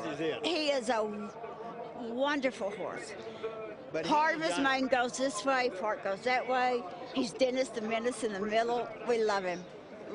This guy's way, way underrated. That must be nice to hear, David. It is. Thank you, Alex. Huge congratulations, guys. Thank you very much. It's a good job Joanne signs the checks. Reef He Runner. said pigeon racing. Maybe he should get a falcon. What a story. And when this colt was conceived, I know they owned and stood the stallion. He was standing at $4,000 a cover. Yeah, the Big Beast wasn't very, he's by Yes It's True. He's a very sprinter pedigree. You heard he said he won the King's Bishop, a 3-year-old sprint stake. And the mare they mentioned, Paradise Bay, is a half to Paradise Woods, and they got the mare before Paradise Woods became a Grade 1 winner. You know, David Fawkes has been around a long time. He's had really good horses. He had Duke of Mischief. He was a nice stakes winner that earned almost $2 million. But this has got to be a crowning achievement in his He campaigned trainer Big crown. Drama, a Breeders' Cup sprint winner, Irad Ortiz. Here's the thing. He was supposed to be riding She's So Spicy in this race, the Breeders' Cup Turf sprint winner. She didn't wind up coming. He picks up the mount on Reef Runner, and he's with Ollie. waving to the crowd. That was a really good performance from your lad there, and a great story. Were you always confident you were going to get the better of the argument with James there, because he was tough on your inside? It was a perfect trip. I followed James. I ended up right behind him. I know he's going to have some horse. I tried to track him, wait the time to go, and still cover when we turn for home. I feel like I have some horse, tip him out, and he gave me a good kick. I'll tell you what, he's a bit shy of the microphone. He wasn't shy of getting the better of the argument with Lizette. Just quickly, a word on Nevada Beach later. I mean, really nice horse. He looked great on the track, and Bob always do a great job, so we are positive, and we expect a really good race from him. Well done, all right, good luck later. Thank you, mate. Flavien Prat, 2 wins tonight. Irad Ortiz, 1 winner. Fierce competitors and 2 of the very best in the United States, 2 of the very best in the world. And they will both be riding for Bob Baffert in the Saudi Cup. Irad will be riding Nevada Beach, and he'll be pushing and shoving and asking him for more and more, and the horse will probably keep delivering. It's just a question of who's skipped clear of him by the time the wire comes. One of the best in the world, Irad Ortiz, and this win with Reef Runner, as mentioned, thought he would be riding She's So Spicy in this event. She didn't wind up coming. Tyler Gaffleone had been riding Reef Runner. He's at Fairgrounds in Louisiana, going to ride an early favorite for the Kentucky Derby in Paladine a little bit later on. The saddle available, Irad jumps in, and Reef Runner becomes the first American-based winner of a Saudi Cup race on grass in the first 7 years. I believe I read too that Alex and Joanne promised their son that if this horse ran well or won, they would keep him here and head to Dubai so the whole family can come over, grandkids and everything. Would you have liked She's So Spicy to get the distance here? Do you think she'd have got the 13:51? I don't know. She'd have been on fumes late, wouldn't she? She's went special. so fast, though. You won't see a horse win a Breeders' Cup Turf Sprint ever as easy as she did. More of that. More of how Reef Runner won and how Lazat lost the 13:51 Turf Sprint when you rejoin us right after this.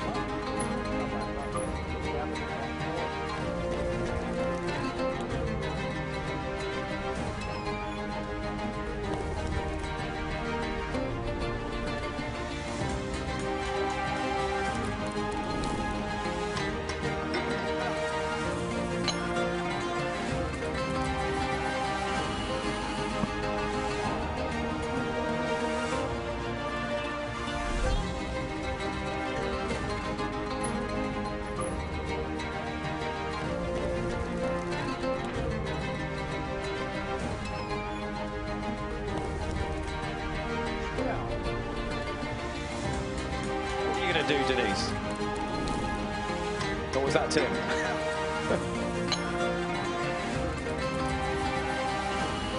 Yeah.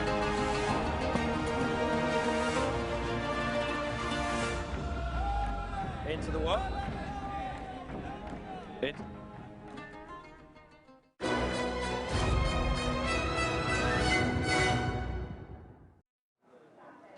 Just over 2 hours until the world's richest race. Anticipation building as dusk falls here at King Abdulaziz Racecourse, around 40 k's north of downtown Riyadh, and it seems as though most of Riyadh is here this evening, and we're very pleased to be among them. This was the 1351 turf sprint. It was won by the United States Reef Runner, beating Lazat for Europe, for France. Lazat berthed wide in the starting gate. Red cap James Doyle, far right, gets a lovely position early, but he has to cover a lot of ground. How much difference did that make, Lafitte? Lazat right there, it might have made the difference in the end. As you heard in Richard Hoyle's call, maybe the difference as Doyle looking over, securing position, but comfortably stalking the leaders, Michelle, heading into the far turn. It might have been a case, too, where you have horses that like to go to the lead and they like to be free running. And in this instance, not only did we have to make their way from the outside, but also then we're sitting here in rate. And rate is not the same as go. And they were going pretty fast. It also could be discouraging for a horse to be going at a pretty top speed and not be able to be on the lead. Arad Ortiz has him dead in his sights on Reef Runner, tracking him every step. I mean, this is perfect. Great view. This is a great draft into the race. And as Lazat drifts down to the rail, quite understandably, that gives Arad the perfect passage to pounce. Any thoughts that Lazat was shy in the finish, Lafitte, or not? He's finished second now. Fired his shot. I think his last 4 starts. He fired his shot, and Reef Runner just outran him in the end. Huge run from Comanche Brave for one so inexperienced. He's going to belong at the top level in sprints in Europe this season. You know who else ran really great was Mark Cassie's filly from the back. That's what Donica O'Brien was talking about and wanting to refocus on sprints with him, Comanche Brave. And if he ran well tonight, we would see him in Dubai for the Al-Quas sprint. As you look at David Fox cheer on Reef Runner. He's done some terrific work with sprinters. Mentioned Big Drama, a Breeders' Cup sprint winner, and Reef Runner. And the answer to the trivia question, who was the first American-based racehorse to win a grass race on Saudi Cup night? Oh, Joanne, you can look now. You can look now, Joanne. Don't you think Comanche Brave had every chance to go by, though, and couldn't? This is a tough horse, Reef Runner. And this is a big old trophy to get back to Arkansas. They'll manage it somehow. Lafitte, you could put your suitcase inside. Won't fit. Won't fit. He's not giving that up. That's for sure his carry-on right there. So the USA already twice the winners they had on this card last year. As Lafitte has told you a couple of times now, that's the first American winner on turf at a Saudi Cup. I love it. We're talking about a nondescript pedigree, a homebred from a homebred, a Florida bred. I love when we can excel on the biggest world stage with the less than fashionable horse, right? We're not talking about a multi-million-dollar purchase. Or trainer David Fox, who he's not a name that you associate with Saudi Cup, and how many horses is he bringing to this particular event? But for him to bring Reef Runner in the form of his career, and Arad Ortiz, who is always seemingly in the form of his career, another big win here this evening, and the perfect ride and outdueling Lazat to the wire. All right, well, it really will be some night for the US if they are to win the Saudi Cup, because standing in their way, as Bob Baffert said earlier in the week, is a unicorn in the shape of Forever Young. Won the Breeders' Cup Classic, won the Saudi Cup last year, one of the most pulsating battles on a racetrack that many of us had ever seen.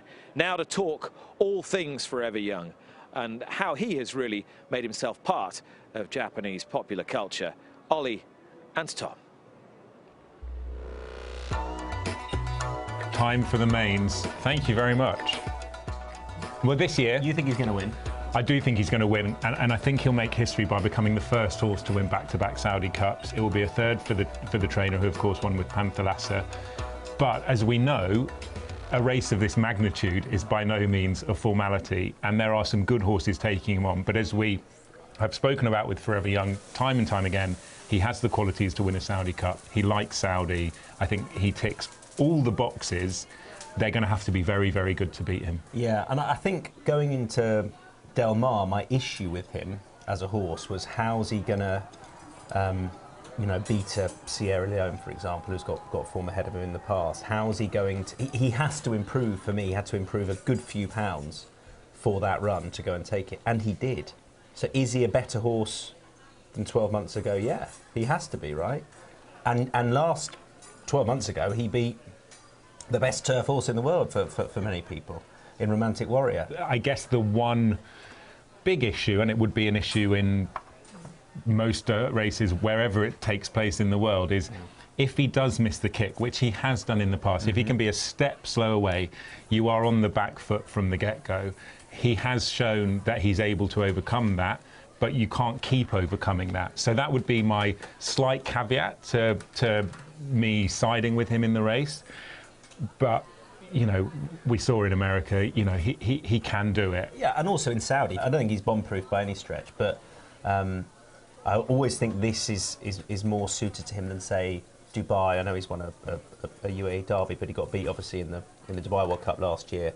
I think he bounced a little bit out of Saudi, just wasn't quite right. But I think this track really does suit his grinding nature. It's interesting there's so many Americans coming this year. It's great for the race because, you know, we only had one last year, and I do think there was a period where some of the Americans went, God, you know, why is this richest race in the world, this dirt race, so hard for us to win? All right, Senor Buscador did it, but he wasn't the top end. And I think a lot of those traditional American dirt speed horses and the connections were going, maybe that's not our bag. But Baffert is here with one of those at least and a couple of runners going, OK, I think I can win this again, and the race is definitely richer for it. And Forever Young recently won the Eclipse Award, didn't he? Which is essentially racing's Oscars in America. And for a Japanese horse to win it was, you know, a real breakthrough moment, really, for all that Japan have taken the racing world by storm. Perhaps they looked at that and thought, hang on, I don't want you nicking our award. We need to go and kind of serve it up to you.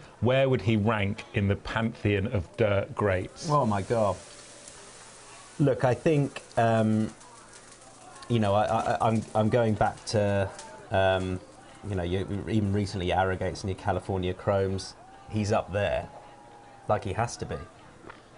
Winning internationally, he is right up there. And he's a sign of where Japanese racing is at the moment.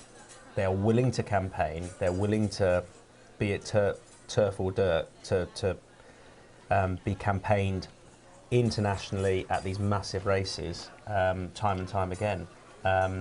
Yeah, I can't think of many better in the last decade than this horse if he wins another Saudi Cup and then goes on hopefully back to Dubai to try and win that unfinished business there and then back to America. Don't you think? Yeah, right up there with the very best. And you go back to sort of even further back than the horses. You've mentioned the likes of Cigar, who sort of took Dubai by storm initially in the infancy of Dubai. You know, for all that we've had in recent years, Triple Crown winners on the dirt in America, he has to, given his global achievements and over what now is proving to be a relatively long, you know, a protracted period of time. It's not one and done for Forever Young. This is time and time again, going around the world and doing it. I think he has to be considered one of the greats. And that longevity, like this is his 5-year-old campaign. Yeah. He's going again, which is what we often don't get on the flat. So yeah, I think he's there aren't many better. We've touched on the jockey. For the trainer, Yoshito Yahagi, this is going to be potentially another huge race on what is illustrious and growing CV. He's such a dude, isn't he? Is it okay to call him that? Yeah, absolutely. He just is. I think, yeah, you know, from his demeanour to his hats to what he does with the horses that he sends all over the world, the guy is phenomenal. Well, in honour of Yoshito Yahagi, I have got you and us a hat each. Just the gift that keeps on giving. Look at that. Do you think we'll be tipping our hat to Forever Young on the day? Yeah, I think he's the best horse in the race, and he's got to turn up with his A game, and he'll go and win. He's done it before you. I totally agree. He's the one they've all got to beat. So it would be an amazing moment if he is to win back-to-back Saudi Cups. I think all that's left for us to say is good luck to Forever Young, good luck to Connections, and good luck to the whole of Japan, who no doubt will be watching. Kampai. Kampai. And from the imposters to the real thing, and someone who almost certainly can excel with a pair of chopsticks, Yoshito Yahagi.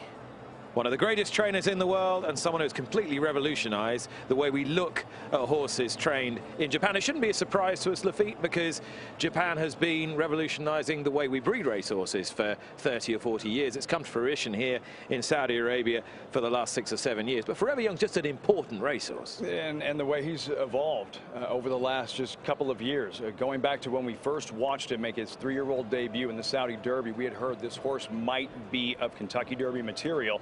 We go back to the start of that particular race, and you're going to see how much he has changed over the last couple of years. Forever young towards the far outside from the 9-hole there with Ryusu Sakai.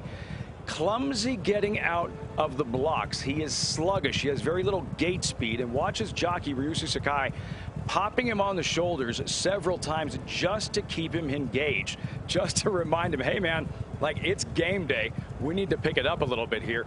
Trying to keep him interested as best as he possibly can.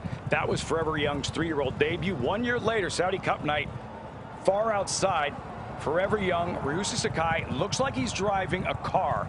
I'm going to accelerate a little bit over here. I'm going to move over a couple of lanes there, and I'm going to settle in right where I want to be. The difference from 1 year to the next, Michelle, has been the difference in his performances, the results in some of his biggest wins, how much more professional he is now compared to what he was then. Yeah, it wasn't just the start, it was the end of his races too. We saw him on the left, you can see him in the red silks, and he's lugging out. He's on the wrong lead, which we'd seen him do in his races at home as well. And then last year, putting it all together, getting out by asking me to come out rather than just lugging out in the stretch, doing things on his correct lead. I mean, these are things that you can see, mental maturation from racehorses. Maybe some of it too, Lafitte, is we don't see a lot of racehorses get the opportunity to develop into everything they can be. And with Forever Young, we've got to see him be a relatively precocious juvenile and gotten better and better because he's been allowed to mature into a full-fledged horse. It's the little things. It's the fundamentals. He is now in his 4th year of racing and training. And not just, the talent is there, but the little things that make a difference. Him becoming more professional in the fact that he's been able to maintain that level of excellence from the time he was 2 years old into what he is now, one of the best racehorses in the world at 5. And of course, his greatest weakness as a young horse has become his greatest strength as an older horse. He was so phlegmatic a couple of years ago that it was like, oh, okay, what am I supposed to do now? Travel around the world and win good races? He made 1,000 mistakes that night in the Saudi Derby and still won. But of course now that great temperament is standing him in great stead as it becomes more and more difficult to kind of keep these horses focused and applied as they get a little older. Which is pedigree is that this is what's supposed to happen. That he's supposed to get better with age as he has. And that's why horses like him draw the world to an event like this. Zara Tindall is here today, Olympic equestrian, just been chatting to David Howden, who's a big supporter of this event. Big insurance magnate, David, and Zara's been racing all around the world lately. She was down in Australia at the Magic Millions a few weeks ago. Good to see her here in Saudi. All the smart people are here, amongst them Oliver Bell. Thank you very much, Nick. Now, earlier in the broadcast, we heard from Prince Bandar touching on some really exciting developments with horse racing in the Kingdom of Saudi Arabia. I'm delighted to be joined by Mark Hewitt, head of racecourse at Qiddiya, alongside me with the plans, the very exciting plans laid out here behind us. Before we touch on the racing plans, just tell those at home around the world that are watching, if they don't know, tell us about Qiddiya and what it offers. Yeah, so Qiddiya is based on the premise of the power of play. So we have 5,000 residential residents within our city. We're creating 200,000 jobs across entertainment, sports, culture, and then beyond that we have numerous venues among the sports portfolio, from MBS Stadium, which has been announced. We have motorsports, Racetrack, championship golf courses designed by Nicholas and Faldo, and then obviously we have the racecourse, which we're here to announce today. And we can see the plans behind us. They look extraordinary. Just explain what is the development. It's obviously going to be a very large development, but what are the plans you've got in mind for this? So we will become the new home of the Saudi Cup. We have the first turf mile straight within the region. We have grandstands for 21,000 capacity, which can expand up to 70,000 for a Saudi Cup event. We've made a very bold move and put our parade ring in the centre of the grandstands, which is which is for us the heart of the race course, where all the action is. It becomes like an amphitheatre. So we're trying to make it more accessible for racegoers on a race day, that no matter what class of category ticket you buy, people can get to the parade ring and see where all the action is.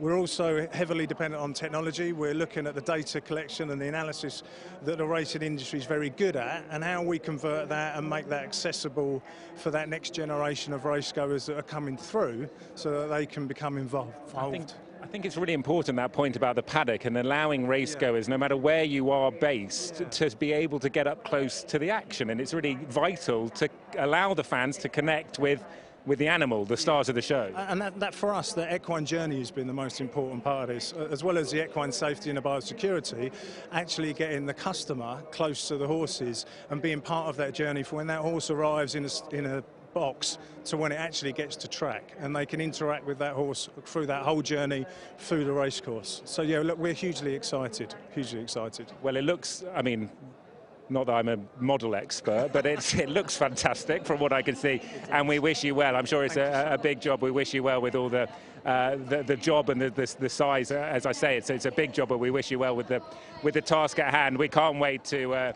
head to Kadir in a few years' time. Mark, thank you very much for joining us. Those are the developments and plans, and it's already proving to be pretty popular. I just want to take you around the racecourse, because everything's very accessible for the racegoers. If you come with me, to the right is the grandstand with the paddock. In front of me here, the presentation area where the winners will go. The racecourse is a stone's throw away from me as the falcon flies, and then the winning line there where we'll crown the Saudi Cup winner a little bit later on in the turf course, obviously in the distance as well. But it is such an impressive racecourse here, the King Abdulaziz Racetrack, and as you can see, the atmosphere really building ahead of what is going to be a phenomenal big race. The Saudi Cup just an hour or so away, not too long to wait now for the big race. But from the future of racing here in Saudi Arabia, as you can see, the present's pretty popular as well. And in the very, very distance, you may be able to see, where the lights are on, the stars of our show. Back to you, Nick. Yeah, some would say the lights are on, but nobody's at home. But Lafitte Pincay the third, and Michelle, you most definitely are. As the falcon flies, I like that line. I might use it myself, maybe a little later on. There we are. Look. If you can see it's waving, I'm probably waving at in the wrong place. There we are. Yeah, right at the end of the paddock here. We've got the best view in the house. Are we having fun yet, Michelle Lafitte? So much fun. 10 of 10 fun. I just cheered on Reef Runner. My voice is a little skeptical. I don't know if it's going to continue, but very fun, very much fun. Thrilling night of thoroughbred racing, only going to get better. All right, you're on the train now. You can't get off. But we got the richest race in the world to come, so you don't want to. Right back with us at King Abdulaziz in just a moment.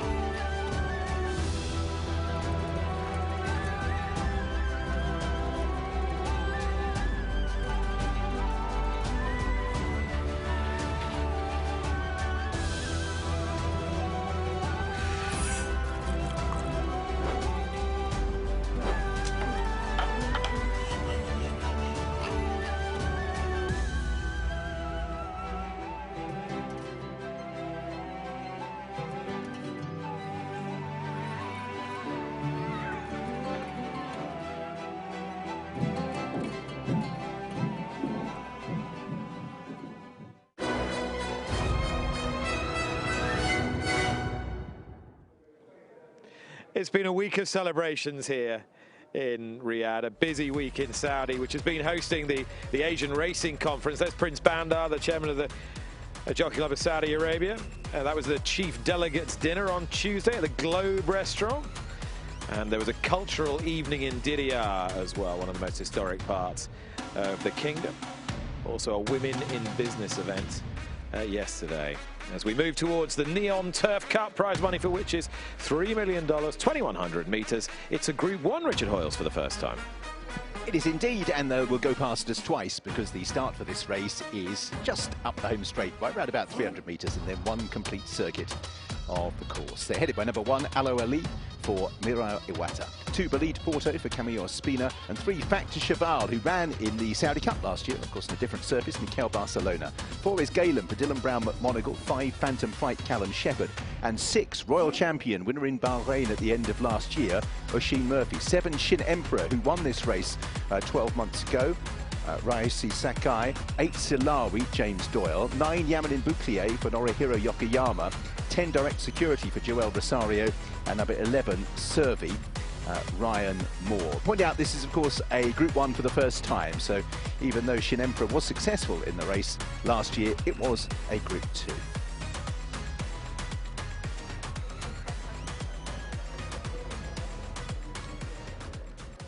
All right, we've just seen number 1, Alohi Ali, who would be a leading fancy for this race, walk past us and back to the pre-parade area. Now, he is declared to run with a tongue tie, but you can see there, as they were fitting the tongue tie, I think he bit into his tongue, and there's some blood just coming from his mouth. So we'll keep you posted as to whether he will be able to take part or not. I just How significant, Michelle? It's not uncommon for a horse to bite their tongue. Now, he looks like he might have bit the tip of it and it's bothering him a little bit more, but generally speaking, you will see a lot of horses, you know, bite their tongues on the side, and a lot of horses run with that. All right, keep you posted. Here's Tom. Yes, I'm just relaying that news to Carl Burke, actually. We're talking about pace in the race and whether that affects it. There we are. Does your horse want a little bit of pace to aim at then, Carl? Yeah, he does. He's quite a forward-going horse. He wants to get in a nice rhythm as quick as he can, and box seat will be perfect. Got some right form, isn't he? If he can run up to his best form, then he's probably the horse they all have to beat. But you never know with the travel and everything else. But no, we're very happy with him. His work going into travelling over here was very good.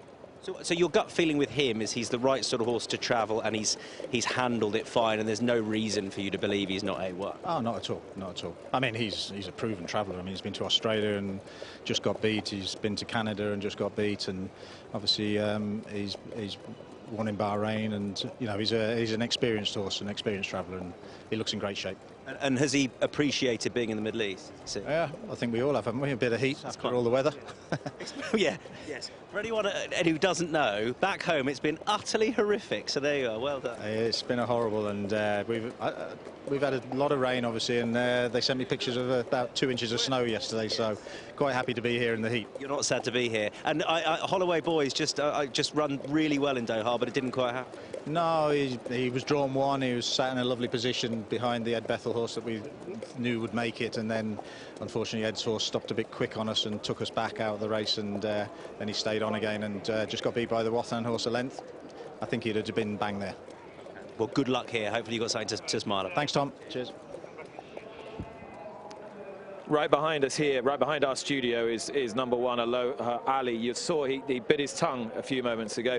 Confirmed from I just spoke to the vet as they walked past, and he said it was just a superficial injury, just bit into his tongue. All that blood's cleared up. They're very happy to let him take his chance. I'm sure one of the reasons they brought him back there is because they have hoses back there, so they were able to wash his mouth out, and you could see he was visibly agitated when they brought him back, and now he comes out here. He's much calmer. They've taken the tongue tie off. This was first time tongue tie for him, so a lot of horses do this in the mornings, especially stateside. He might have not been accustomed to wearing that since it's his first time, and now look at how much better he's acting. Is this a non-issue for you now? It's a non-issue now. They've taken the tongue tie off. He was resentful to it. He didn't like it.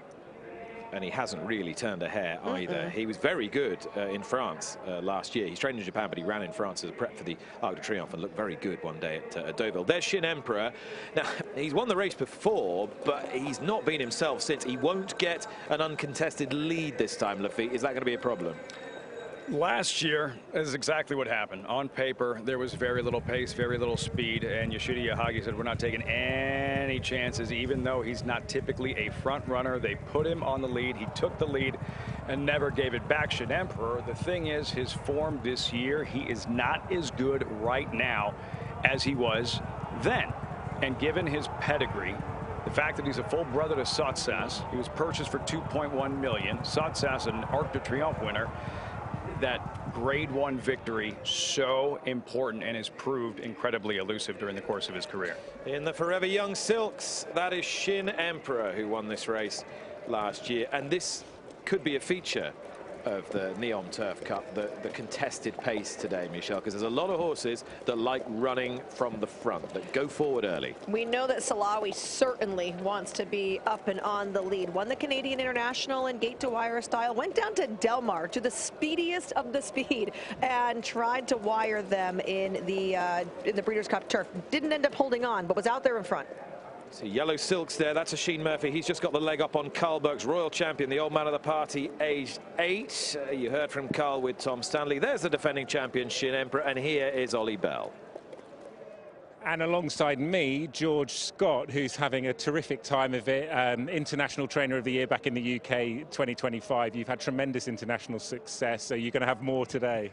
This feels like a different pond, to be honest. You know, the horses, all of them look fantastic, as they should do in a race like this. But look, Phantom Flight has to run a big career best to get into the action, but he's coming off the back of probably a career best run, and you know, we just hope it goes smoothly and you know, he can finish the race out. It might seem like an obvious question, but are you seeing the sort of trajectory upwards at home as you are on the track with it? Yeah, he's in great shape. I think the key to him is to keep him fresh, not over-race him. So we've tried to do that, and you know, I think there's a lot of pace on today. We're well drawn, so we don't have any excuses. I know your great friend. I was looking for George Bowie, who's just behind us. He's chatting to Rymel. We'll grab a word with George in a moment, but you would have been assessing your competition. Who do you rate as the big threats here?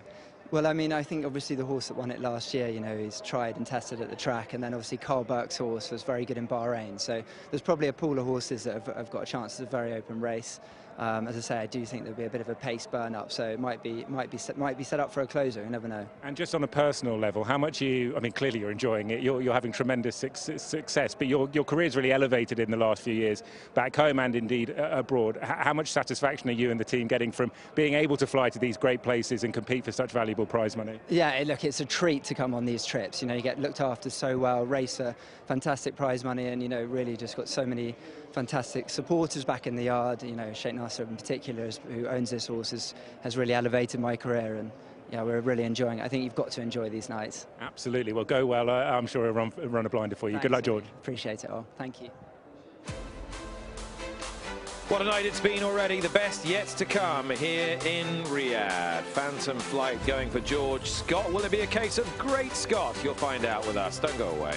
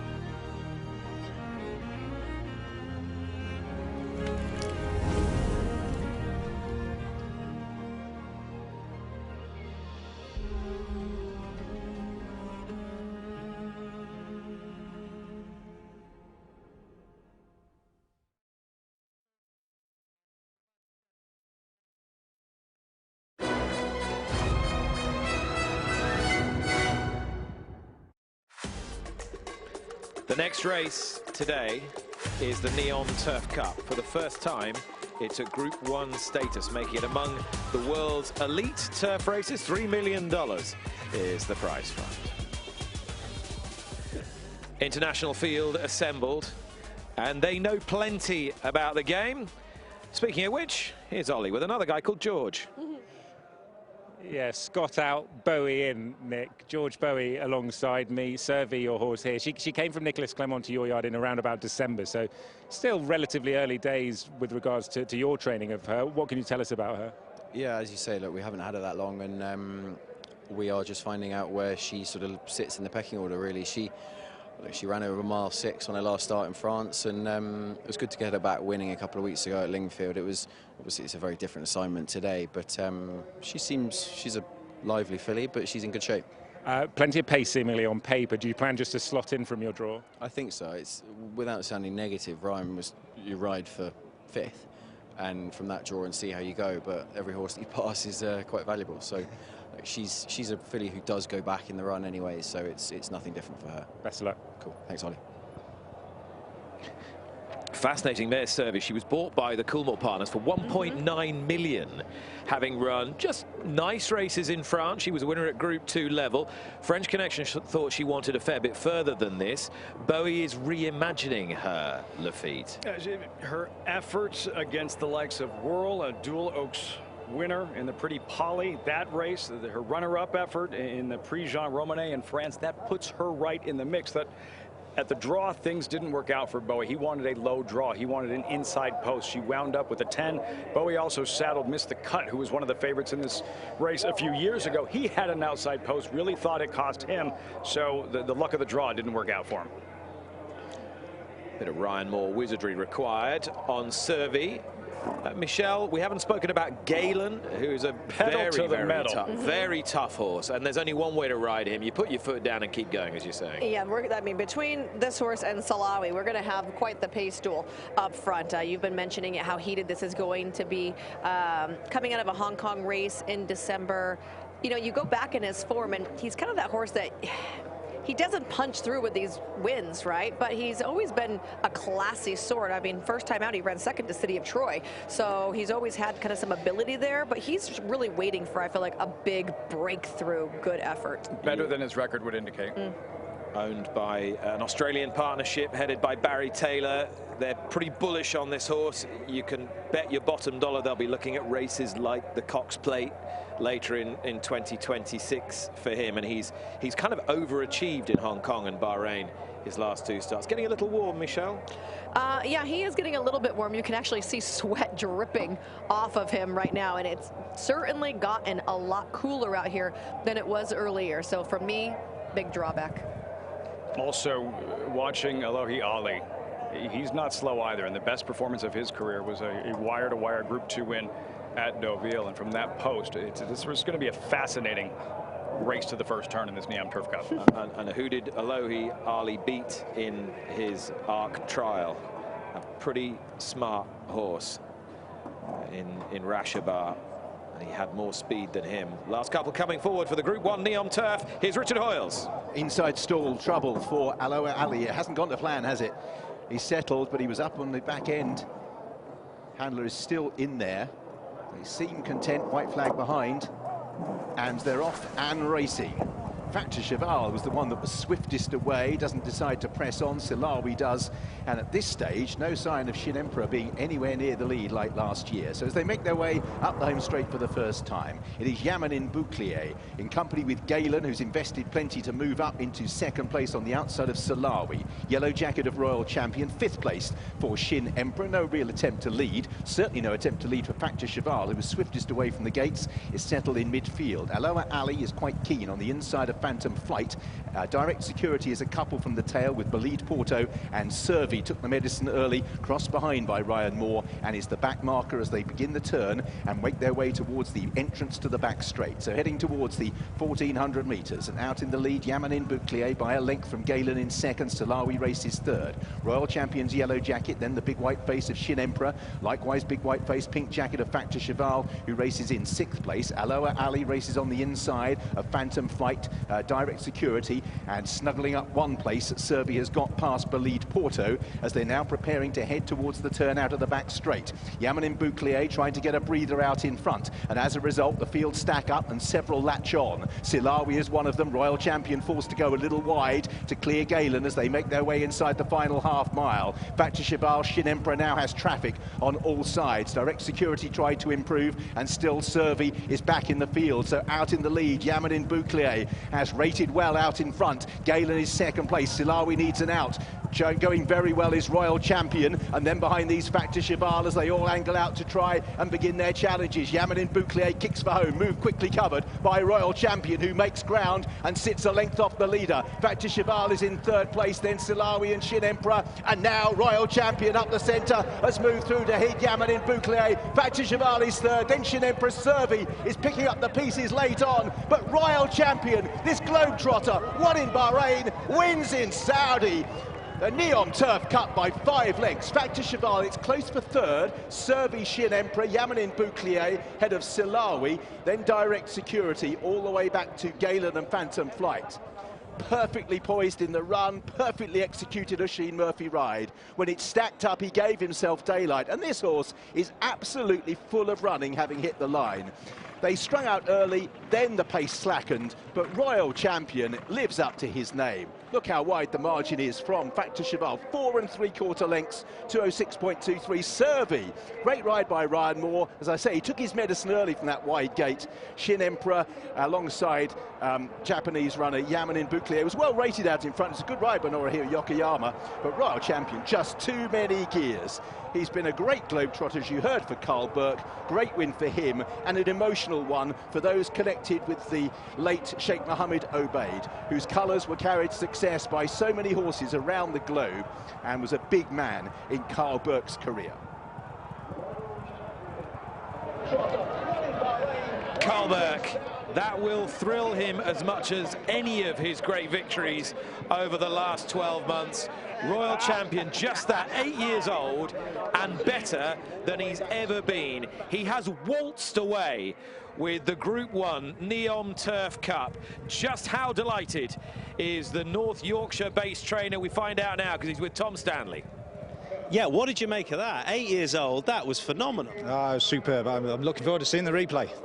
I'll let you do that over my shoulder. Hopefully it'll come up soon enough. Well, I saw you deep in conversation with Oisin beforehand. I take it he's executed it perfectly. Yeah, look, he's a very forward-going horse. You know, he's quite keen at home, but he's not a runaway. We just wanted him to get in a nice rhythm behind a decent pace, and that's exactly what happened. Once he gets a bit of cover, he just travels lovely, and Oisin's obviously pulled it off fantastic. Well, I was so confident once he was turning in that position. Yeah, and it was push button, wasn't it? He's put it to bed conclusively. He won it quite a long way from home, it seems. He's a horse with a good turn of foot, and then he keeps galloping. He stays this trip real well. Brilliant. So, yeah, delighted, absolutely delighted. Dubai, but possibly on the agenda for him? He's been accepted for Dubai. For the turf? Sheikh Mohammed Obeid wouldn't have been a fan of sending him to Dubai, so I'll have to discuss that with the guys at Dali, and we'll see what we do. But I mean, it's an obvious race for him, and I think he's the 1900, the drop back a furlong wouldn't do him any harm. So we'll see. We'll see. A lot of it will be up to Sheikh Mohammed Obeid's family. I'm glad you mentioned Sheikh Mohammed Obeid. Is he on your mind now? Yeah. I mean, it's so disappointing, isn't it? That's what's happened. But obviously, our thoughts are with his family. But hopefully, we'll keep the show on the road for a little while yet. Well, this horse can really fly the flag. I know he's 8, but he seems better than ever. Well done. Unbelievable. Unbelievable. Carl Burke paying tribute to the late Sheikh Mohammed Obeid, who died suddenly last autumn and really turbocharged Carl's stable and many stables across the United Kingdom. And this horse really testament to the late Sheikh Mohammed Obeid's own breeding empire, because he's by Shamadal out of a Mare Emirates Queen, who herself a half-sister to one of the great stallions and great racehorses, Dubawi, who was Sheikh Mohammed Obeid's finest achievement. So really embodiment of what he has given the sport, Lafine. Acceleration that jumps off the screen from Royal Champion. So impressive, visually impressive, just like the Bahrain International Trophy. You saw him in Oisin Murphy, there he is. You saw him in Australia. Since he came back, 5 for 8, and he's been in an absolute zone for Carl Burke. All right. Ollie Bell is alongside winning rider Sheen Murphy. All smiles, tears all round here as Royal Champion wins. Sure is, and I just heard Sheen describing that performance to the team leading him in as electric. It was so impressive. You've got great hearing, Ollie. Yeah, he was amazing. I feel really sorry for Clifford Lee, Carl Burke's stable jockey, who's recovering from an injury at the moment. Carl came here with a lot of confidence. His team were brimming with confidence, and the horse was excellently prepared and push button. I'm sure you'll be aware of the colours that you're carrying. The late Sheikh Mohammed Obeid, who was a huge supporter of horse racing all over the world. He would have got tremendous enjoyment out of watching this. Absolutely. This is a very big race, the Neom turf. God rest His Highness Sheikh Mohammed bin Obeid. And I'm glad his horses are still carrying on his legacy. It's fantastic to win. Very important race. David Howden, the sponsor, is here.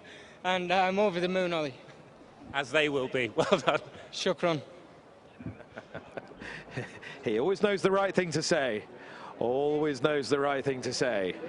Sheen Murphy. And he likes to take the helmet off as well as he comes in. So he can be well seen. Who doesn't want to be seen in the winner's circle? Winner's enclosure. He's got a very keen sense of how the sport needs to be sold around the world, and Royal Champion is a horse who can sell it all for himself, because he's 8 years old and he's just getting better and better and better. Masterfully handled. Carl Burke, in the form that he has, Royal Champion. As mentioned, he was in Australia for a bit.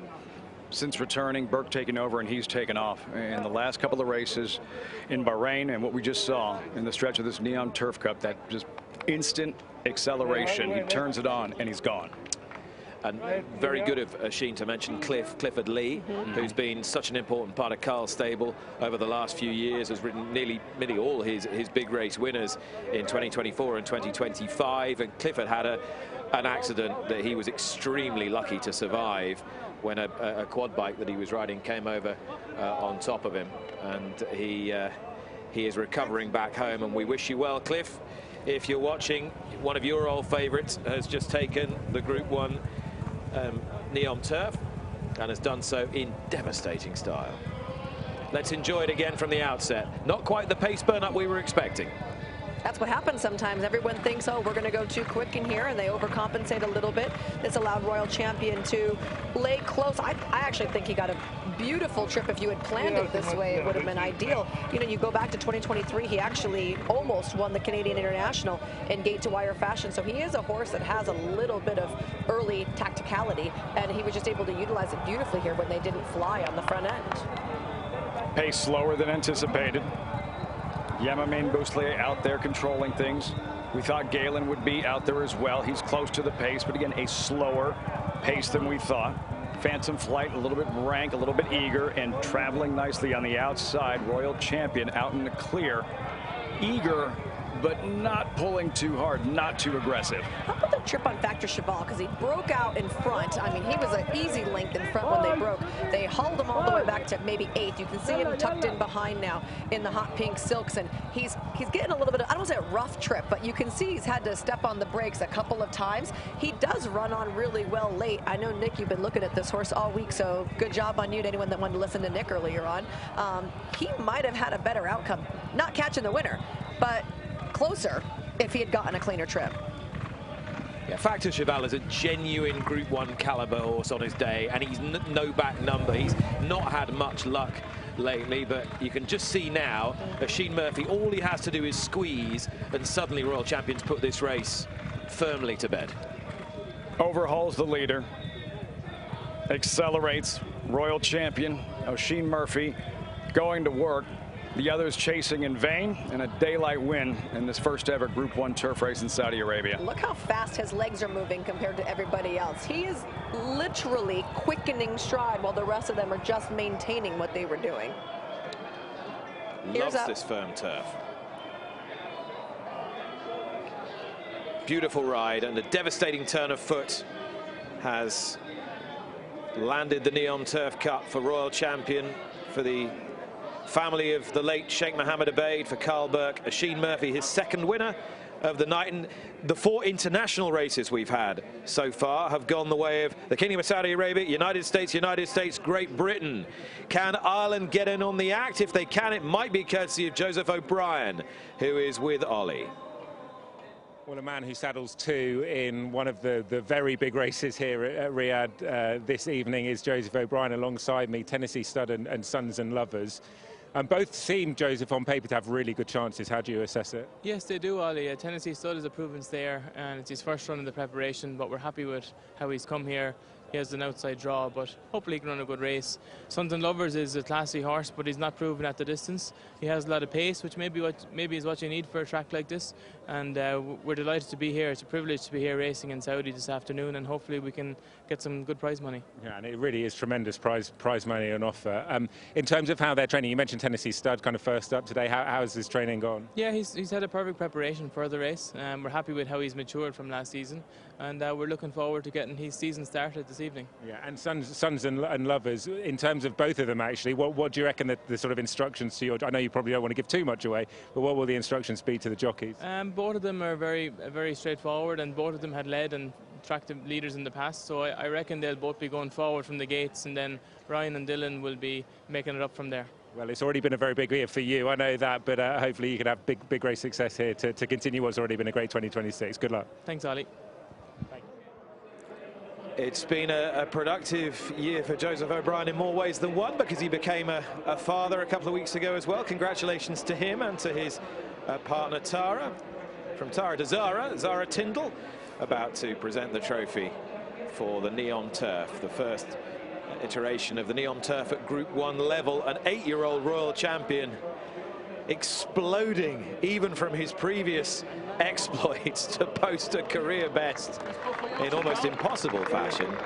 And Carl Burke, that seemed to thrill him as much as any of his Group 1s in the last 12 months. David Howden there, the sponsor of the Neom Turf Cup on the right. And good to see Zara maintaining the royal interest in the sport of kings. We marvel at athletes that excel at older ages, right? Whether, you know, a Tom Brady, a Peyton Manning, and the same with thoroughbreds. And watching a royal champion at the age of 8, finding his best stride, continuing to improve, and being in career form. He's fun to watch. It's a fun story to follow. So, as a royal champion herself, presents the trophies to all those connected with the horse of the same name, and more success for Oisin Murphy. We can reprise for you what's happened so far as we build towards the main action here on Saudi Cup night. So the 4 international races. The first one to Al Haram for the Kingdom of Saudi Arabia. Now, could this horse land up in a Kentucky Derby, Lafitte? Well, he has a path, right?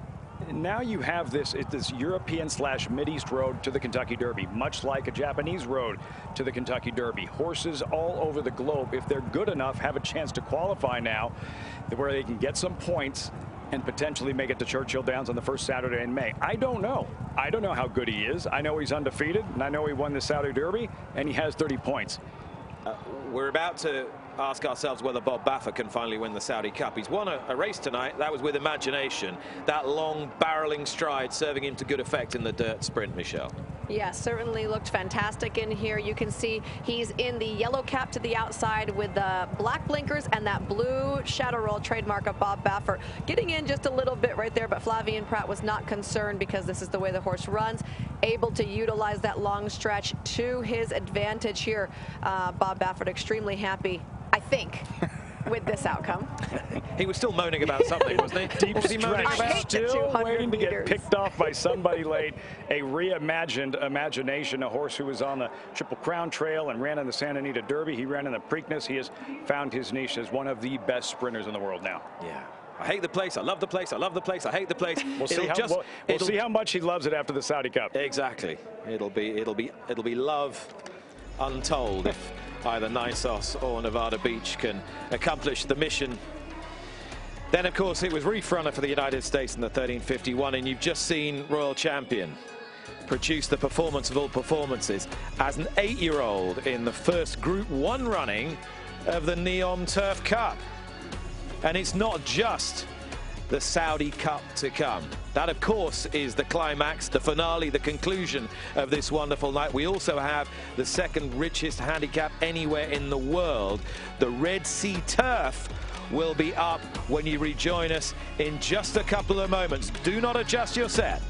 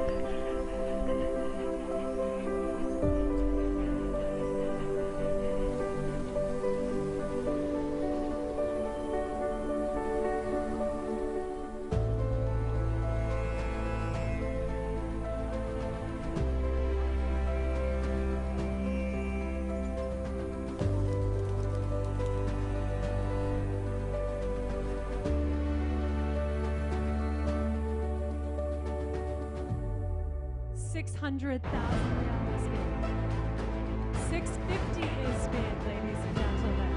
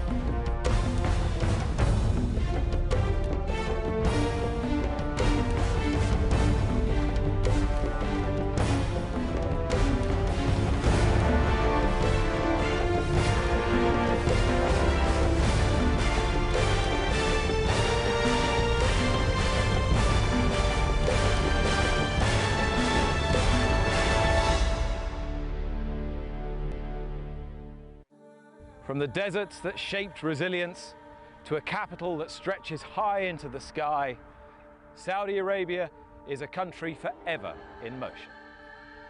Tradition and ambition rise side by side, and at its heart, a timeless symbol takes flight. For centuries, the falcon has soared above these lands, a symbol of pride, courage, and boundless freedom. Today, that same spirit rises anew. Above the shining skylight of Riyadh, an ever-growing horizon of innovation. Here, culture and modernity move together, shaping a nation of vision. And from these same sands emerges another icon, the horse. Graceful, powerful, and bound to the people of this land for centuries. Its strength echoes the heritage of a nation that never fades. Tonight, the life forces of sky and sand unite here at King Abdulaziz Racecourse. where we gather for one of the grandest spectacles in global horse racing, as champions from every corner of the world gather beneath the Riyadh sky. This is the Saudi Cup, where legends take flight and where greatness begins. Midnight Bisou running on strongly up the inside running rail, and Midnight Bisou closing. Miss Shrift conquers the cup, an upset winner. Emblem Road to the front, a huge shock, but they love it here in Saudi Arabia. Country Grammar on the sea late, but too late. Antalasa takes it for Japan, but right on the line, Senor Buscador might have tipped him out. Forever Young, a race for the ages, and Forever Young rounds off a terrific night for Japan.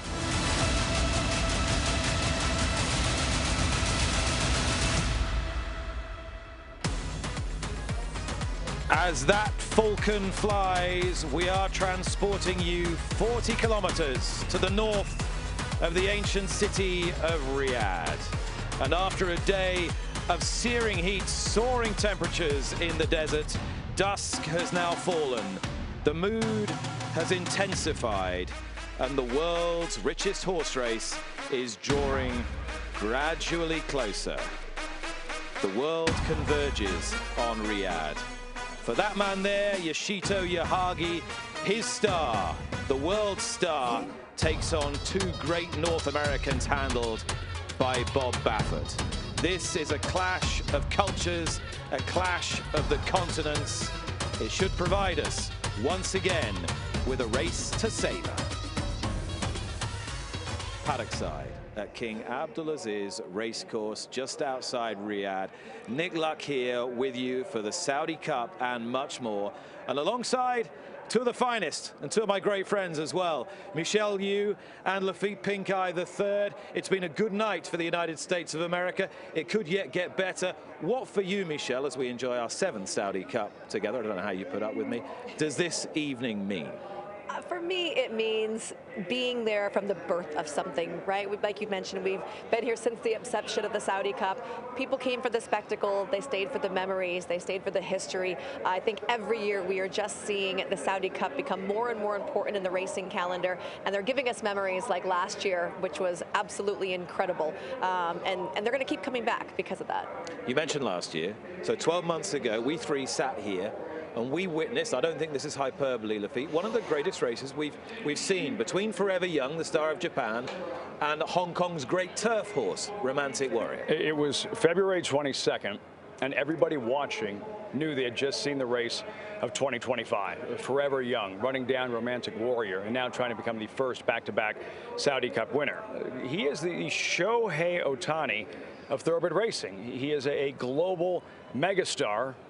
And he's rich, $19 million he's earned thus far. He scores tonight, make it $29 million as he gets ready for a 4th season in racing and training, his 5-year-old debut right where he started his last 2 seasons of racing here in Riyadh. And just a final point for now, Michelle, this is a horse that Connections could easily have said, your racing days are done, you've done enough. You can go to stud now and do your next job, where he is worth an absolute fortune. They've decided not to. $20 million was enough of an incentive to come here. I think it wasn't just the $20 million. I think Yoshito Yahagi also wanted that prestige. Let's do something people haven't done before. He already was the first winner that won 2 races on the Saudi card. You know, to be crowned Horse of the Year in Japan, to be crowned the older male horse in America, it's the sky's the limit for him. Let's see how good Forever Young is. 13 horses will go to post in this year's edition of the Saudi Cup. It is a wonderful international team. And speaking of wonderful international teams, we got one for you as well, starting with Tom Stanley. The calm before the storm then. Wanted to take you to the heart of some of the Japanese chances here. Joe Moreira just behind me there. He'll ride Luxor Cafe, wishing him all the very best.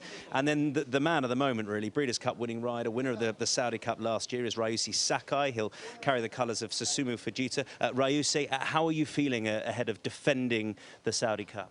Yeah, his condition is very good. I have big confidence today. Is he a horse who gives you lots of confidence just in his ability? He has a lot of ability, and yeah, I believed him and I trust him. no nerves. You seem very focused. You don't get nervous before a race like this. Not same to every time. Just I try to my job.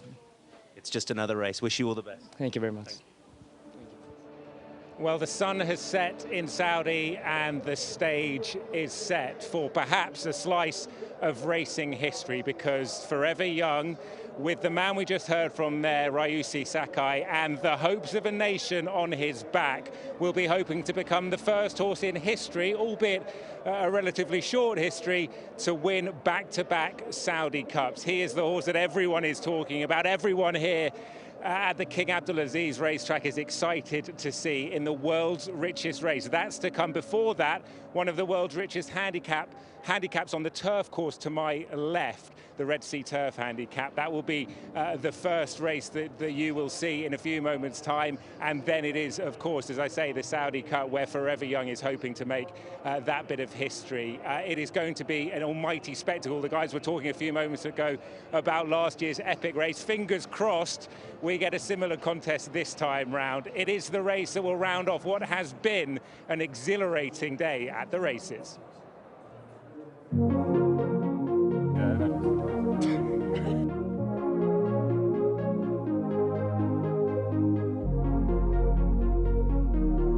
Not yet, buddy. Welcome everyone to Breakfast with the Stars. Well, I think we're ready to commence the draw, Michelle.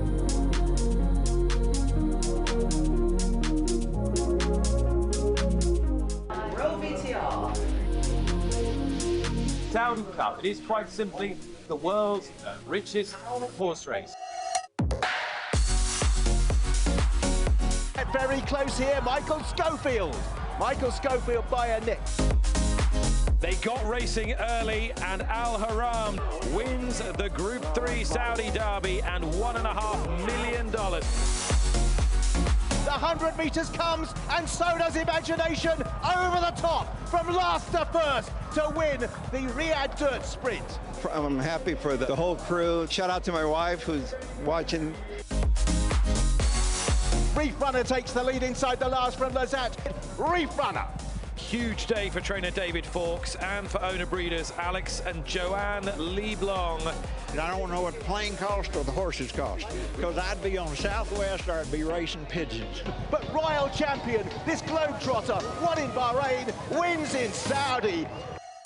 Campo.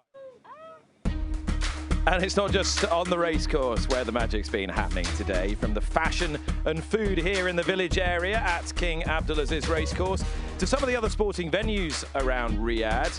Whether it's tennis or boxing, it really is burgeoning, fast becoming one of the world's major sporting cities, which made a hugely suitable host of this week's Asian Racing Conference, during which Prince Bandar hosted dinner guests at the Globe Restaurant in the Saudi sky, before the roadshow rolled on to a cultural event in ancient Diriyah, where we can join Frankie Foster and Ella McNeil.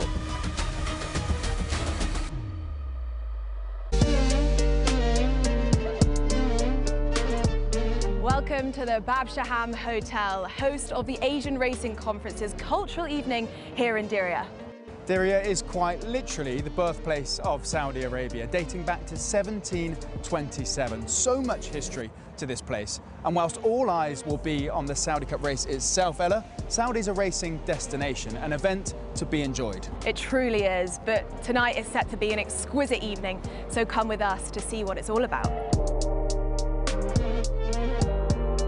Traditional craft is so important to the rich history of the Kingdom of Saudi Arabia, and these women are showcasing some of the traditional techniques using palm leaves and sheep's wool to create some beautiful pieces, including hats, rugs, and this gorgeous bag.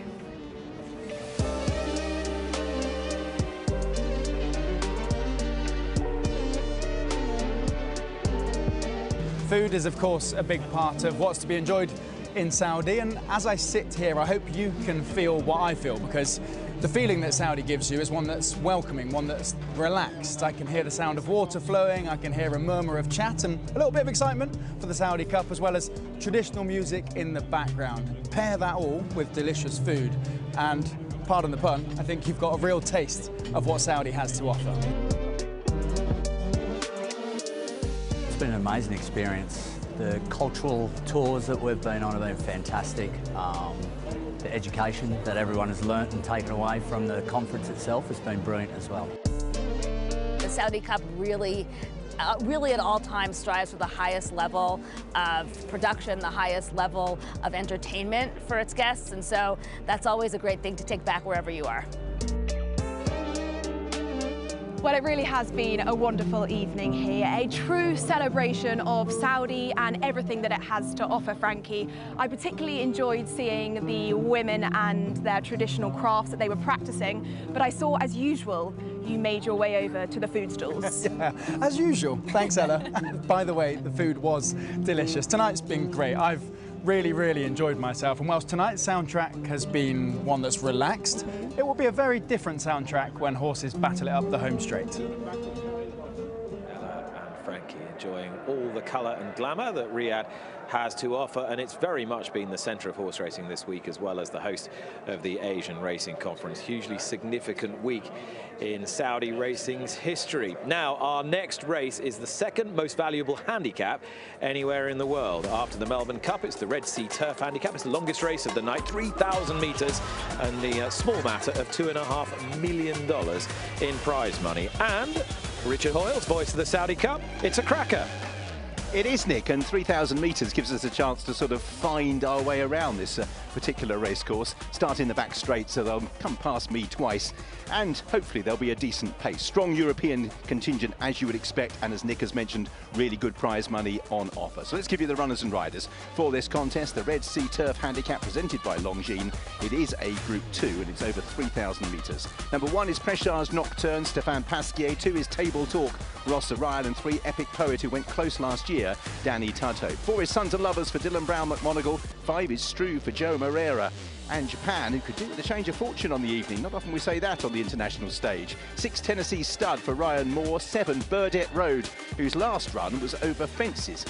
Patrick Cosgrove. Number 9 is Espoir Avenir, because Goody Two Shoes number 8 doesn't run. Corralo Enzo is in the saddle. 10 is Vermicell, Mikel Barcelona. 11 Real Dream, the mount there. And number 12 is Oisin Murphy's mount, number 12. Tarrians. So 11 runners making their way out onto the racecourse over 3,000 metres for this 8th race of the night. The prelude, of course, to the Saudi Cup. The last of our races on turf this evening, and a very valuable one. Hugely valuable, wonderful prize to win. Long distance race. It'll unfold slowly and absorbingly, and hopefully this huge crowd here will be suitably absorbed by it. You won't miss a thing. We're on the train heading toward the Saudi Cup at speed. The Red Sea Turf coming your way.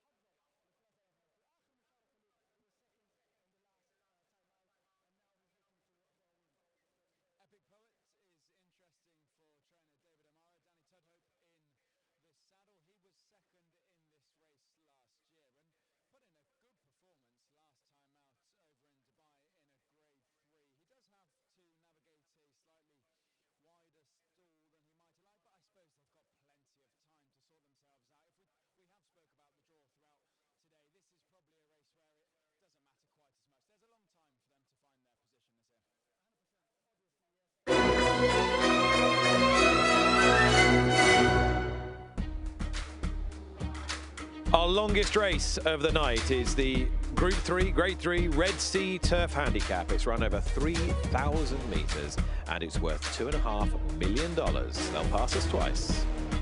Dylan Brown, McMonagle, Billy Loughnane, two of the young talents in Britain and Ireland respectively.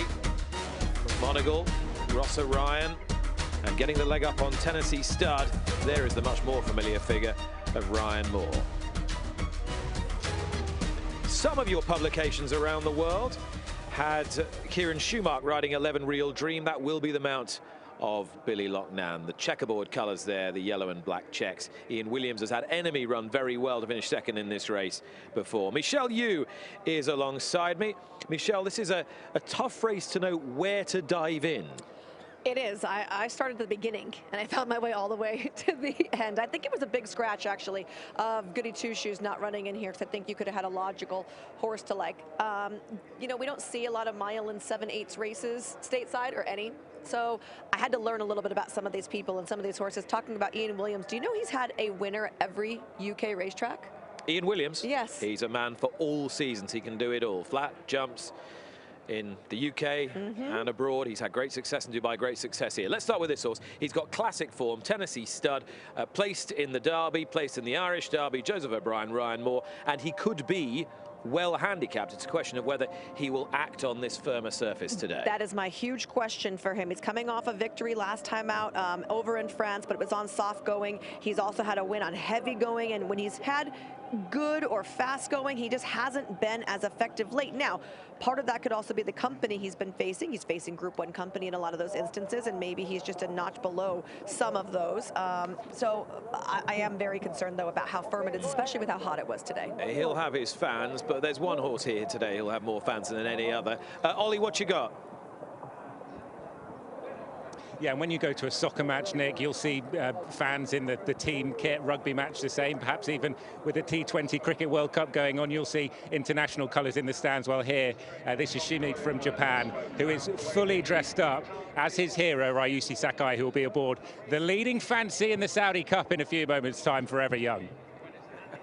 He gets everywhere. He was at the Breeders' Cup Classic, and as I passed, I had to do a double take. I thought, God, Ryushi Sakai, he carries good condition for a jockey. You know, you and I were big Forever Young fans this week. We were. We had some amazing swag. Epic Poet, I think, really looking like a good thing in this particular spot. It's coming out of a runner-up effort at Meydan last time out off of the break, and he was just relentless with his close. He's coming out. He came out here last year and ran second in this spot. He carries the same weight as he did last year. I think that he could do one better here. Sheen Murphy, if you were with us for the Neom Turf, he won that race, the Group 1 on Royal Champion. He rides Tarrians here for his old boss, Andrew Balding, in those Juddmonte silks, the green, pink and white. A horse definitely with his future in front of him. Burdett Road could be part of the early pace. Is about the last one in for the Red Sea. Here's Richard. So all set, 3,000 metres. They leave the stall. Sons and Lovers is the quickest into stride in the pale jacket and is allowed immediately to stride on by James Doyle, who now, having lit the blue touch paper, is struggling to put out the fire as Burdett Road up on the outside. Tarrians takes the trail, and moving forward is Tennessee Stud right outside. 3 wide on what's the longest run to the first bend, and Tennessee Stud is going to slide over for Ryan Moore and accompany Sons and Lovers. Burdett Road's rider just glances over the shoulder. We'll find Table Talk and Tarrians on that one's tail. Real Dream races in 6th place, just ahead of the pale blue colours of Vermicell. Survey Epic Poet with the hold-up tactics as usual, and it's the pair of greys who are towards the back. Espoir Avenir towards the tail in company with Presage Nocturne. So now, having got to the front, the traditional Ryan Moore drops anchor out in the lead, having an ability to dictate the pace, and Tennessee Stud leads them up the home straight. Burdett Road keen in 2nd place. Sons of Lovers handed up the lead and is now tracking the leader. Tarrians is in 4th place. Table Talk in yellow and black as they make their way up the home straight. In 6th place is Vermicell, then Real Dream, the last 3 Epic Poet, Survey, and also towards the back Presage Nocturne and Vermicell. So Tennessee Stud and Burdett Road are going to provide a barrier here for those behind to try and get past. and they're not going to try and increase the pace for a while yet. Sons and Lovers and Tarriants, you can see several fighting the riders now as the pace has dwelled. In 5th place is Table Talk, who is on the inside of the pale colours of Vermicell. Real Dream, Survey, Epic Poet, 3 wide into this turn, and then taken off heels at the back, Espoir Avenir, passed on the outside by Presage Nocturne. So out in the lead, it is Tennessee Stud. His accomplice is Burdett Road, and they continue to stack up the field. Sons and Lovers races in 3rd place. Tarriants, Table Talk and Vermicell. Real Dream as they head into the back straight. Behind these, Epic Poet, Survey, and there is still no increase in the pace. Presage Nocturne and Espoir Avenir at the moment are hostages to fortune as they race down the back straight and now approach the final 1,000 metres. And out in the front, it is still Tennessee Stud and Burdett Road. Who wants to break cover and try and interrupt this formation, which has stacked the field up from the word go? Tarriants will feel he's well placed, then Sons and Lovers is going to need luck.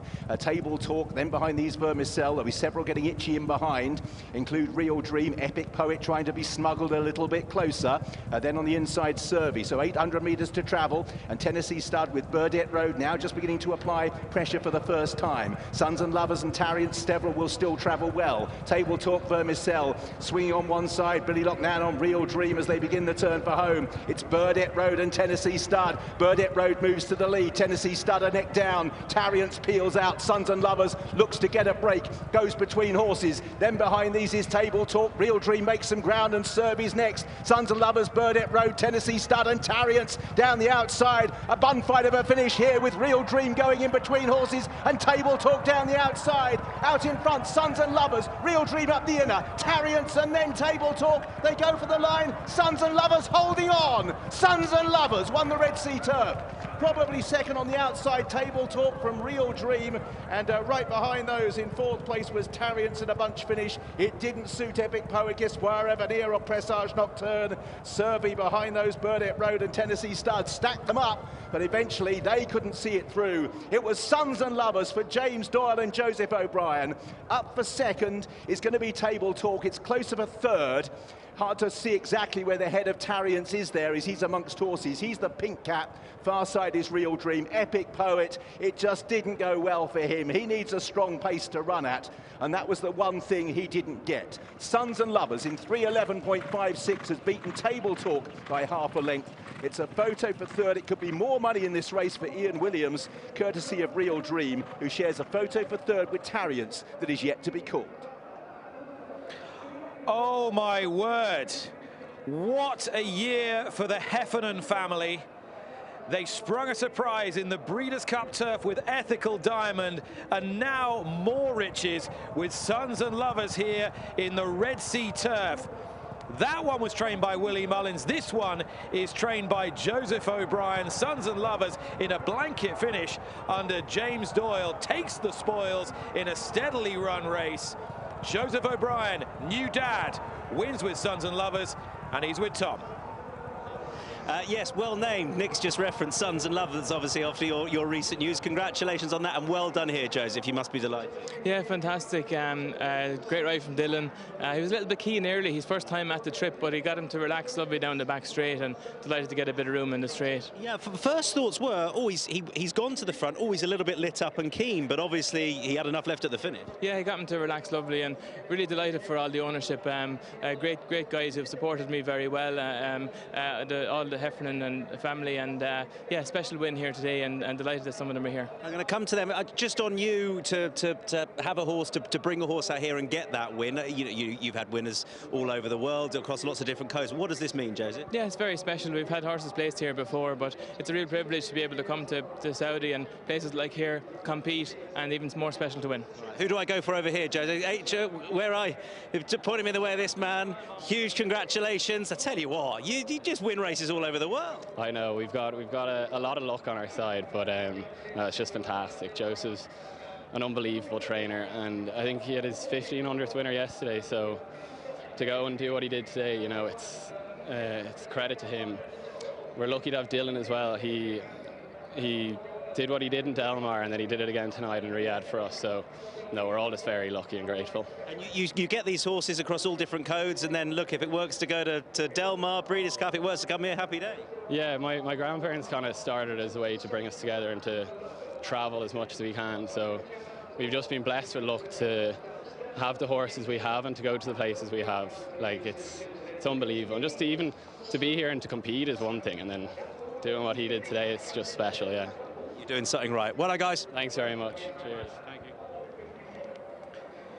Yeah, the Heffernan Syndicate, the HOS Syndicate, set up by Andrew and Margaret Heffernan so that all their grandchildren could enjoy the sport of horse racing.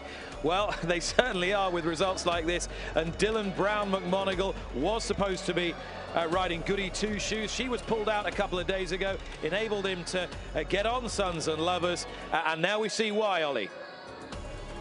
Absolutely, and there's no need to do form, I don't think, in these big international races, as Dylan will make his way over to me. All you need to do is look at these colours, Dylan Brown McMonagle on board, and it's as easy as that. Another huge international success for you and these owners. Dylan, well done. Thank you very much. They're very lucky colours for sure. I'm very lucky to be able to come to these kind of meetings and get on these horses. Very well prepared from the boys here beside me, and Tina and everyone over, and Joseph had them all spot on, so my job was easy and he did it really well. He just fought for his head a little bit from the gates, but Ryan gave you a nice lead into the race. Yeah, he got 2 or 3 lengths out of the gates, and I didn't really want to be there. I was very happy to get a lead because he travelled strongly, and I was a bit worried halfway he might have done too much, but his horse has got form over shorter, so I knew he was going to quick and good. When I got there, he waited, but he was good and tough when the challenges came to him. I saw a great video of you as a young boy talking about your dreams of being a leading jockey on the global stage. What would Dylan Brown McMonagle say to a young Dylan now? Follow your dreams and work hard, and it'll all happen for you. Well done, Dylan. Thank you very much. Crowned champion jockey in Ireland for the first time in 2025, Dylan Brown McMonagle. He's been riding in Hong Kong lately, and no sooner had he landed in Hong Kong, he was riding winners at huge prices day in, day out. He is a seriously talented young man, Michelle. Yeah, looked like it here, especially with getting a horse like this that was so ranked to begin with. You know, you have to have a special kind of rider to be able to calm that down and still get a great finish out of it a mile and 7/8 later. Horse had a little bit of a turn of foot, and he was well positioned as well in a race that, even for the distance, wasn't strongly run, Lafitte. No, and when you talk about how rank he was early on at a long distance race, when horses start pulling and you have the horse fighting rider, rider fighting horse, trying to get him to relax, usually the results are not of the desired variety. In this case, it still all came together, and Sons and Lovers finding just enough, and watch him dig, claw, and fight his way to the wire to take down this Red Sea Turf handicap. Wow. Surely they'll have their minds on Melbourne now with this horse. The demands of Flemington, you think, would suit him perfectly if they just go that little bit harder, but he's got that turn of foot you need to win a cup. And the owners, I'm sure, will be keen to get on their travels again. They've run absurd in that race a good few times, and he's acquitted himself well. But the great thing about Joseph O'Brien, he'll take horses anywhere and have a go. That's what you need, right? People that are keen for the game, good for the game. You mentioned the fact that the syndicate was put together so the grandkids could enjoy it. When you have supportive owners and you have young, fresh trainers that are willing to take all of these chances, that's how you end up with great results like this. Well, Michelle, you talk about young, fresh trainers. Takes us right to the Saudi Cup itself, because the first female licensed by the JRA, the Japanese Racing Authority, has a runner in the Saudi Cup. That's Kyoko Meikawa. She's saddling Sunrise Zipangu, who on his very first start, in fact, finished second behind today's rival, Forever Young. And Michelle was on hand to greet Kyoko on her arrival here in Riyadh.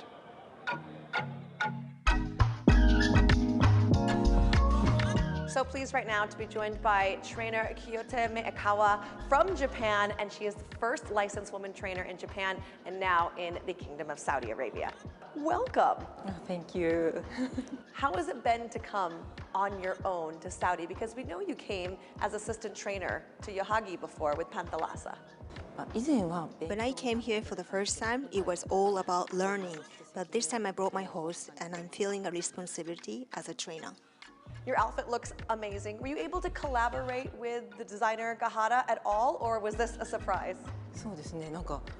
I thought I'd wear Saudi's traditional clothes, so this is not exactly what I expected, but the design is so fresh and new, and I feel like these stones give me some power. Do you think of yourself as fashionable at home? No? Not at all. What would you have worn to the races on a big race day in Japan? I usually wear a black or navy, a dark colored suit to race course. 地味な格好してます。I want to talk a little bit about becoming the first woman trainer in Japan. Have you felt supported? そうですね。 I feel very supported. Everybody around me say that it's tough to be working as the only female trainer in Japan, but they support me very greatly. At what point did you think this is a horse for the Saudi Cup? When Sunrise Jipangu moved to my stable last year, I was hoping that it would be nice if he could run in the Saudi Cup. When you watched him here on the track, how do you think he looks?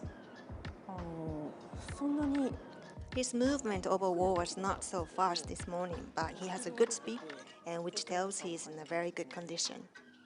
Is he ready to tangle with the best horse in the world? できてます。 Yes. If this works out and you were able to win the Saudi Cup, do you think that you maybe have a fashion designer come to all the big races for you? 絶対そうです。 Yes, I would definitely do so.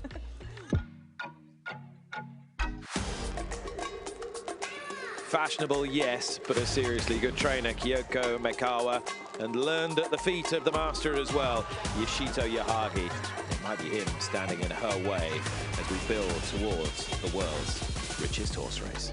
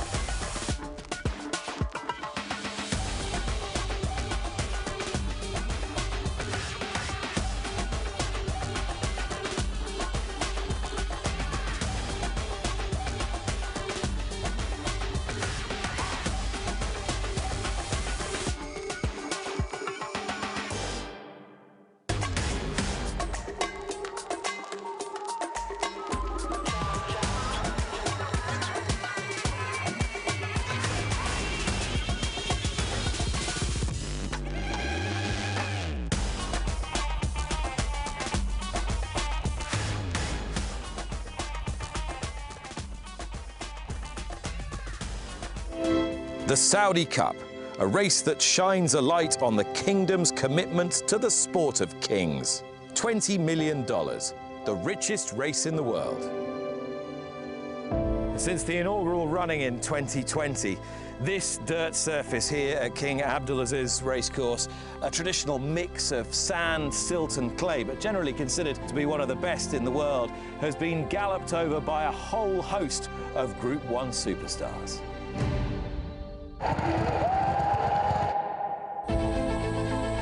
Gates open from here. They have 1,800 metres to run in the Saudi Cup. That's a mile and a furlong in old money, or a mile and an eighth in everyday money, and they're travelling at 40 miles an hour here. You have to have speed, but you have to have stamina. That's what makes it such a test. And after the Americans saddled 4 of the first 5 home in 2020, the following year, the prize went to a European trainer, John Gosden from Newmarket, with a horse in Saudi Arabian ownership. Mishrif is roused to the lead. Charlatan tries to fight back. Mishrif conquers the cup. A year later, the winner Mishrif was back. He finished last, behind a shocked local winner. Emblem Road is being roared home by the locals. Emblem Road has toppled the lot of them. Runner-up Country Grammar tried his very best 12 months on, but tried ultimately in vain. This time, it was a landmark success for Japan. Antalasa takes it for Japan. The one they missed last year, they get this time. And as night follows day, you could guarantee that that victory would spark something in Japan, because the very next year, they came here armed with Ushba Tesoro, nearly, but not quite. The lead is taken by Ushba Tesoro, but right on the line, Senor Buscador. Ushba Tesoro may have leapt for a stride, but it's Senor Buscador's Saudi Cup. And so to last year, to 2025, it'll live long in the memory. The best turf horse in the world, Hong Kong's Romantic Warrior, versus the best dirt horse in the world, Japan's Forever Young. And if top-class sport is about making split-second decisions, this was the defining point in the race. This was where James McDonald sent on Romantic Warrior around the final bend. What followed was the ultimate in sporting drama. And at the moment, Romantic Warrior holds sway. His rider looks across. Forever Young is trying to close. Two of the great racehorses in the world. And Forever Young runs down Romantic Warrior and breaks Hong Kong heart. The race of the decade, quite possibly. The race of the year, you bet. The Saudi Cup is rich. Richer than its short history, richer even than its $20 million prize fund. The feature race, the Saudi Cup, as Nick said, worth $20,000 US, and the prestige that goes with winning one of the world's great races, immortalised by that finish last year. Runners and riders, they are headed by number 1, Banishing. Been a good night so far for the USA. Adel Al-Faradi is in the saddle. Number 2 is Bishop's Bay, jointly represented, if you like, by the USA and the Kingdom of Saudi Arabia. Junior Alvarado in the King's colours, Brad Cox. Number 3 is Forever Young, winner of the Saudi Derby, then winner last year, of course, of the Saudi Cup, bidding to repeat his victory this evening. Ryushi Sakai for Yoshita Yahagi. Number 4 is Hakit, likely to be one of the also-rans. Mikel Barcelona for Saeed Al-Junaid, but don't forget, Emblem Road performed a similar shock a few years ago. 5 is Luxor Cafe for Joe Moreira, another for Japan. And number 6, Mali.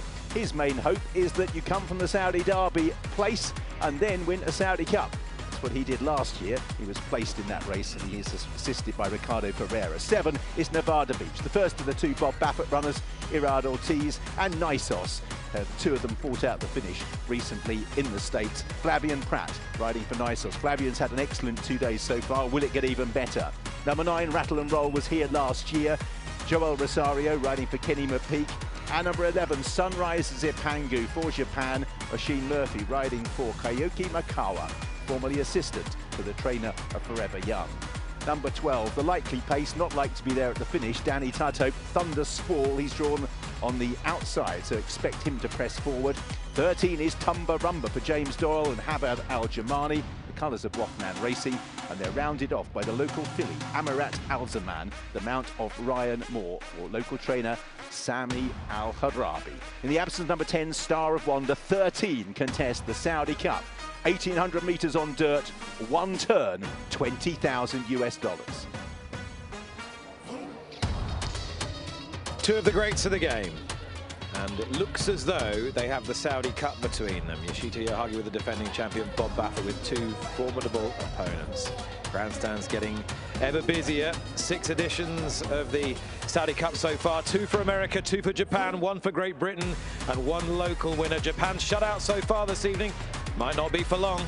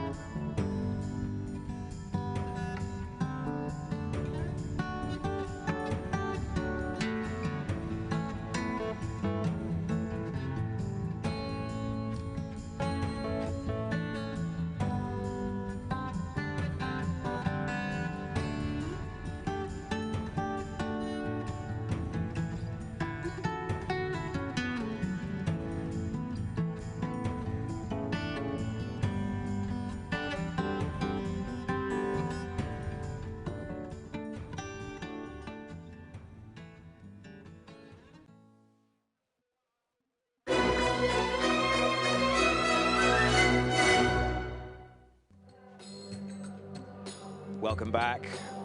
Not too far now until paddock will be full of the horses for the Saudi Cup 2026. 13 of them going to post, including the defending champion Forever Young, looking to become the first horse ever to win the race twice in its young history. Are we just going all in Forever Young, or do we show a little imagination? Michelle? I have no imagination. Forever Young for me. I want to be Forever Young. I think those of us who know you well know that you have plenty of imagination. I might have some imagination, but not when it comes to picking the winner of this particular race.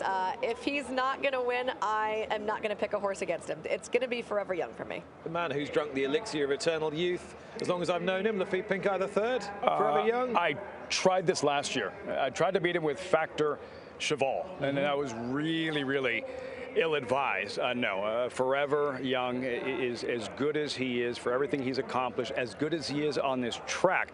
Not trying to beat him tonight. You tried to beat him with Factor Cheval. It's all very well to say it in hindsight. Romantic Warrior. And yeah, how bad was that? Like I said, how stupid did I feel afterwards? All right, listen, you could spend all night looking at us. You probably don't want to. You'd probably rather look at Forever Young, which is what Tom Stanley's doing. It is Forever Young making his way around. He saddled very early, actually, with a couple of handlers, Red Hood as well. Ooh, as we have, that was Marley, locally trained Marley coming towards us. But Forever Young, we've said so much about this horse, what he's achieved in his career, the way he's been campaigned, ambitiously campaigned, relentlessly campaigned. How lucky we are to have him back here defending his Saudi Cup crown, because they didn't have to do that, of course. They could have said, right, that's it. Off to stud you go, young man. But no, they are still rolling with him. We know that the plan off this is to roll on to the Dubai World Cup, where it didn't work out last year. And I think the feeling was, off the back of 12 months ago going to Dubai, that epic tussle, a race for the ages, as Richard Hoyle said quite rightly in commentary, really left its mark on this horse Forever Young, and he wasn't quite at his best out in Dubai. They've definitely got unfinished business there, and just allow me to get ahead of myself. Who knows off the back of that? Who knows what they will decide to do? Too late to go to stud, you would think, off the back of that. So let's keep everything crossed that they keep going, and who knows, maybe a turf campaign. But he's got to take this first. Forever Young, the defending champion for Yoshito Yahagi and Ryushi Sakai. Well, he's there in plain sight. But what about his rivals? We need some clues as to identifying who might be chasing Forever Young home, or who might give him most to think about. Step forwards, agents Hoyles and Pincay.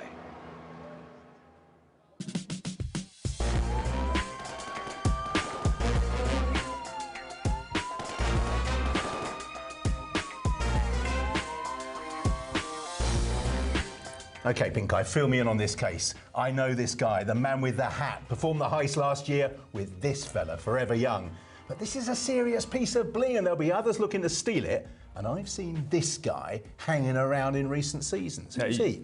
Look, his rap sheet, if 20 million goes missing, we start with him. Bob Baffert, all right? You don't see it right there? He's laughing at us, laughing right in our faces, because the two horses he trains just ran 1-2 in the Lafitte Pincay Junior Stakes. Anything you want to tell me? My old man, that's supposed to be a coincidence? I don't know, you tell me. What about this guy? Rattle and Roll, not owned by a sheikh. How good would that be? But he's been here before.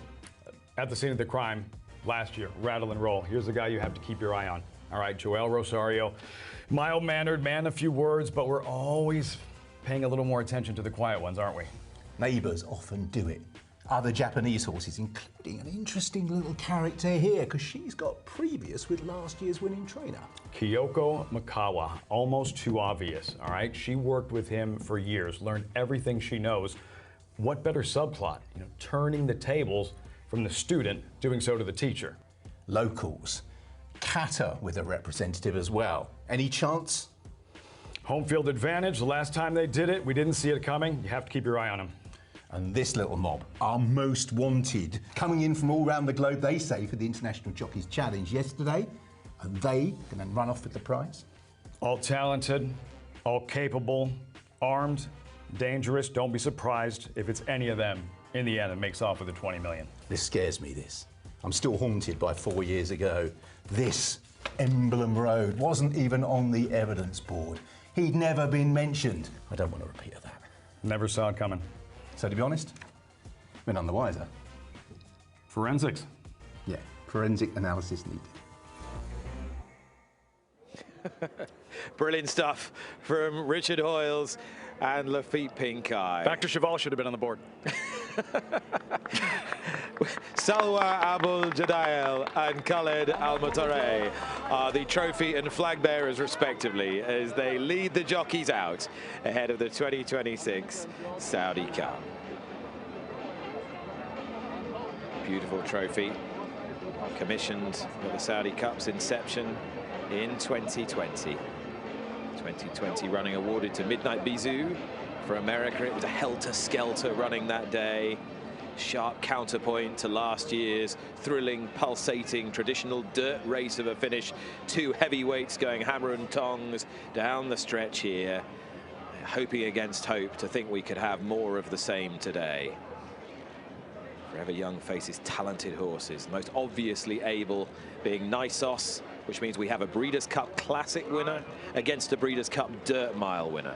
Something that the organisers of that event always strive for, Michelle Yu. Anytime we can get Breeders' Cup winners head-to-head, whether it be back-to-back Classic winners or in this edition, two different race winners, I think is extremely important, especially when you take a look at there's some people that don't love the Dirt Mile because it maybe is taken away from the Classic, and now you get kind of the barrier race or a bridge race like this where you're a one-turn mile and an eighth. They were supposed to meet in the Breeders' Cup Classic. Nisos getting ready for the Pacific Classic, Del Mar's prestigious race.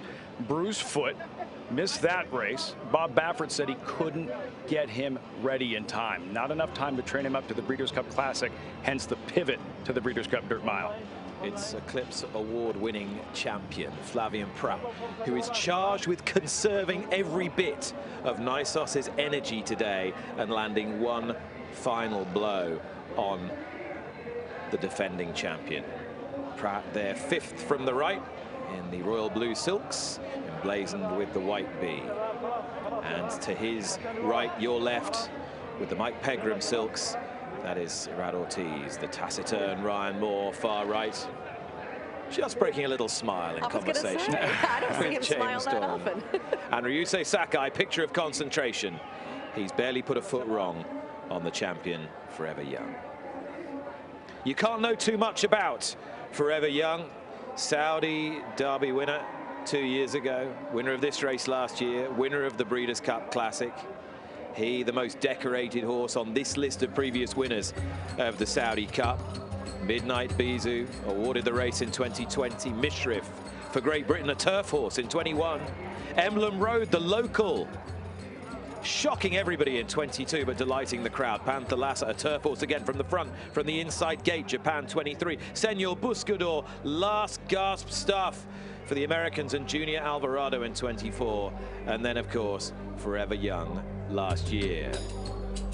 Forever Young, bit of a sporting icon now in Japan. To appreciate him more fully, Tom and Ollie have been chewing the fat.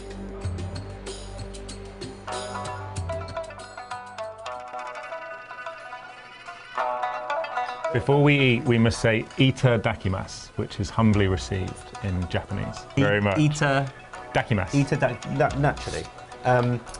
But we're better to talk about the Saudi Cup and Forever Young returning to defend his crown than a Japanese restaurant. Do you like Japanese food? I love Japanese food, and it looks amazing. Is he the best horse to come out of Japan, do you think? Is he the biggest world ticket at the moment?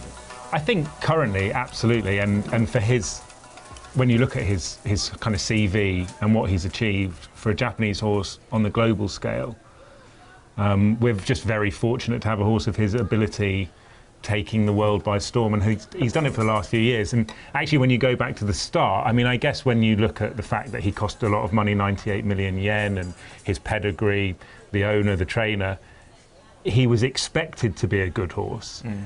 But he's turned out to be a truly exceptional racehorse. That return, so what, just over $500,000 into over $20 million.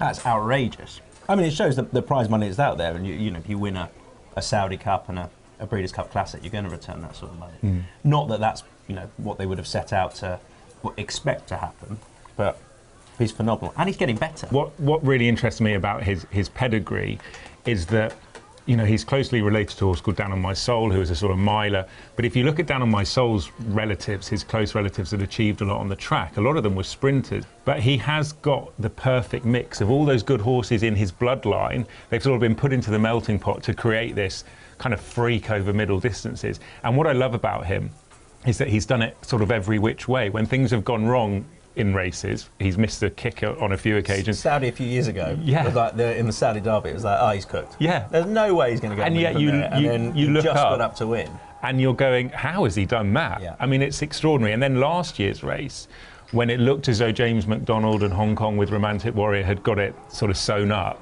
he managed to kick back and show all those sort of fighting qualities that champions have. Probably helped by Romantic Warrior. Go on, say it. Fading on the line. Going too soon, perhaps? Yeah, James, if you could do it again, you wouldn't go so soon, would he? No, but it's interesting, isn't it? Because the Saudi Cup is in its relative infancy. And I think that when we go to each and every year of the Saudi Cup, what we're seeing is that there are trainers that are learning a lot, jockeys are learning a lot, and yet Forever Young seems to have gone there and worked it out almost instantly. Yes, things have gone wrong, and he's done well to overcome that, but he seems to be the perfect horse for Saudi, and that's proven by what he's done there recently. May I? Yeah, absolutely. Yeah, is that not enough? I also love sashimi. I can tell. The guy on his back, Rosy Sakai, is the real deal. Like, I think he's very good, and I think if you take Yutaka Taki, who's the biggest named rider to come out of Japan, well, he was brilliant, but he never got the global appreciation as a superstar rider. Well, superstar in the fame sense because of how he was perceived by Japan and Japanese racing. He is ice cool, and yet with all these people that are willing him on back home, and it would be in the millions tuning into this race and following this horse who is just, you know, the biggest star there is. For him to handle it with such aplomb, when things go wrong, he doesn't panic. I think he's an extraordinary athlete. Because you're riding, and I don't think this really translates in Britain or necessarily in the States either, but you're not just riding for the owners and the trainer, you're riding for a nation if you're him. Like, Forever Young in this race in the Saudi Cup is riding for Japan. Whereas I don't think you can say the same about, you know, Nysos and Flavien Prat or a horse like Nevada Beach. They're not riding for America. Whereas Forever Young genuinely is, he's carrying the hopes of a nation. But he's dealt with it all so far brilliantly. Well, in honour of Yoshita Yahagi, I have got you and us a hat each. Just the gift that keeps on giving. Look at that. Do you think we'll be tipping our hat to Forever Young on the day? Yeah. I think he's the best horse in the race, and he's got to turn up with his A game, and he'll go and win. He's done it before you. I totally agree. He's the one they've all got to beat. So it would be an amazing moment if he is to win back-to-back Saudi Cups. I think all that's left for us to say is good luck to Forever Young, good luck to Connections, and good luck to the whole of Japan, who no doubt will be watching. Kampai. Kampai. Came here in the Saudi Derby 2 years ago. He came back and was then third in the Kentucky Derby, which nobody thought was possible. And thereafter, Lafitte, it's been a tale of really unalloyed success. And even the races he's been defeated in, you could consider him to be significantly unfortunate. That third in the Derby that you mentioned, and becoming the first Japanese-based racehorse to win a Breeders' Cup Classic. And he always had the God-given ability. As a 2-year-old, he registered the highest speed figure since the Japanese Racing Association started tracking this data. The talent was always there, but how much he has matured since then. What a pro in the fundamentals that he does right that makes a difference between winning and losing. For example, last year's Saudi Cup, turning for home, Romantic Warrior far outside, light blue and white stripes. No panic.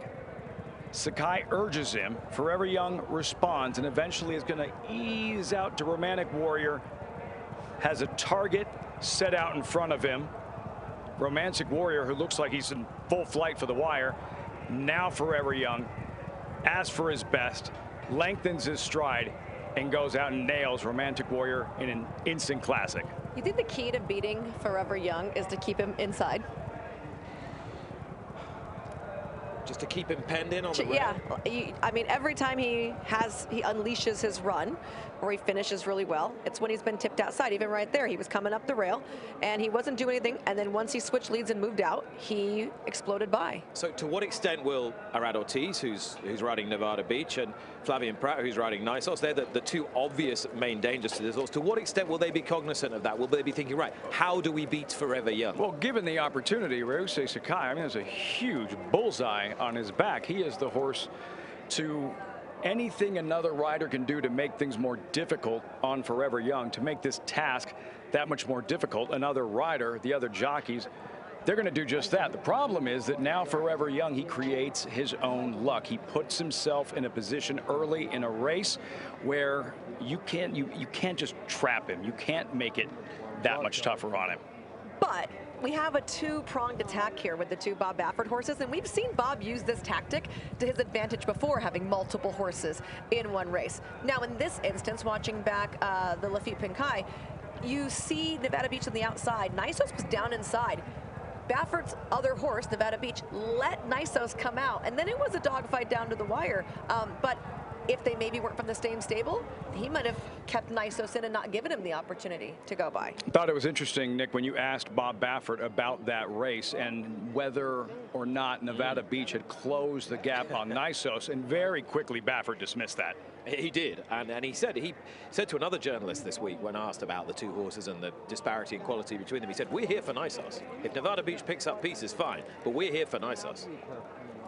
Interesting, though, because Nevada Beach runs in the colors of Mike Pegram, and he's been one of Bob Baffert's longest-standing supporters, and he dearly would love to win a big race for him. They've won a Kentucky Derby together with Real Quiet back in '98, a Preakness with Real Quiet, a Dubai World Cup with Captain Steve. I think that's what their goal is with this horse, right? I mean, he seems like that type, the mile and a quarter horse, a little bit of a grinder, the big long strider. I will say, though, he has been looking fantastic over this particular surface.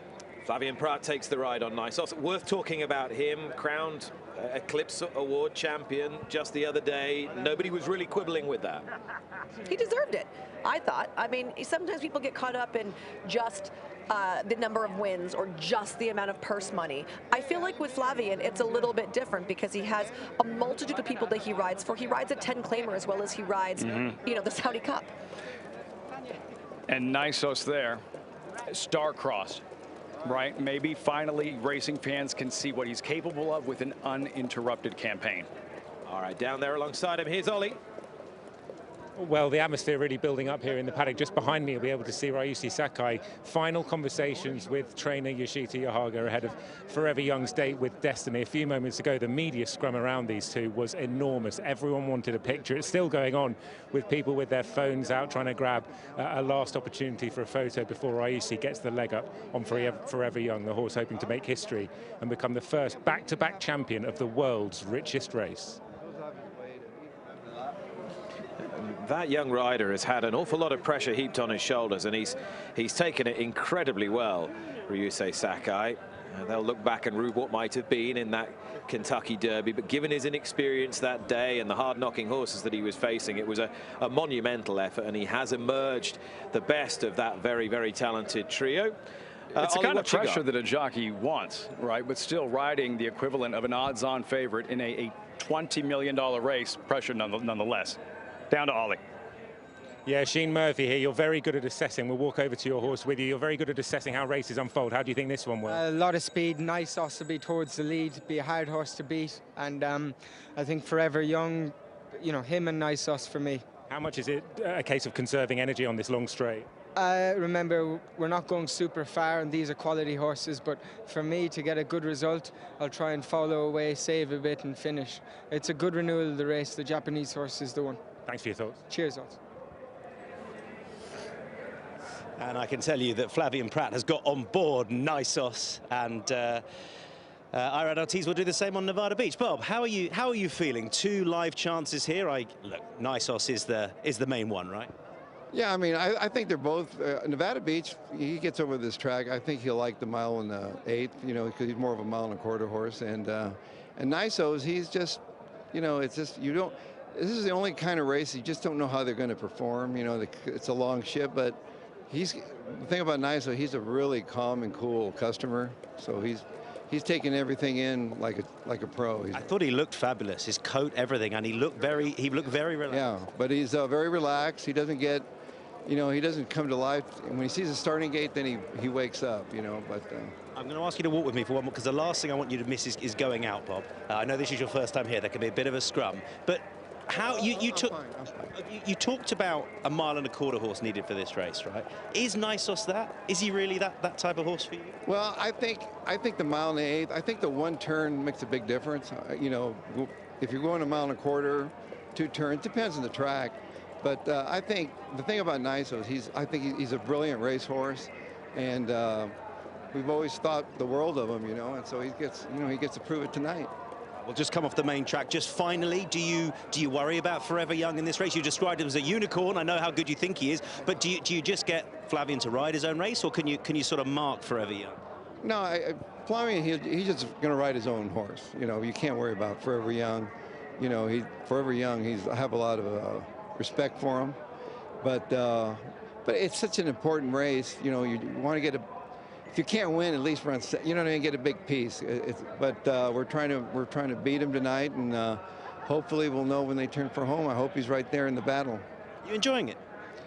I'm a little bit nervous right now, but it's one of those things. It was nice to get a win earlier, but this race is very important for me to win, and I can never quit training until I win this race. Because it's one that you have. I love the challenge of winning the Saudi Cup, and I brought 2 good horses, and so I'm looking forward to it. Is it harder to win than some say a Dubai World Cup? Is it harder in some ways because of the type of horse, because of the track?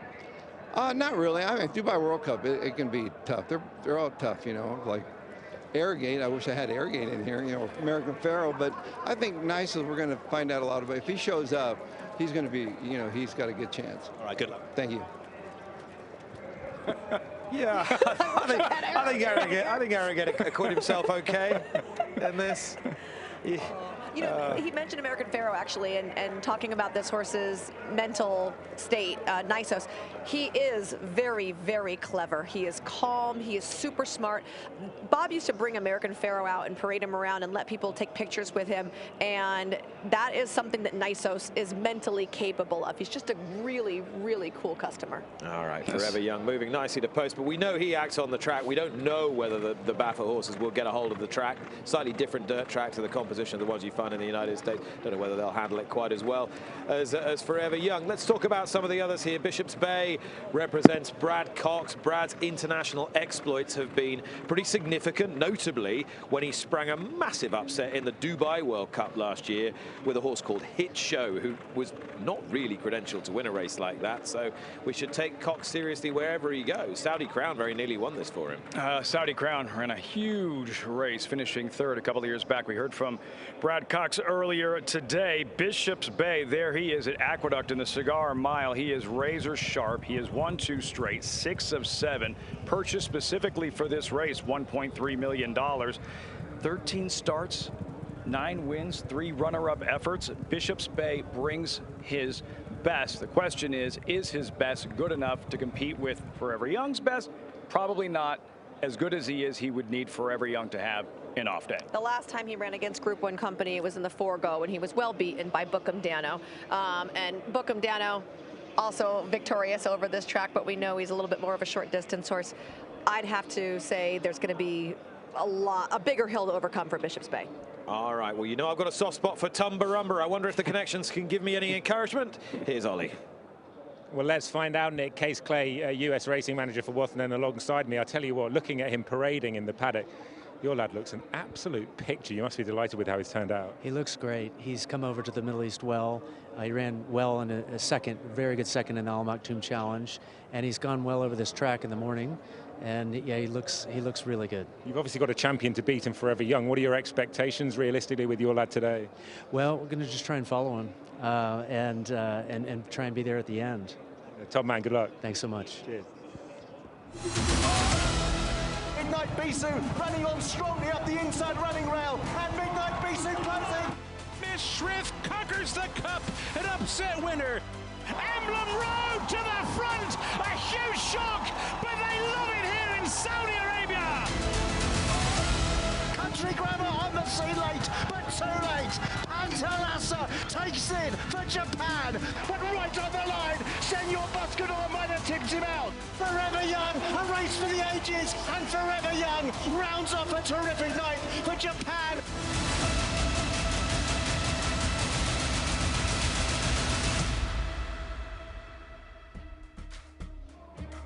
The $20 million Saudi Cup is nearly upon us. It is run over 1,800 meters, or a mile and an eighth. It's a one-turn mile. You know the purse by now.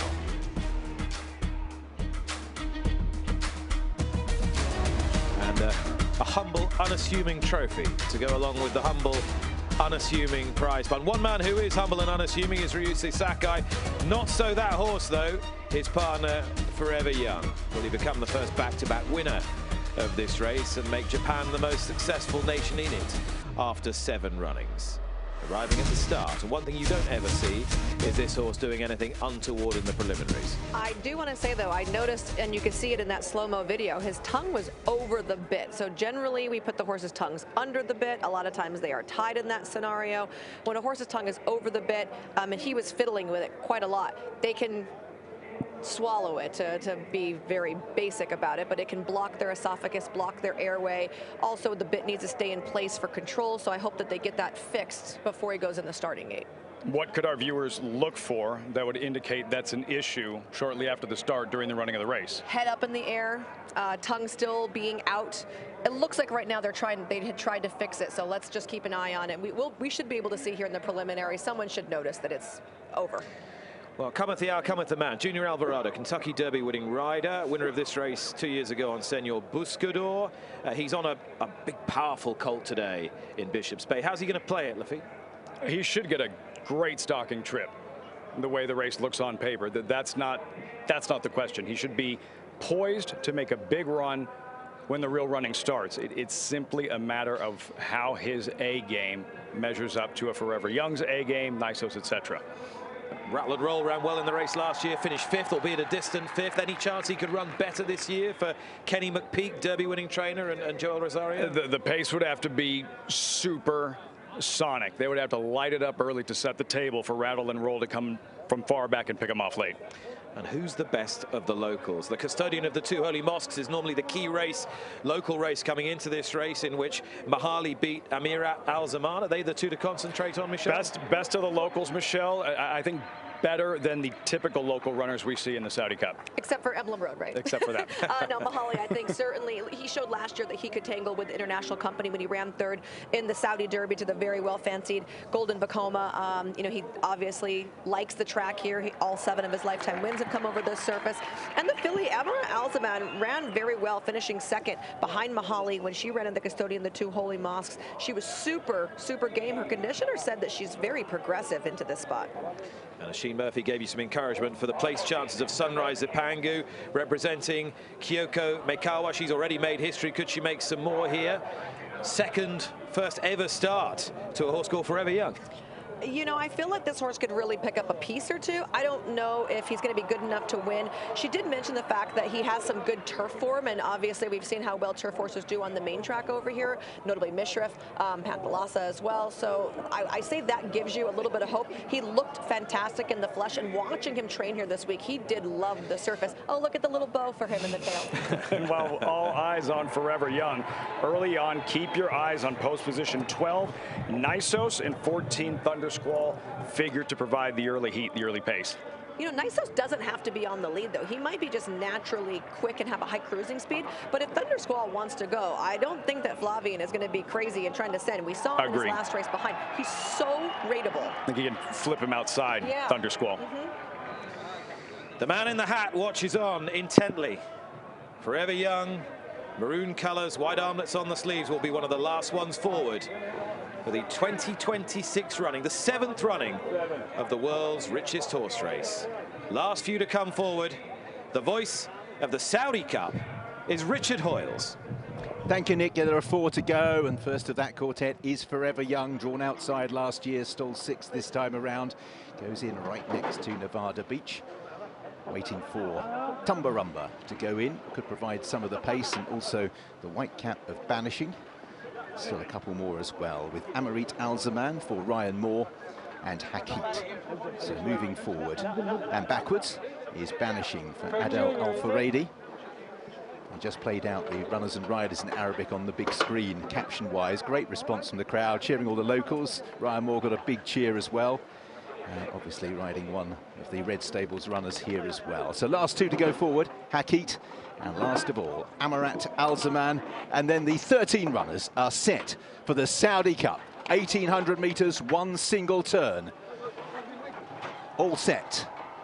White flags raised, red flags dropped, and we're off in the Saudi Cup. A sprawling beginning for Nevada Beach. Took a full step as they left the stalls. Nisos breaks alertly. Forever Young is swiftly away as well. Nevada Beach just lost that length at the start as Tumbarumba goes forward. So Tumbarumba, one of those out in the lead with Thunder Squall, and between the pair, Nisos. Forever Young fills out the front wave in company with Banishing. Nevada Beach in the second division early on, just ahead of Bishop's Bay's Green Cap. Wider out is Mahali, also Green Cap. Nevada Beach has had to sit and suffer in big field as Tumbarumba is awkward amongst horses there, and just gave a nudge to the horse on his outside, which was Bishop's Bay. Towards the back early on, Amirat Al-Zaman pulled towards the outside. Rattle and Roll is towards the back. Luxor Cafe is right towards the tail, and the grey Hakit is taken off his feet as they make their way now down the back straight. And out in the lead, it is Thunder Squall who has the advantage. Forever Young was just crossed there by Banishing, one of the outsiders, and Nisos will feel he may be better placed at this stage. Racing in fourth is Bishop's Bay. Forever Young just tracks the leaders, but is behind a couple of outsiders. Then racing in sixth place as they make the turn is Tumbarumba. Nevada Beach is having to pick his way through traffic as Nisos is poised on the outside here of Thunder Squall as they turn into the straight. Forever Young will look to split them up the inside rail. Forever Young gets the dream run, and now here Nisos lock horns. Behind those in third place and ridden along is Banishing. It is Forever Young and Nisos who settle down now, move clear from racing in third place, Bishop's Bay. Tumbarumba stays on. Forever Young grinds his way to the 200. Nisos begins to wobble. Forever Young a length and a half clear. Forever Young, Nisos not going away, but it's Forever Young towards the line. Forever Young, forever in equine history. He wins for Japan. Nisos, this year's Romantic Warrior, pushed him all the way to the line. Tumbarumba was third, Bishop's Bay, Luxor Cafe behind those. Nevada Beach never showed. He lost it at the start with that sprawling beginning. Forever Young for Ayushi Sakai and Yoshita Yahagi, winner of a Saudi Derby, and now back-to-back wins in the Saudi Cup. One of the great racehorses of the modern generation with a terrific roll of honour, and now another $20,000 US split amongst the first four to add to the tally. Good horses can win great races. Great horses can win these races when they've had to overcome adversity. Far from the perfect trip for Forever Young, but forever a great racehorse. The first dual Saudi Cup champion. Add those to his win in the Breeders' Cup Classic, and that man, Yoshita Yahagi, take a bow. You have trained this horse quite exquisitely. Come rain, come shine, come California, come Japan, or the heat of the desert, Forever Young will stand up for you, and he'll stand up and be counted. Outside last year, inside this year, Nisos attacking the last 200 meters. Again, Bob Baffert's nemesis in the Saudi Cup.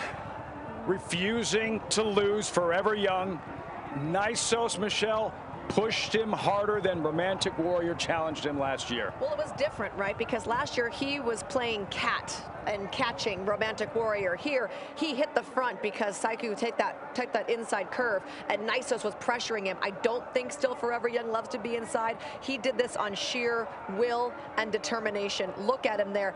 Really, I feel like he was pretty confident in this. He didn't overly abuse him at the end.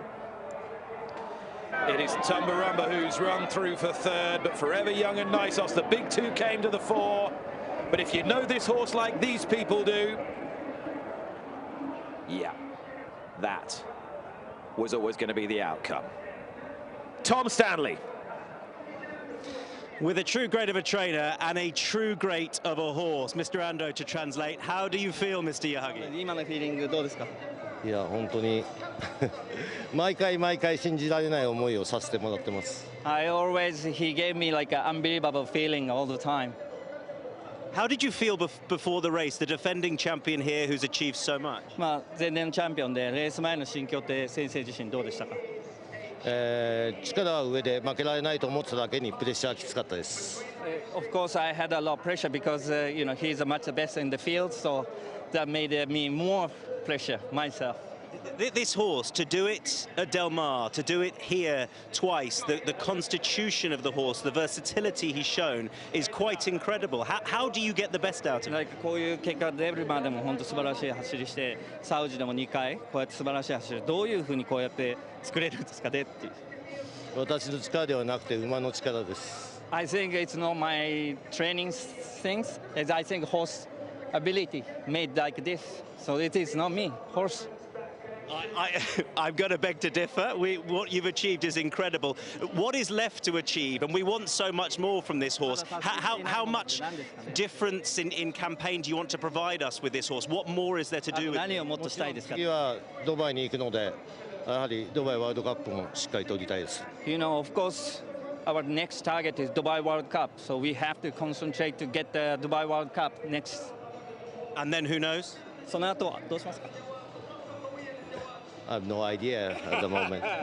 You understood that. Now tell me about the jockey, Ryushi Sakai. What a cool head on this young man. まあ本当流星冷静に乗ってましたねってどう思いますか？本当に若い頃から育ててきてよくここまで来てくれたいいジョッキーになったと思います。You know, he was my stable jockey when he was an apprentice, and he developed himself to grow up. Everything improved, so I believe he became a really good jockey for us. And looking ahead to go back to Dubai, it didn't work out last year. Can you do anything different? Can you explain why it didn't? 去年ドバイでは結果が出なかったですけど、今年は何か違うことしようとか、何か出なかった理由っていうのは何かありましたか？いや、単純に力で負けたんで、今年は負けないようにするだけです。I just think horse was not enough to win the Dubai World Cup last year, so we will try our best to get the Dubai World Cup this year. We look forward to seeing him. Huge congratulations. おめでとうございます。ありがとう。よかった。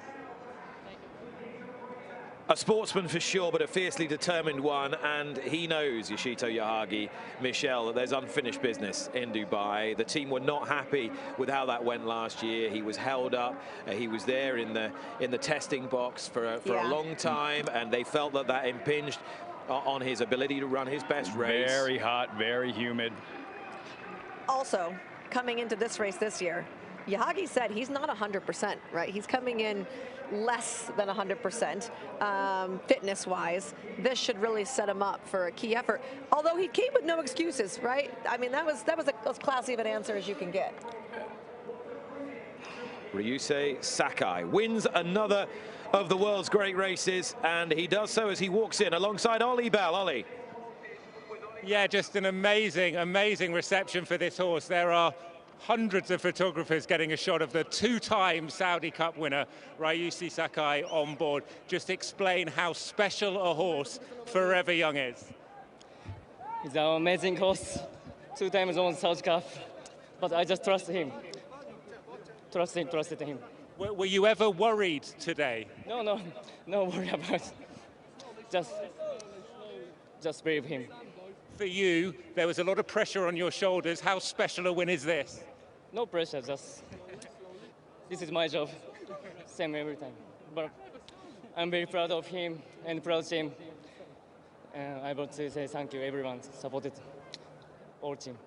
And it's 3 a.m. in Japan currently. There will be millions watching. What is your message to the nation? 遅くまで応援ありがとうございます。応援ありがとうございました。Congratulations, Ryushi.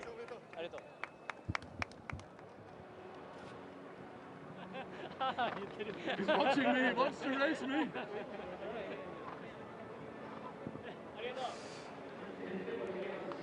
Into the winner's enclosure comes the pride of Japan, and an awful lot of pressure on trainer and jockey coming into today, because he wasn't the horse sliding in under the radar. There wasn't a Sierra Leone or a Fierceness or a Romantic Warrior.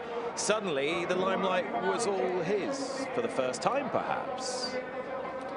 Perhaps. I mean, this is the time he came in with the big target, but if you listen to his rider, there was no pressure at all, and I think the horse just showed that a good racehorse shows up.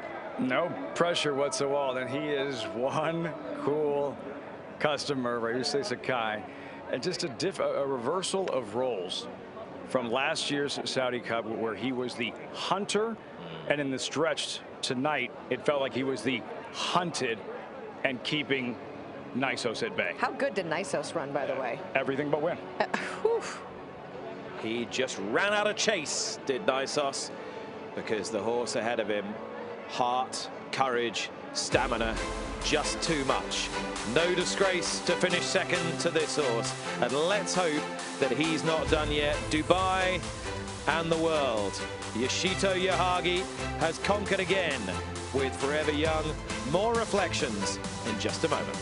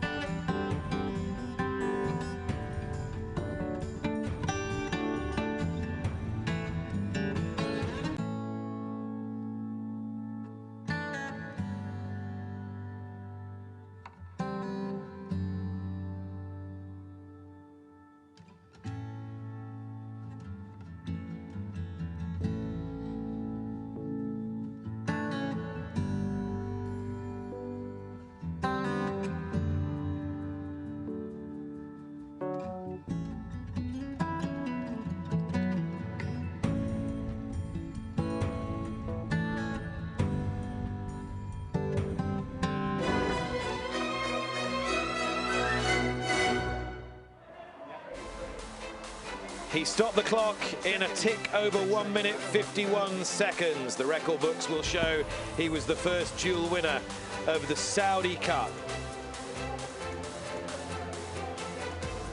He's the talent of a true champion and the temperament to match. Today, he has once again lowered the colours of a horse trained by Bob Baffert. Vanquished again, Baffert. His fourth consecutive runners-up spot, this time with Nisos. He's thrown the lot at it. Here he is with Tom. Bob Baffert is with me, just watching back a replay here. By all means, take it in. Look, it takes two horses to make a great race. Nisos has really served it up for Forever Young. He couldn't quite get there. Yeah, I mean, I'm proud of him. He, you know, we wanted to come away with a big win, and when Forever Young, watching the replay when he got through the rail there, it was a great ride by his rider, and turning for home, you know, when I saw Forever Young there, I thought, oh, it's going to be tough, and this is the first time that Nisos has really been tested, you know. So I was sort of surprised that it just goes to show you what a great horse Forever Young is. You know, I have a lot of respect for him, but you know, my horse is, you know, he's lightly raced, and he tried to get there. He showed up. It was, you know, it was exciting for the fans, but not for, you know, but second will take second. My other horse, Nevada Beach, for some reason, he just never got engaged at all. Look, he's run a great race. Do you know where you go? Do you consider Dubai with Nisos, or do you just take it from here? They're all going home. Oh, they're going home. That's it. They're going home, yeah. So freshen them up and get ready for the Breeders' Cup, figure out something. So. And you need to come back here in 12 months' time, Bob. All the best. I have to come back. I got to keep coming back till I win it. You got to win it. Cheers, Bob. All right. He is sure to add plenty to the Saudi Cup in perpetuity, Bob Baffert. He'll be frustrated that he's finished second, but he was the one that described Forever Young as a unicorn. He certainly is a unicorn with money bags that come out of his hooves when he goes on by. Good save. Good save. Nisos has now lost 2 races. One of them in like the toughest Grade 1 Churchill Downs you'll ever see on the undercard of the Kentucky Derby. Finished second, had not raced in 15 months. And tonight, a loss to Forever Young. That's still a feather in your cap. You want the Breeders' Cup Classic winner, really, to beat the winner of the Breeders' Cup Dirt Mile. It is the Classic after all. Wouldn't it be wonderful if he went back and tried to emulate Tisnow, the only horse who's won 2 Breeders' Cup Classics? I would love that. I would love to see him keep going. I don't care what race he runs in. Please keep him going. But that's where we benefit as fans, that we don't get to see our stars long enough. We're getting to see Forever Young now into his 5-year-old campaign, and just we're running out of superlatives. He's a truly gifted racehorse who, in the job that his trainer has done and Ryosuke Sakai has done on his back, has been amazing. What a brilliant horse he is, what a brilliant trainer and a brilliant rider as well. We have had wins for all the major racing nations today, but Japan came to the fore as we expected. Forever Young, forever a good horse. So good, he did it twice. Night-night.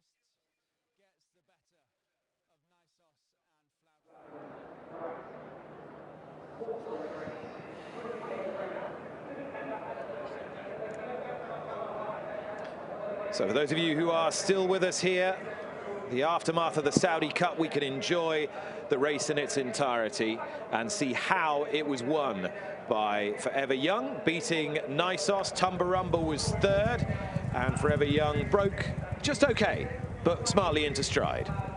Broke right there. You can see him with the red collar on, and I feel like everyone was kind of waiting for someone to really take that lead. So we have Banishing in the red and black blinkers on the front. Here comes Tumbarumba in the red cap, and then Nisos really nice on the outside. And Forever Young, never in a hurry to kind of go anywhere. He was happy where he was at.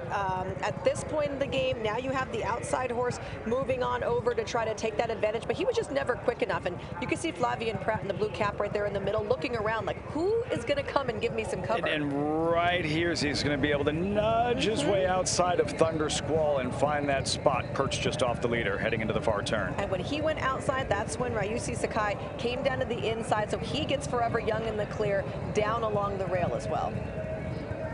Forever Young on the inside, and you look at Flavien Prat on Nisos, and you know he is loaded, waiting for his cue He's going to give it to him in a moment, and he responds, but Ryusei Sakai, chilly in behind the leader, waiting to make his move. And he was having to wear Tumbarumba virtually the whole race.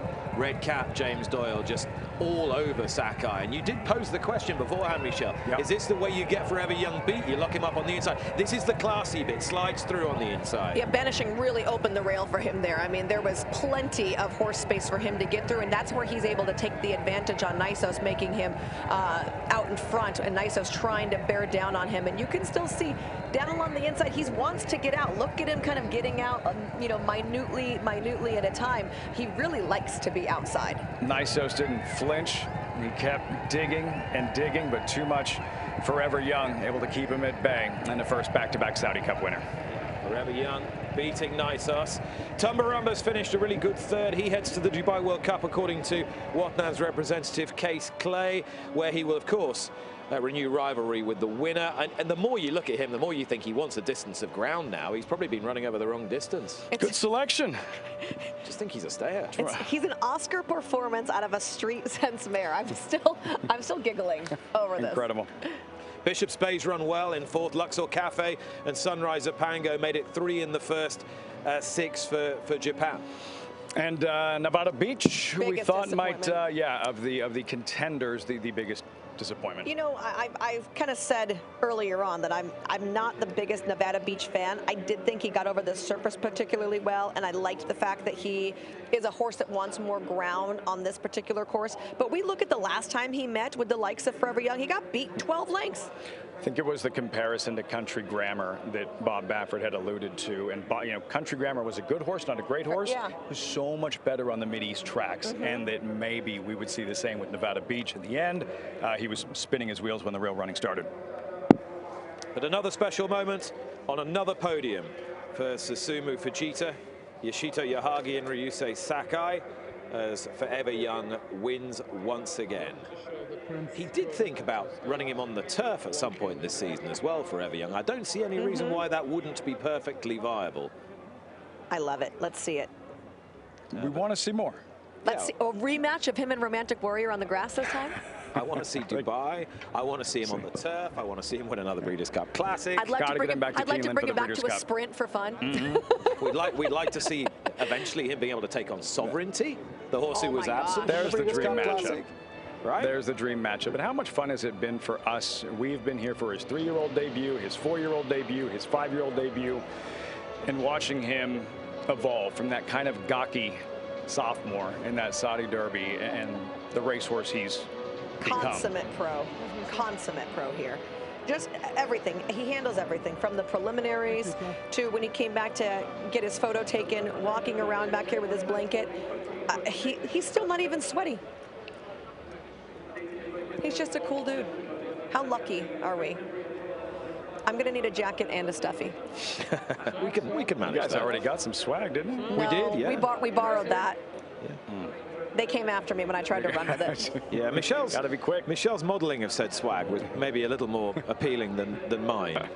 To be fair, the jacket was probably a little small for you. Yeah, it was bulging in all the wrong places. It was like Japan size medium, which I think is like UK size extra small. Yeah. Think all those fans are going home satisfied? I hope so. I hope so. We came What a here. show. What a show. We came here to see a good horse win a great race, and that is exactly what we got. Forever We Young. saw a great horse win a great race. We did, beating a rattling good one in Nisos. How soon do you think Baffert will be able to get Nisos out, provided he's okay? What might be a realistic first target for him? Prep race for Pacific Classic at Del Mar? Like the, You think? The mile and a 16th yeah, race? he ran the San Diego. Yeah, the San Diego. Right? It's a ways off, but he does have to. That's end of July. He can't be too aggressive. Nisos has been, you know, that's how he's been star-crossed, where he's always had that ability, but didn't run in the Triple Crown because he was sidelined due to injury, that bruised foot that surfaced the day before the Pacific Classic last year, and again kept him essentially from running in the Breeders' Cup Classic. It's a horse that he knows he can't be too aggressive, and he hasn't been. What are the odds that he brings him back in like a sprint race, just because it'd be a stepping stone? Maybe the Churchill Downs again. That's soon, isn't 7/8. Not triple In bends like we did last 3 year. months. Trophies aloft. Forever Young's Connections presented with the hardware by the chairman of the Jockey Club of Saudi Arabia, Prince Bandar. And no doubt he will become one of the most storied winners of this race. And perhaps the most storied ever to win the race here at the present venue, because we move in 4 years' time to the brand new racecourse in Qadiyah City. Those renderings looked gorgeous. They did. It looked pretty spectacular. With a straight course, mile turf. And as night follows day, Japan will come in force to the Saudi Cup because it fits their season perfectly. Take home the one that matters in the end. They won 4 races last year, the Japanese. Tonight it was Forever Young. And now 3 total Saudi Cup winners from Japan. Panthalas and Forever Young twice.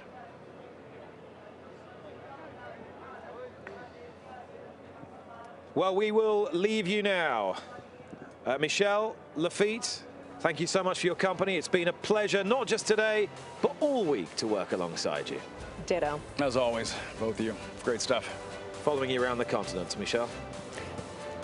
My passport doesn't have enough room to follow Nick around the world. Forever Young is the winner of the Saudi Cup.